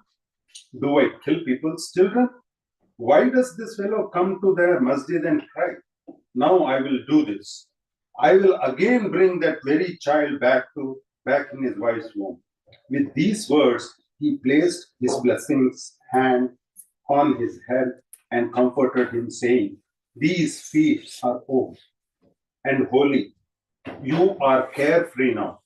Place entire faith in me, and you will be soon get your object." Sapatnekar was much moved with emotion. He bathed Baba's feet with tears and then returned to his residence. Then he made preparation for worship, and Nevedya came with his wife to the masjid. He offered all this to Baba and accepted prasad from him. There was a crowd in the masjid, and Sapatnekar went there and saluted Baba again and again. On seeing heads clashing against heads, Baba said to Sapatnekar, "Oh, why do you prostrate yourself now and then? One namaskar offered with love and humility is enough." Then Sapatnekar witnessed that night the Chavdi procession described before. In that procession, Baba looked like a veritable Pandurang Vittal. At the parting next day, Sapatnekar thought that he should first pay 1 rupee as dakshina, and if Baba asked again, instead of saying no, he should pay one more, reserving with him sufficient amount as expense for the journey. When he went to the masjid and offered 1 rupee, Baba asked for another, as per his intention and intent. And when it was paid, Baba blessed him, saying, "Take the coconut, put it in your wife's koti, upper fold of her sari, and go away without the least anxiety." He did so, and within a year, a son was born to him, and with an infant of 8 months, the couple came to Shirdi, placed him at Baba's feet, and prayed thus, "O Sainath, we do not know how to redeem your obligations. Therefore, we prostrate ourselves before you. Bless us, two poor helpless fellows. Henceforth, let your holy feet be our sole refuge. Many thoughts and ideas trouble us in walking and dreaming state. So turn away our mind from them to your bhajan and bless us." Then the son was named Muridhar. 2 brothers, Bhaskar and Dinakar, were born afterwards. The Sapatnekar couple thus realized that Baba's words were never untrue and unfulfilled. Go to Shri Sai. Peace be to all. Sri Satchidananda Sadguru Sai Maharaj Ki Jai. Chapter 49, Stories of Hari Kanaba, Somdev Swami, and third one is Nana Sahib Chandorkar. Preliminary. When even the Vedas and the Puranas cannot sufficiently praise Brahma or Sadguru, then how can we ignorant describe our Sadguru, Sri Sai Baba? We think that it is better for us to keep quiet in this matter. In reality, the observance of the vow of silence is the best way of praising the Sadguru. But the divine qualities of Sai Baba make us forget our vow of silence and inspire us to open our mouth. Tasteful dishes lose their taste if there is no company of friends and relatives to partake the dishes with us. But when they enjoy us, the dishes acquire additional flavor. The same is the case with Sai Leelamrit, the nectar in the form of Sai Leelas. This nectar we cannot partake alone. Friends and brothers have to join us. The more, the better. It is Sai Baba himself who inspires these stories and gets them written as he desires. Our duty is to surrender completely to him and meditate on him. Practicing penance is better than pilgrimage, vow, sacrifice, and charity. Worshipping Hari, that is the Lord, is better than penance, and meditation on the Sadguru is the best of all. We have therefore to chant Sai's name, think over his sayings in our mind, meditate on his form, feel true love for him in our heart, and do all our actions for his sake. There is no better means than this for snapping the bondage of this sansar. If we cannot do our duty on our part, or as stated above, Sai is bound to help us and liberate us. Now, we revert to the stories of this chapter. Hari Kanoba. A gentleman of Mumbai named Hari Kanoba heard from his friends and relatives many leelas of Baba. He did not believe in them and he had a doubting mind. He wanted to see Baba himself, so he came to Shirdi with some Mumbai friends. He wore a lace bordered turban on his head and a new pair of sandals on his feet.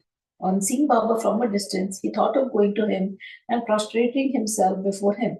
He did not know what to do about his new sandals. After going to the corner in the open courtyard, he placed them there and went in the masjid and had Baba's darshan. He made a reverential bow to Baba, took Udi and Prasad from Baba and returned. When he reached the corner, he found to his utter dismay that his sandals had disappeared. He searched for them in vain and returned to his lodging very much dejected. He made offered worship and Nevedya and sat down for the meals, but all this while he was thinking about nothing but his sandals.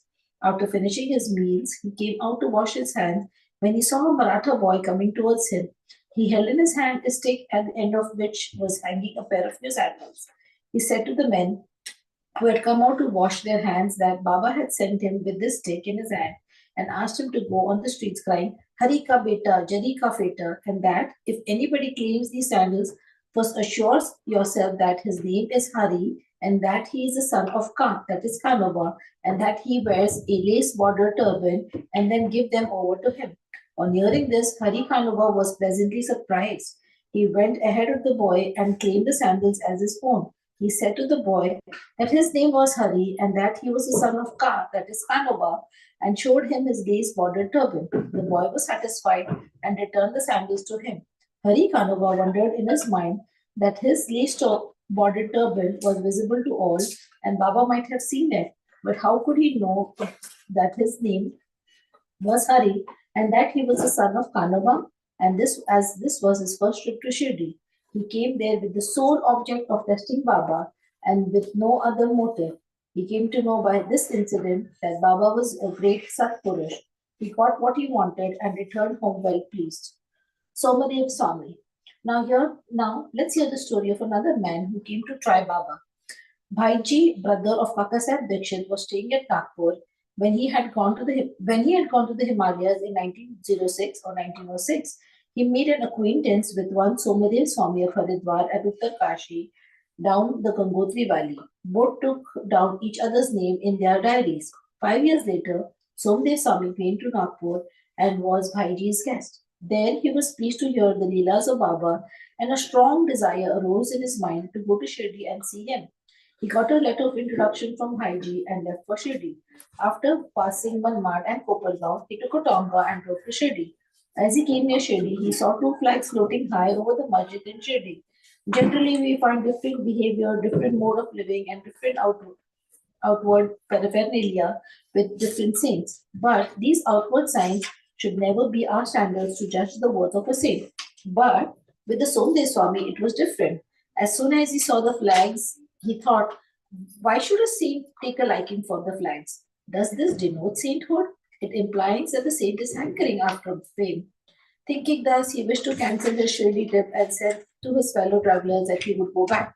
They said to him, then why did you come so far? If your mind became restless by the mere sight of the flags, how much more agitated would you get on seeing the Rath, the palanquin, the horse, and all other paraphernalia in Shirdi? The Swami got more confounded and said, not sadhu with horses, palanquins, and tom-toms have I seen, and it would be better for me to return than visit such a sadhu. After seeing this, he started to return. The fellow travelers pressed him not to do so, but to proceed. They asked him to stop his inconsistent way of thinking and told him that sadhu, that is Baba, did not care a bit for the flags and other paraphernalia, nor for the name. It was the people, his devotees, who kept all this paraphernalia out of love and devotion for him. Finally, he was persuaded to continue his journey, go to Shirdi and see Baba. When he went and saw Baba from the courtyard, he melted inside. His eyes were full of tears, his throat was choked, and all his evil and crooked thoughts were vanished. He remembered his Guru saying that this is our abode and place of rest where the mind is most pleased and settled. He wished to roll himself in the dust of Baba's feet, and when he approached Baba, the latter got wild and cried out, "Let all our humbug, that is our paraphernalia, be with us. You go back to your home. Beware. If you come back to the Shirdi again, if you come back to this masjid again, why take the darshan of one who flies a flag over his masjid? Is this sign of sainthood? Remain here, not a moment." The Swami was taken aback by surprise. He realized that Baba read his heart and spoke it out. How omniscient he was. He knew that he was least intelligent and that Baba was noble and pure. He saw Baba embracing somebody, touching someone with his hand, comforting others, staring kindly at some, laughing at others, giving Udi Prasad to some, and thus pleasing and satisfying all. Why should he be alone? Why should he alone be dealt so harshly? After thinking seriously, he came to realize that Baba's conduct responded exactly to his inner thought, and that he should take a lesson from this and improve, and that Baba's wrath was a blessing in disguise. It is needless to say that later on, his faith in Baba was confirmed, and he became a staunch devotee of Baba. Nana Sahib Chandorkar. Himatma concludes this chapter with the story of Nana Sahib Chandorkar. Nana Sahib was once sitting in the masjid with Mahalsapati and others. A Mohammedan gentleman from Bijapur came with his family to see Baba. On seeing veiled ladies with him, Nana Sahib wanted to go away, but Baba prevented him from doing so. The ladies came and took the darshan of Baba. When one of the ladies removed her veil for saluting Baba's feet, Nana Sahib, who had a glimpse of her face, was so much smitten with her beauty that he wished to see her face again. Knowing Nana's restlessness of mind, Baba spoke to him after the lady had left the place. "Nana, why are you getting agitated in vain? Let the senses do their allotted work or duty. We should not meddle with their work. God has created this beautiful world, and it is our duty to appreciate its beauty. The mind will get steady and calm slowly and gradually. When the front door was open, why do you want to use the back one? When the heart is pure, there is no difficulty whatsoever. Why should one be afraid of anyone if there is no evil thought in us? The eyes may do their work. Why should we feel shy and tottering?" Shama was there, and he could not follow the meaning of what Baba said. So he asked Nana about this on their way back home. Nana told him about his restlessness at the sight of the beautiful lady and how Baba knew it and advised him about it. Nana explained Baba's meaning as follows: that our mind is fickle by nature, it should not be allowed to get wild. The senses may get restless, the body, however, should be held in check and not allowed to be impatient.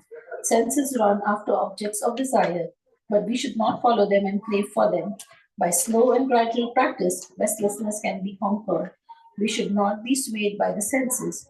Though they cannot be completely controlled, we should curb them rightly and properly according to the need of the occasion. Beauty is the subject of sight. We may fiercely look at Beauty is the subject of sight. We may fearlessly look at the beauty of objects. There is no room for shyness or fear. Only we should never entertain evil thoughts. Making the mind desireless, observe God's work of beauty. In this way, the senses will be easily and naturally controlled, and even in enjoying objects, you will be reminded of God. If the outer senses are not held in check, and if the mind be allowed to run after objects and be attached to them, our cycles of births and deaths will never come to an end. With Vivek, that is discrimination, as our charioteer, we will control the mind and shall not allow the senses to go astray. With such a charioteer, we reach the Vishnupada, the final abode, our real home from where there is no return. Bow to Shri Sai, peace be to all, Sri Satchidananda Sadguru Sainath Maharaj Ki Jai. We'll continue till he comes. Okay, yeah, please. Chapter 50. Stories of Kaka Sahib Dikshit, Sri Teme Swami, Balram Durandar. Chapter 50 of the original SatCharita has been incorporated in chapter 39 as it dealt with the same subject matter. Now, chapter 51 of the SatCharita has been treated here as chapter 50. This chapter gives the stories of Kakasai Dikshit, Sri Tembe Swami, and Balram Durand. Yeah, preliminary. Victory be on the side. Who is the mainstay of the Bhaktas? Who is our Sadguru? Who expounds the meaning of the Gita and who gives us all powers? O Sai, look favorably on us and bless us all. You want to continue, sir? Yeah. Please continue. The sandalwood tree from the sandalwood trees grow on. Yes. I never give the title so bad. The sandalwood. The sandalwood trees grow on the Malaya mountains and ward of East. The clouds pour their rainwater and thereby cool and refresh all the people. The flowers blossom in the spring and enable us to worship God therewith. So the stories of Sai Baba come forth in order to give solace and comfort to the readers. Both those who tell and those who hear the stories of Baba are blessed and holy. It is a well-established fact that though we try hundreds of means or sadhanas, we do not attain the spiritual goal of life unless a Sadguru blesses us with his grace. Hear the following story in illustration of this statement. Kakasai Dikshit, 1864 to 1926. Mr. Hari Sitaram alias Kakasai Dikshit was born in 1864 in a Vadnagara Nagar in a Brahmin family at Khandwa, Central Province. His primary education was done at Khandwa, Mumbai, and secondary education at Nagpur. He came to Mumbai for higher education and studied first in the Wilson College and then in the Elphinstone College. After graduation in 1883, he passed his LLB and solicitor's examinations and then served in the firm of the government solicitors, Messrs. Little and Co. And then after some time started the solicitor's firm. Before 1909, Sai Baba's name was not familiar to Kakasai, but after that he soon became his great devotee while he was staying at Lonavala. He happened to see his old friend, Mr. Nanasai Chandorkar. Both spent some time in talking about many things. Kakasai described to him how while he was boarding a train in London, he met with an accident in which his foot slipped and was injured. Hundreds of remedies gave him no relief. Nanasai then told him that if he wished to get rid of the pain and lameness of his leg, he should go to his Sadguru, Sai Baba. He also gave him all the particulars of Sai Baba and mentioned to him Sai Baba's dictum, I draw to me my man from far off or even across the seven seas, like a sparrow with a string fastened to its tree. He also made it clear to him that if he was not Baba's man, he would not be attracted to him and give him darshan. Kakasai was pleased to hear all this and said to Nanasai that he would go to Baba, see him, and pray to him to cure not so much his lame leg, but bring around his lame fickle mind and give him eternal bliss. Okay. I Anybody? will buy some, will come, but you can read. Sometime after Kakasai went to Ahmednagar and stayed with Sardar Kakasai Nirukar in connection with securing the votes for a seat in the Mumbai Legislative Council. Mr. Balasai Nirukar, son of Kakasai Nirukar, who was the Mamlaka of Kopargaon, also came at that time to Ahmednagar in connection with the horse exhibition there. After the election business was over, Kakasai Dikshit wanted to go to Shirdi, and both the Nirukars, father and son, were also thinking about a fit and proper person as a guide and whom he should be sent for. There, Sai Baba was arranging things for his reception. Sharma got a telegram from his father-in-law at Ahmednagar stating that his wife was seriously ill and that he should come to see her with his wife. Sharma, with Baba's permission, went there and saw his mother-in-law and found her improving in better. Nana Sahib Panse and Appa Sahib Bagre happened to see Sharma on their way to the exhibition and they told him to go to Nirukar's house. See Kakasai Dikshit there and take him to Shirdi along with him. Kaka Sahib Dikshit and the Mirikars were also informed of Shama's arrival. In the evening, Shama came to Mirikar, who introduced him to Kaka Sahib. They arranged that Shama should leave for Kopergaon with Kaka Sahib by the 10 o'clock train.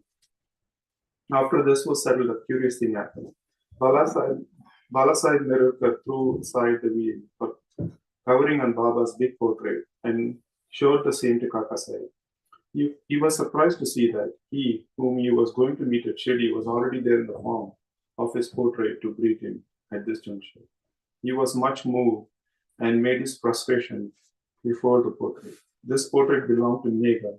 The glass over it was broken and it was sent to Mirikars for repairs. The necessary repairs had been already made, and it was decided to return the portrait to Kaka Sahib and Shama. Before 10 o'clock, they went to the station and booked their passage. But when the train arrived, they found that the second class was overcrowded and there was no room for them. Fortunately, the guard of the train turned out to be an acquaintance of Kaka Sahib, and he put them up in the first class. Just they traveled comfortably and alighted at Kopergaon. Their joy knew no bounds.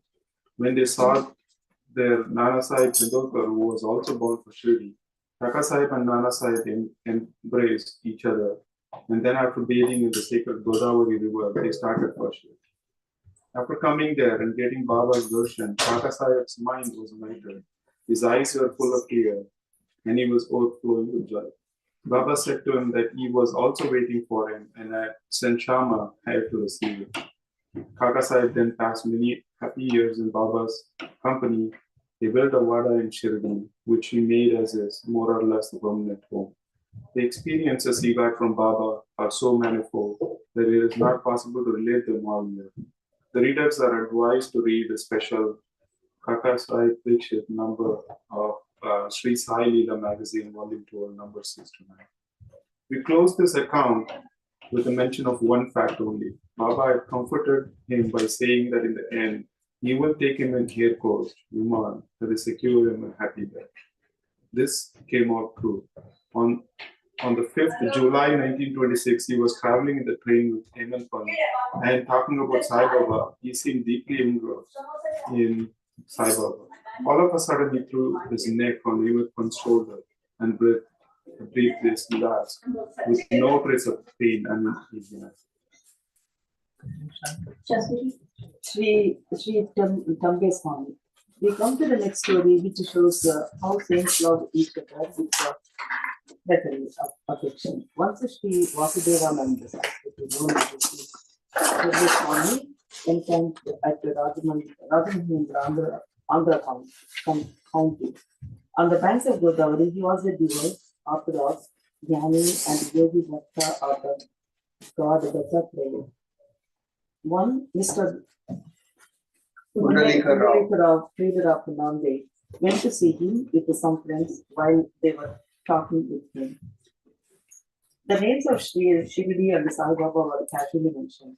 Hearing Baba's name, the Swami bowed with his hands and taking a coconut gave it to Pundalika Rao and said to him, "Offer this to my brother's son with my pranam and request him not to forget me, but ever love me." He also added that the Swamis do not generally bow to others, but in this case the exception had to be made. Mr. Pundalika consented to take the fruit and his message to Baba. The Swami was right in calling Baba a brother, as he maintained in Agnihotra day and night in his orthodox fashion. Baba too kept his Agnihotra, that is Dhumi, ever burning in the masjid.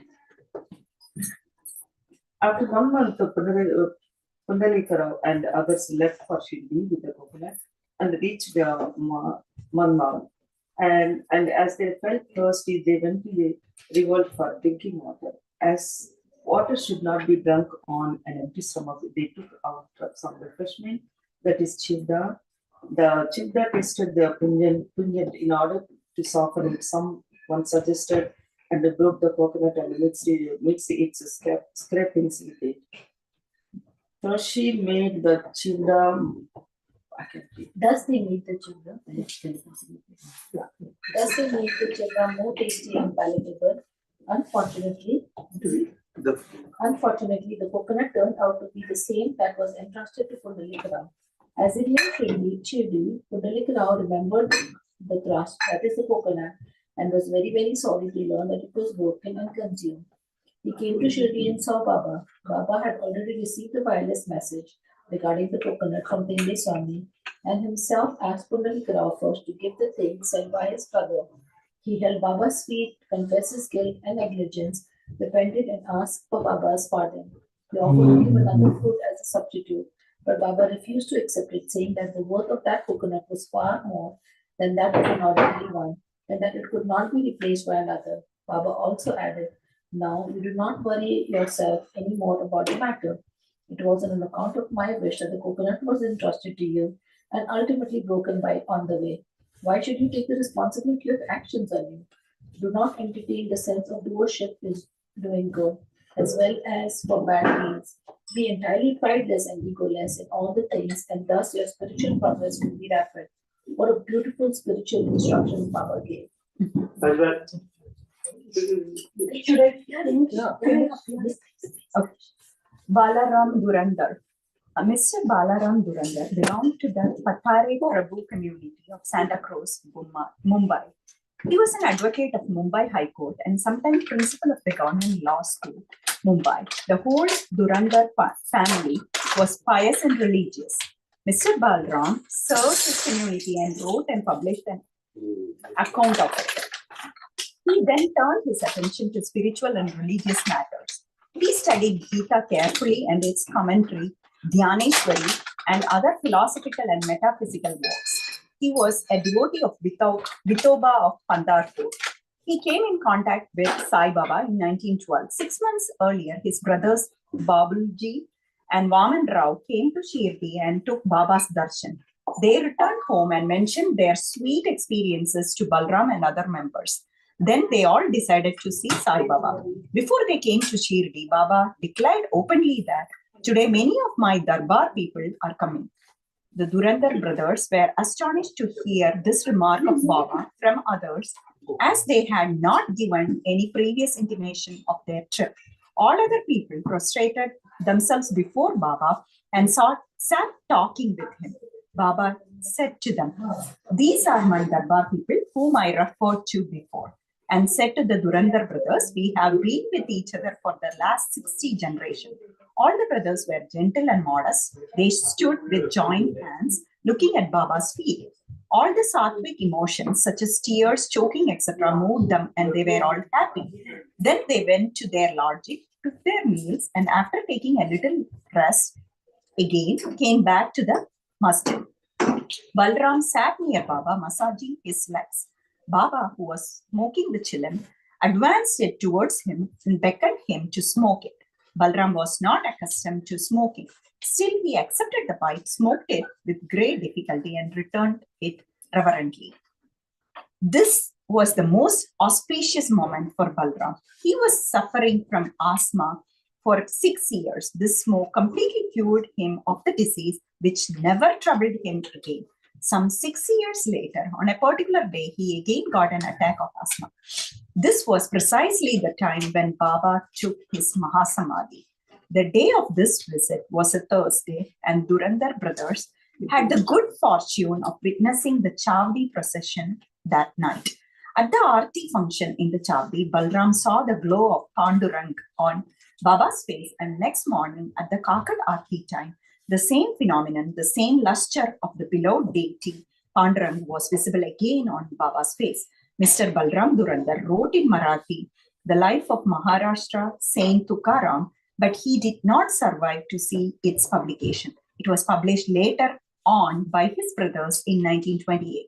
In a short note on Balram's life given in the beginning of that book, the above account of Balram's visit has been fully corroborated. Bow to Shri Sai, peace be to all. Sri Satchidananda Sadguru Sai Nath Maharaj Ki Jai. Sai SatCharita epilogue. We have done with 51, chapter 51, and now we come to the last chapter, number 52 in the original. In this, Hemant Pant gave his concluding remarks and promised to give an index giving the contents of all the chapters in verses as is given in the Marathi sacred books, but unfortunately that index was not found in Hemant Pant's papers. It was therefore composed and supplied by an able and worthy devotee of Sri Sai Baba, Mr. B.B. Dio, retired Mamlatdar of Thane. As we give in English books an index in the beginning and contents of each chapter at its top, we need not consider the last index chapter here. And so we consider this chapter as the epilogue. Unfortunately, Hemant Pant did not survive to revise the manuscript of this chapter and made it ready for the press. When it was sent to the press, Mr. Dio found it to be incomplete and unintelligible in certain places, but it had to be published as it was found. The chief topic dealt therein are briefly given below. Greatness of Sadguru Sai. We prostrate ourselves before and take refuge in the Sai Samat, who besets all animate and inanimate things in the universe, from post to God, Brahma, pots, houses, mansions, and even sky, who pervades all creatures equally without any differentiation, to whom all devotees are alike, and who knows not honor and dishonor like or dislike. If we remember him and surrender to him, he fulfills all our desires and makes us attain the goal of life. This ocean of mundane existence is very hard to cross.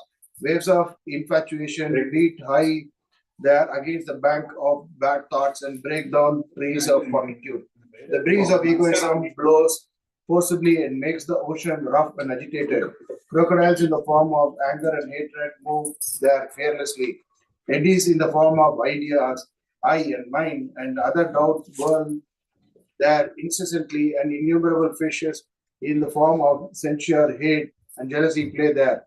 Though this ocean is so fierce and terrible, Sadguru Sai is the Agasti or destroyer that and the devotees of Sai have not the least to fear of it.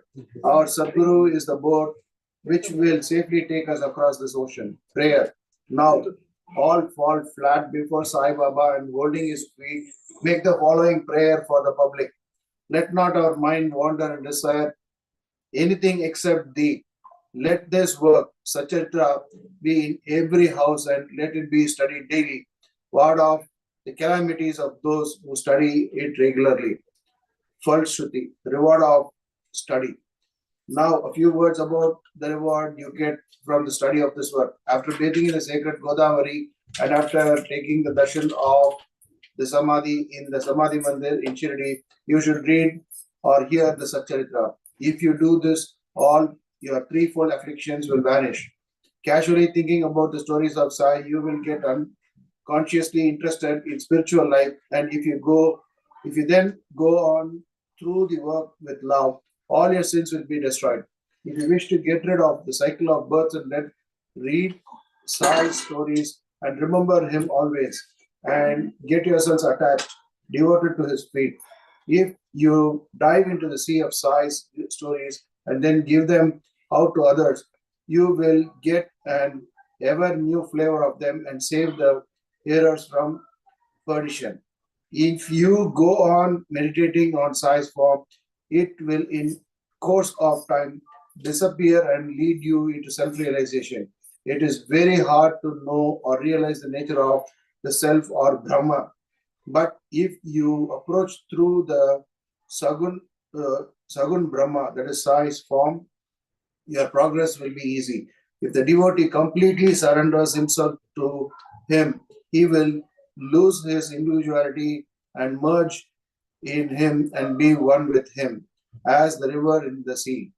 If you thus become merged with him in any of the three states, namely waking, dream, and sleep, you get rid of the bond of samsara. If anybody after bathing reads this with love and faith and completes it within a week, his calamities will disappear. Or if he hears or reads it daily and regularly, all his dangers will be warded off. By its study, a man wishing for wealth will get it, and a pure trader success in his life. He will get the reward according to his faith and devotion. Without these, there will be no experience of any kind. If you read this respectfully, Sai will be pleased and removing your ignorance and poverty. He will give you knowledge, wealth, and prosperity. With concentrated mind, if you read a chapter daily, it will give you unbounded happiness. One who has his welfare at heart and should study it carefully, and then he will ever remember Sai gratefully and joyfully in birth after birth. This work should be read at home, specifically on Guru Purnima, Ashada Purmunde, or Gokulashtami, Ramnavami, and Dasara, Baba's anniversary day. If you study this book carefully, all your desires will be satisfied, and if you always remember Sai's feet in your heart, you will easily cross the Bhava or Samsara Sagar. By its study, the deceased and sick will get health, the poor wealth, the mean and afflicted prosperity, and the mind will get rid of all ideas and get steadiness. Dear good and devoted readers and listeners, we also make our bow to you all and make you a special request. Never forget him whose stories you have read day by day or month by month. The more fervently you read or listen to these stories, the more encouragement Sai gives us to serve you and be of use to you. Both the author and the readers must cooperate in this work. Help each other and be happy. Prasad Yachna. We close this with prayer to the Almighty for the following prasad of favor. May the readers and devotees get complete and wholehearted devotion to Sai's feet. May his form be ever fixed in their eyes, and may they see Sai, the Lord, in all beings. Amen. Bow to Shri Sai, peace be to all. Shri SatCharita Sadguru Sai Oh Sai Baba, we wave lights for you. This is the Aarti meaning, basically. Aarti. Oh Sai Baba, we wave lights before you, the bestower of happiness to this Jivas. Give us your servants and devotees reset under the dust of your feet, burning and destroying desires. You remain absorbed in yourself and show the Lord, that is God, to their aspirants. As one feels intently, you give him experiences or realizations accordingly. O kind-hearted, your power is such. Meditation on your name removes our fear of the samsara. Your method of word is really unfathomable, as you always help the poor and helpless. If in this Kali Yuga, Kali age, you, the all-pervasive Datta, have really incarnated as Sagun Brahma, ward of fear of samsara of the devotees who come to you every Thursday, so as to enable them to see the feet of the Lord. O God of gods, I pray that let my treasure be the service of your feet. Feed Madhav and Gadij also with happiness, as the cloud feeds the chatak bird with pure water, and thus keep up your word. Amen. Go to Shri Sai. Shri Satchidananda Sadguru Sai Nath Maharaj Ki Jai.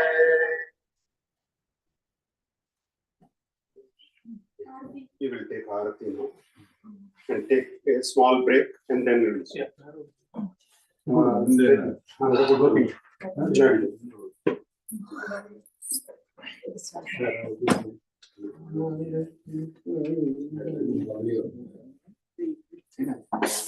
ಇಲ್ಲ ಇದೆಲ್ಲ ಸರಿ ಖಂಡಿತ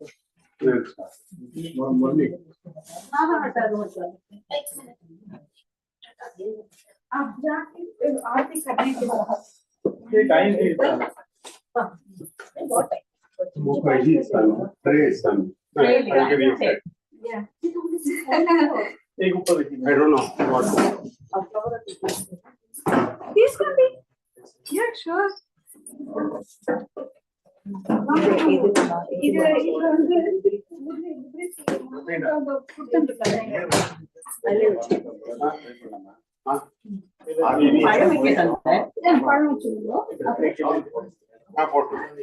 So it's for a soft like this. तो मैं क्या करता हूँ थोड़ा सा नहीं इसको करके ऊपर से कंफर्ट ఇక్కడ ఒక 2 కంఫర్టర్ ఇక్కడ ఉంది నేను పోయి ఎత్తుస్తాను కంఫర్టర్ వచ్చి ఇక్కడ ఒక ఈ రూమ్ లో లేదు కదా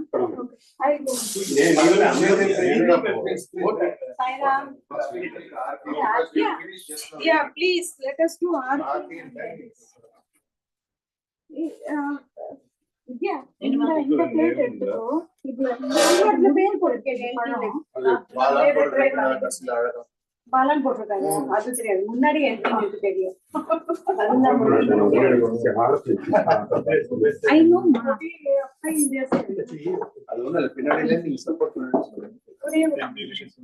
நம்ம எப்பவுமே தெரியாது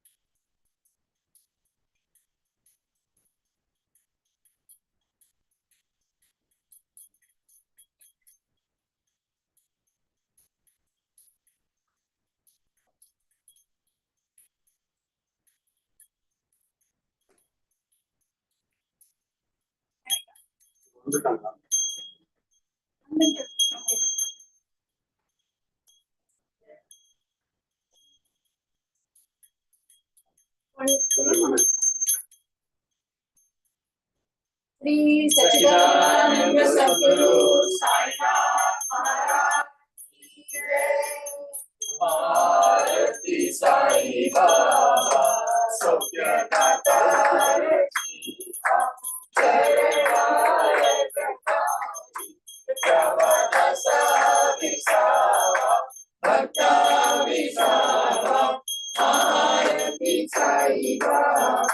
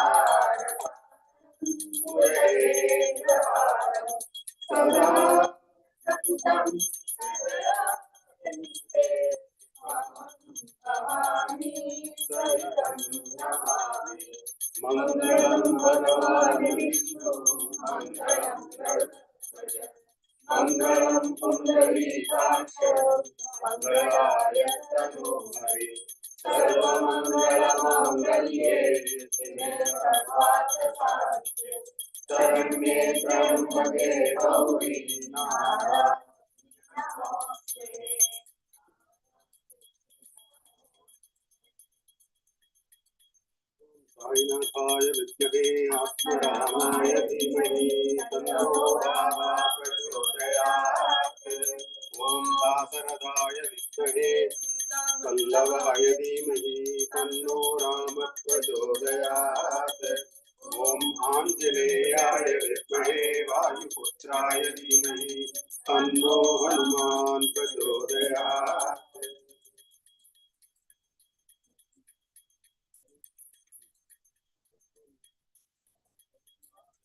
सर्वार्थसाधिके शरण्ये त्र्यम्बके गौरी नारायणी नमोस्तुते।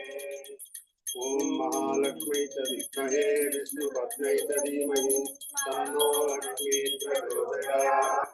ॐ वाग्देव्यै च विद्महे विरिञ्चिपत्न्यै च धीमहि तन्नो वाणी प्रचोदयात्।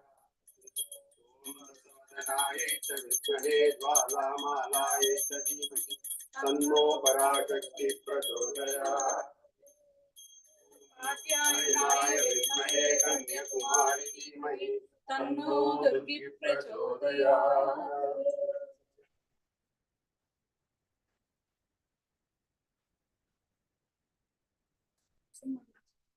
ॐ वज्रनखाय विद्महे भीष्मदंष्ट्राय धीमहि तन्नो नारसिंहः प्रचोदयात्।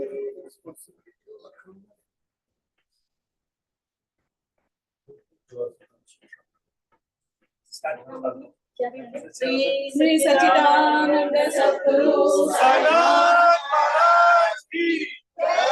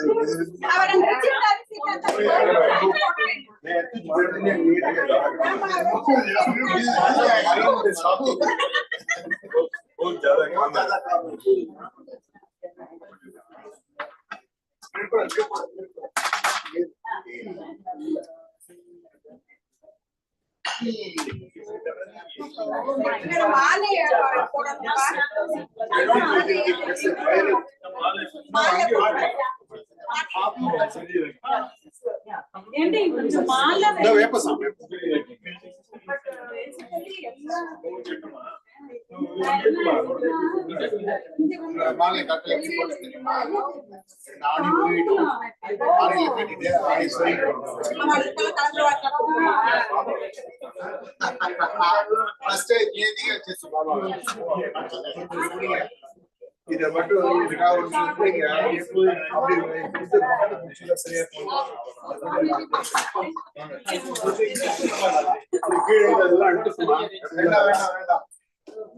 எந்த இடத்துல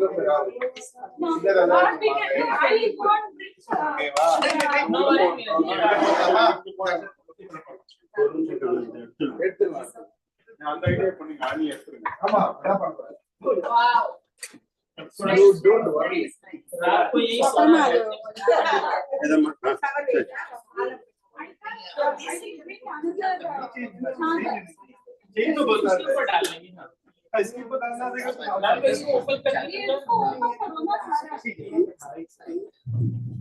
इसको ऑलरेडी रिच हुई थी यार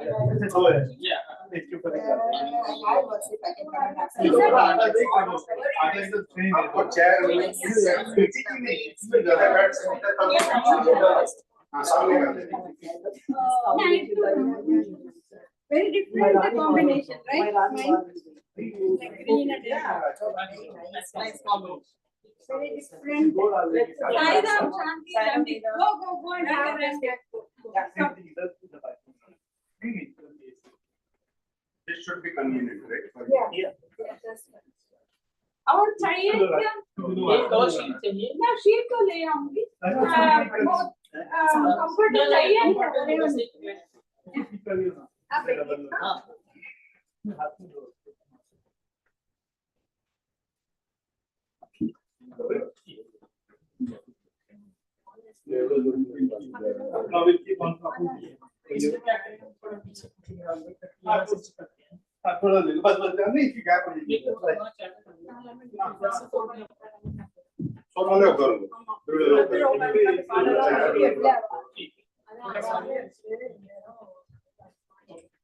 यहाँ पे क्या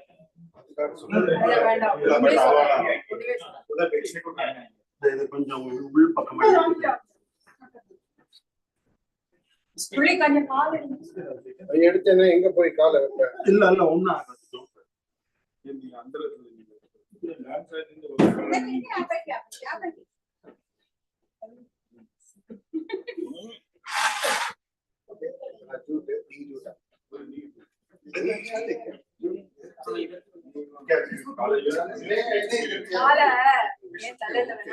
इतना जगह चेयर के लिए चेयर वाला लोग इधर बैठे। हाँ बस ऐसे कर सकते। बच्चे जी और भी ऊपर में ला दो चेयर। हाँ चादर है ना? नहीं चेयर के ऊपर है। ना आई थिंक वी आर ऊपर है। Super. அது மேல இது போட்டுறீங்களா? चादर अदर इंडियन இல்ல அத इंडियन लिया लेंगे को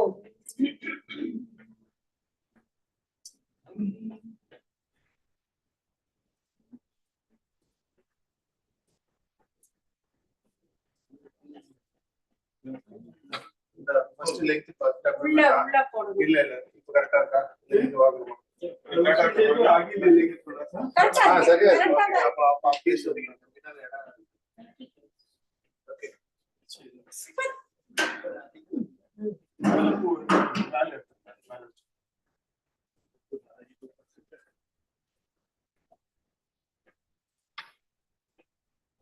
किससे सपोर्ट किया गया है हवा निकल रहा उनका।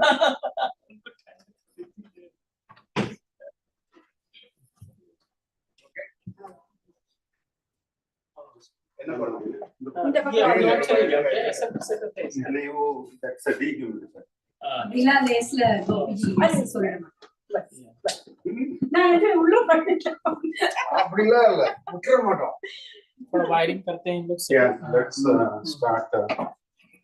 Okay. yes Anything more? done Purnima? I think we are good. Yes, we are good. Good job. இங்க ஒண்ணு வச்சோம் அந்த வயர் அவர் வராதா யாரு அவர் வர மாதிரி நீங்க தான் நீங்க வந்து நீங்க தான் அந்த இது பாத்தீங்க அப்ப உங்களுக்கு தான் வேலை நிறைய இல்ல நீங்க வேற அந்த இது அப்போ உங்களை பார்க்க போயிடுறாங்க முன்னாடி அங்கே வச்சு முன்னாடி அவ்வளவுதான் அவ்வளவுதான் அப்பப்ப நான் உங்களை பார்ப்பேன் நீங்க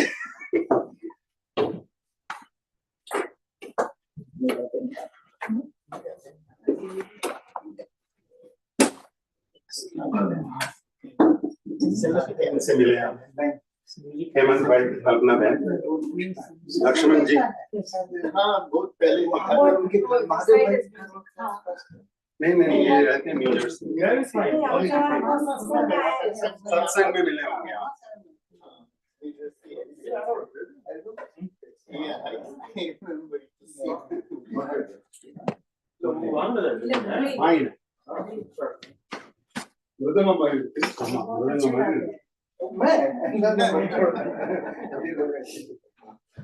डर भी लगाना जरूरी है ऊपर से मैं लेके आता हूँ इसके पास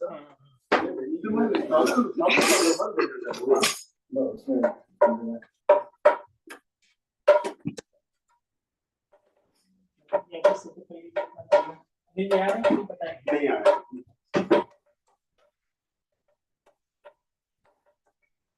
என்ன இருக்கா நிறைய இருக்கு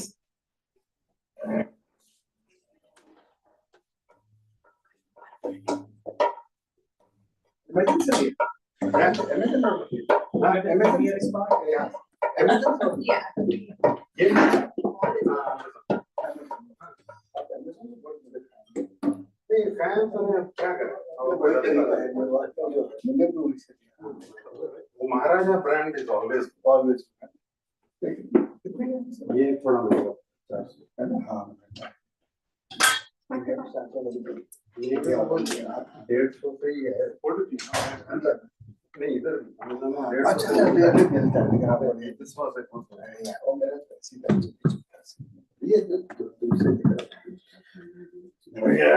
அது அந்த சைடு பேஸ் பண்ணிடுங்க ये बोकी जी वाला तो I think we have to make arrangements for water. यहाँ है ना लोगों को पता नहीं चल रहा है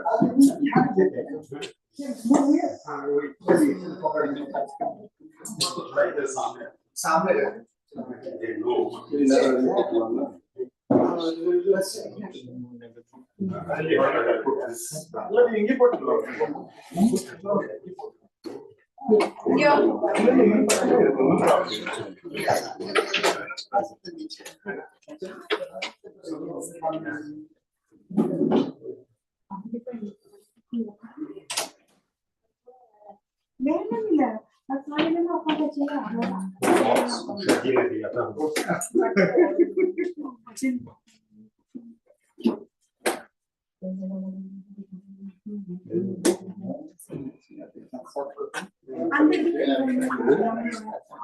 बापरे तो भारी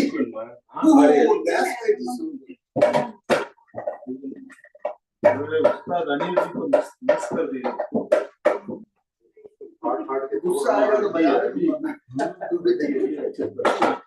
बजा तो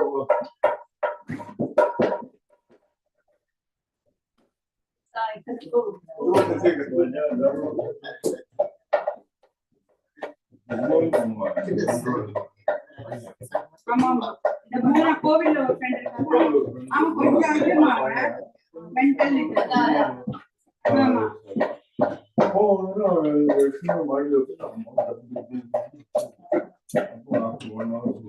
கோபம் சொல்றது அவனோட பேரா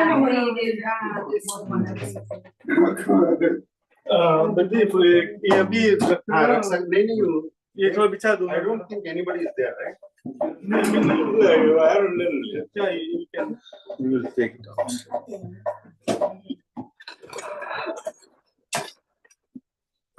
उन्हीं फायदा इतना आगे रखता है तो दिखेगा भी नहीं रखेगा है true you want to remove you can sit there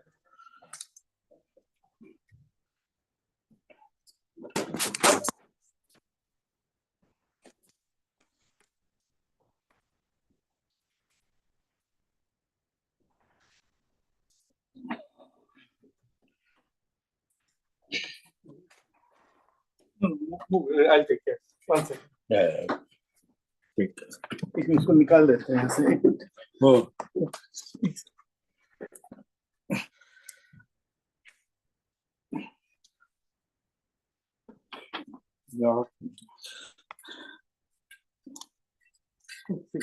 थोड़ा सा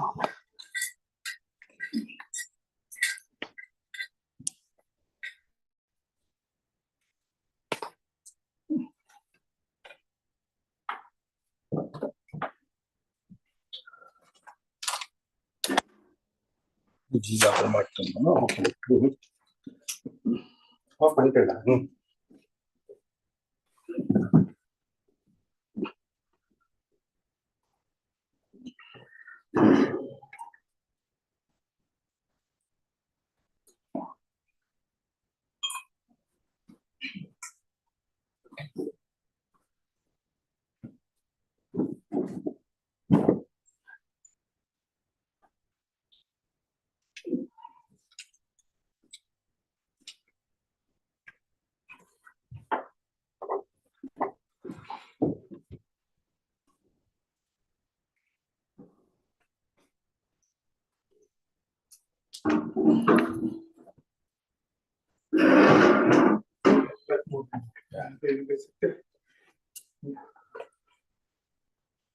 बजी थोड़ी खिड़की खोली हो क्या? हाँ, खोल लो यार।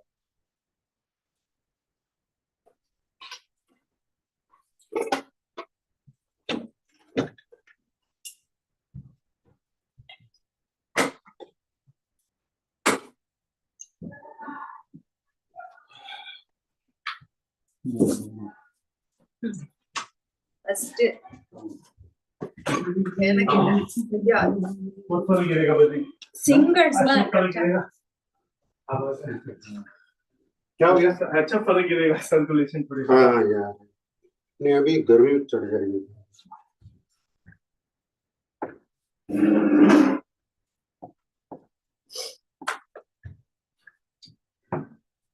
very nice. Looks like a temple. Temple, right? Yeah, that backdrop itself is like so backdrop.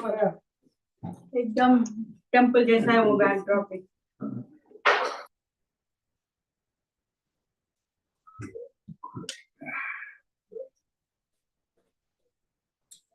Long எடுத்துட்டு ரோஸ் கட்டி இல்ல யூசுவலா நிப்பாங்க.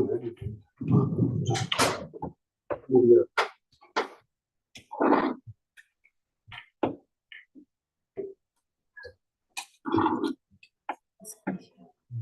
Good idea.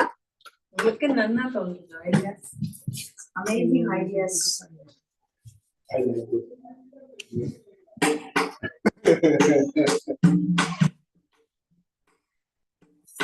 Gopi ji, you have to take some chai and then come. You have not taken any. நீங்க அப்ப நேரே வந்துட்டு இருக்கு அப்ப குடிச்சிடுவாங்க. நாங்களும் அப்பவே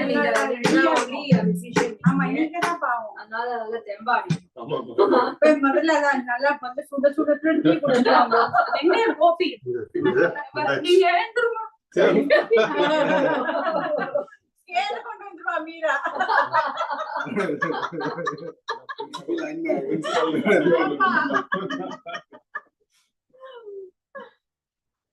Thank you, Gopi. Thank you. See, he is a dedicated mala maker for us. See that rose mala he makes for every satsang. Every satsang he makes. Idina sariga vachina kadandi. Indala satsang. Color matches. Match. Yeah. You are also match. Baba ke साथ हम भी match. Yeah. Good. आपने चाय पिया? हाँ पिया। So you all had all took care of our. ये cell का इंग्याद चिकन ना तिंडाड़ी पेड़ See, 3D view. When you're taking a picture, the door gives a 3D view. அதான் சொன்னேன் மறைச்சு விடுறாரு இன்னும் அப்படியே ஓபனா இருந்தா ரொம்ப சூப்பரா இருந்திருக்கும். ये फिर कहाँ का है? मथुराई का है क्या? No, this is a Narayan Balaji temple. अच्छा, दिस बालाजी टेम्पल का है क्या? ऐसा डिजाइन ऐसा design this one Yeah, design is Balaji ka. Balaji का. ओके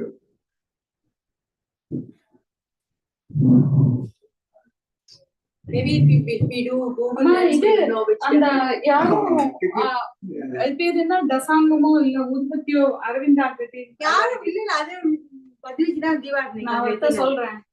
அவர்தான் அப்படி இல்ல, ஒன்றுதான் எடுத்தீங்க. சரி மேல வந்து எல்லா பேக்கையும் வச்சிருக்கு, மேல இருந்து எடுத்து வந்துருக்கு மக்கள்.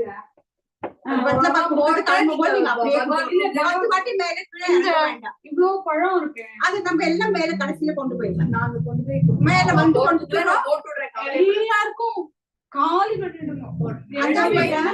இந்த மாதிரியே ஒண்ணு வச்சா போதும். எனக்காக நிறைய எல்லாம் வைக்க வேண்டாம். இது எல்லாம் மாடியில கொண்டு போயிடலாம். அப்புறம் சரியா? ஆஃப்டர் பட்ஜெட் ஆமா எம்டி பண்ணிடுறோம். இல்ல எனக்கும் வைங்கோ, நீங்க எவ்வளவோ அவ்வளோ. உங்களுக்கு சாஸ்திரத்துக்கு அப்புறம் நாங்கெல்லாம் எல்லாம் எடுத்து போயிருக்கோம். தாராளமா. தேங்க்யூ. நீங்க எல்லாம் வந்து நல்லா நடத்தி கொடுத்துட்டு कल्पना बहन तो एडिसन से आई है। वही इतना दूर से आए, इतनी दूर से। I love Sai Satsang, इसलिए मैंने बोला you sing so nice bhajan, I love that. Singing में इतना अच्छा लगता है। You were about to leave, I stopped. Oh, you were about to leave. काम है? काम? तो मैं सोचा था कि अब हो गया, अब उधर रामनवमी है तो उस टेंपल में अच्छा फिर मेरे को यहाँ पे रामनवमी है। तो आज मैं फिर राम का चौपाई पढ़ूंगा।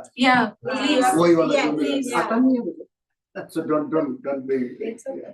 We are all. It's all for God. That's it. वही जो हमेशा पढ़ता हूँ। प्रीति जी बोलते हैं अब गाते कहाँ, आप तो पढ़ते हैं, मैंने कहा ऐसे बस कर। Don't say that. It's everybody's devotion, okay? नहीं, मैं she's right. मैं गाता कहाँ, मैं तो पढ़ता हूँ। Very nice. Just that's what it. Just like a The new temple. house is really Temple. तो ये जो पीछे का क्या इंडिया से लाए? No, that is वो भी अमेज़न है। Okay. अमेज़न में ही लिया। बहुत ही सब मास्टर अमेज़न में। अरे मेरा डॉटर सब भी मैं कभी नहीं करता, मैं कंफ्यूज रहता हूँ मैं ऑनलाइन कैसे कंफर्म करूँ ये लड़कियों को ये है, फिर चेंज कर फिर एक्सपेरिमेंट करता, मुझे नहीं करते। तो कपड़ा तो कभी शूज तो हमेशा गड़बड़ होगा ना, बूट टेक शूज। हाँ ये लोग शूज भी ऑनलाइन में ही लेते हैं। तो 3 बार जाके एक गुड थिंग देख से 3 बार में पता लगा this is the right match 8.25 and another thing वो ब्रांड रहता है ना, तो मान ले में वो ब्रांड का वो समझ में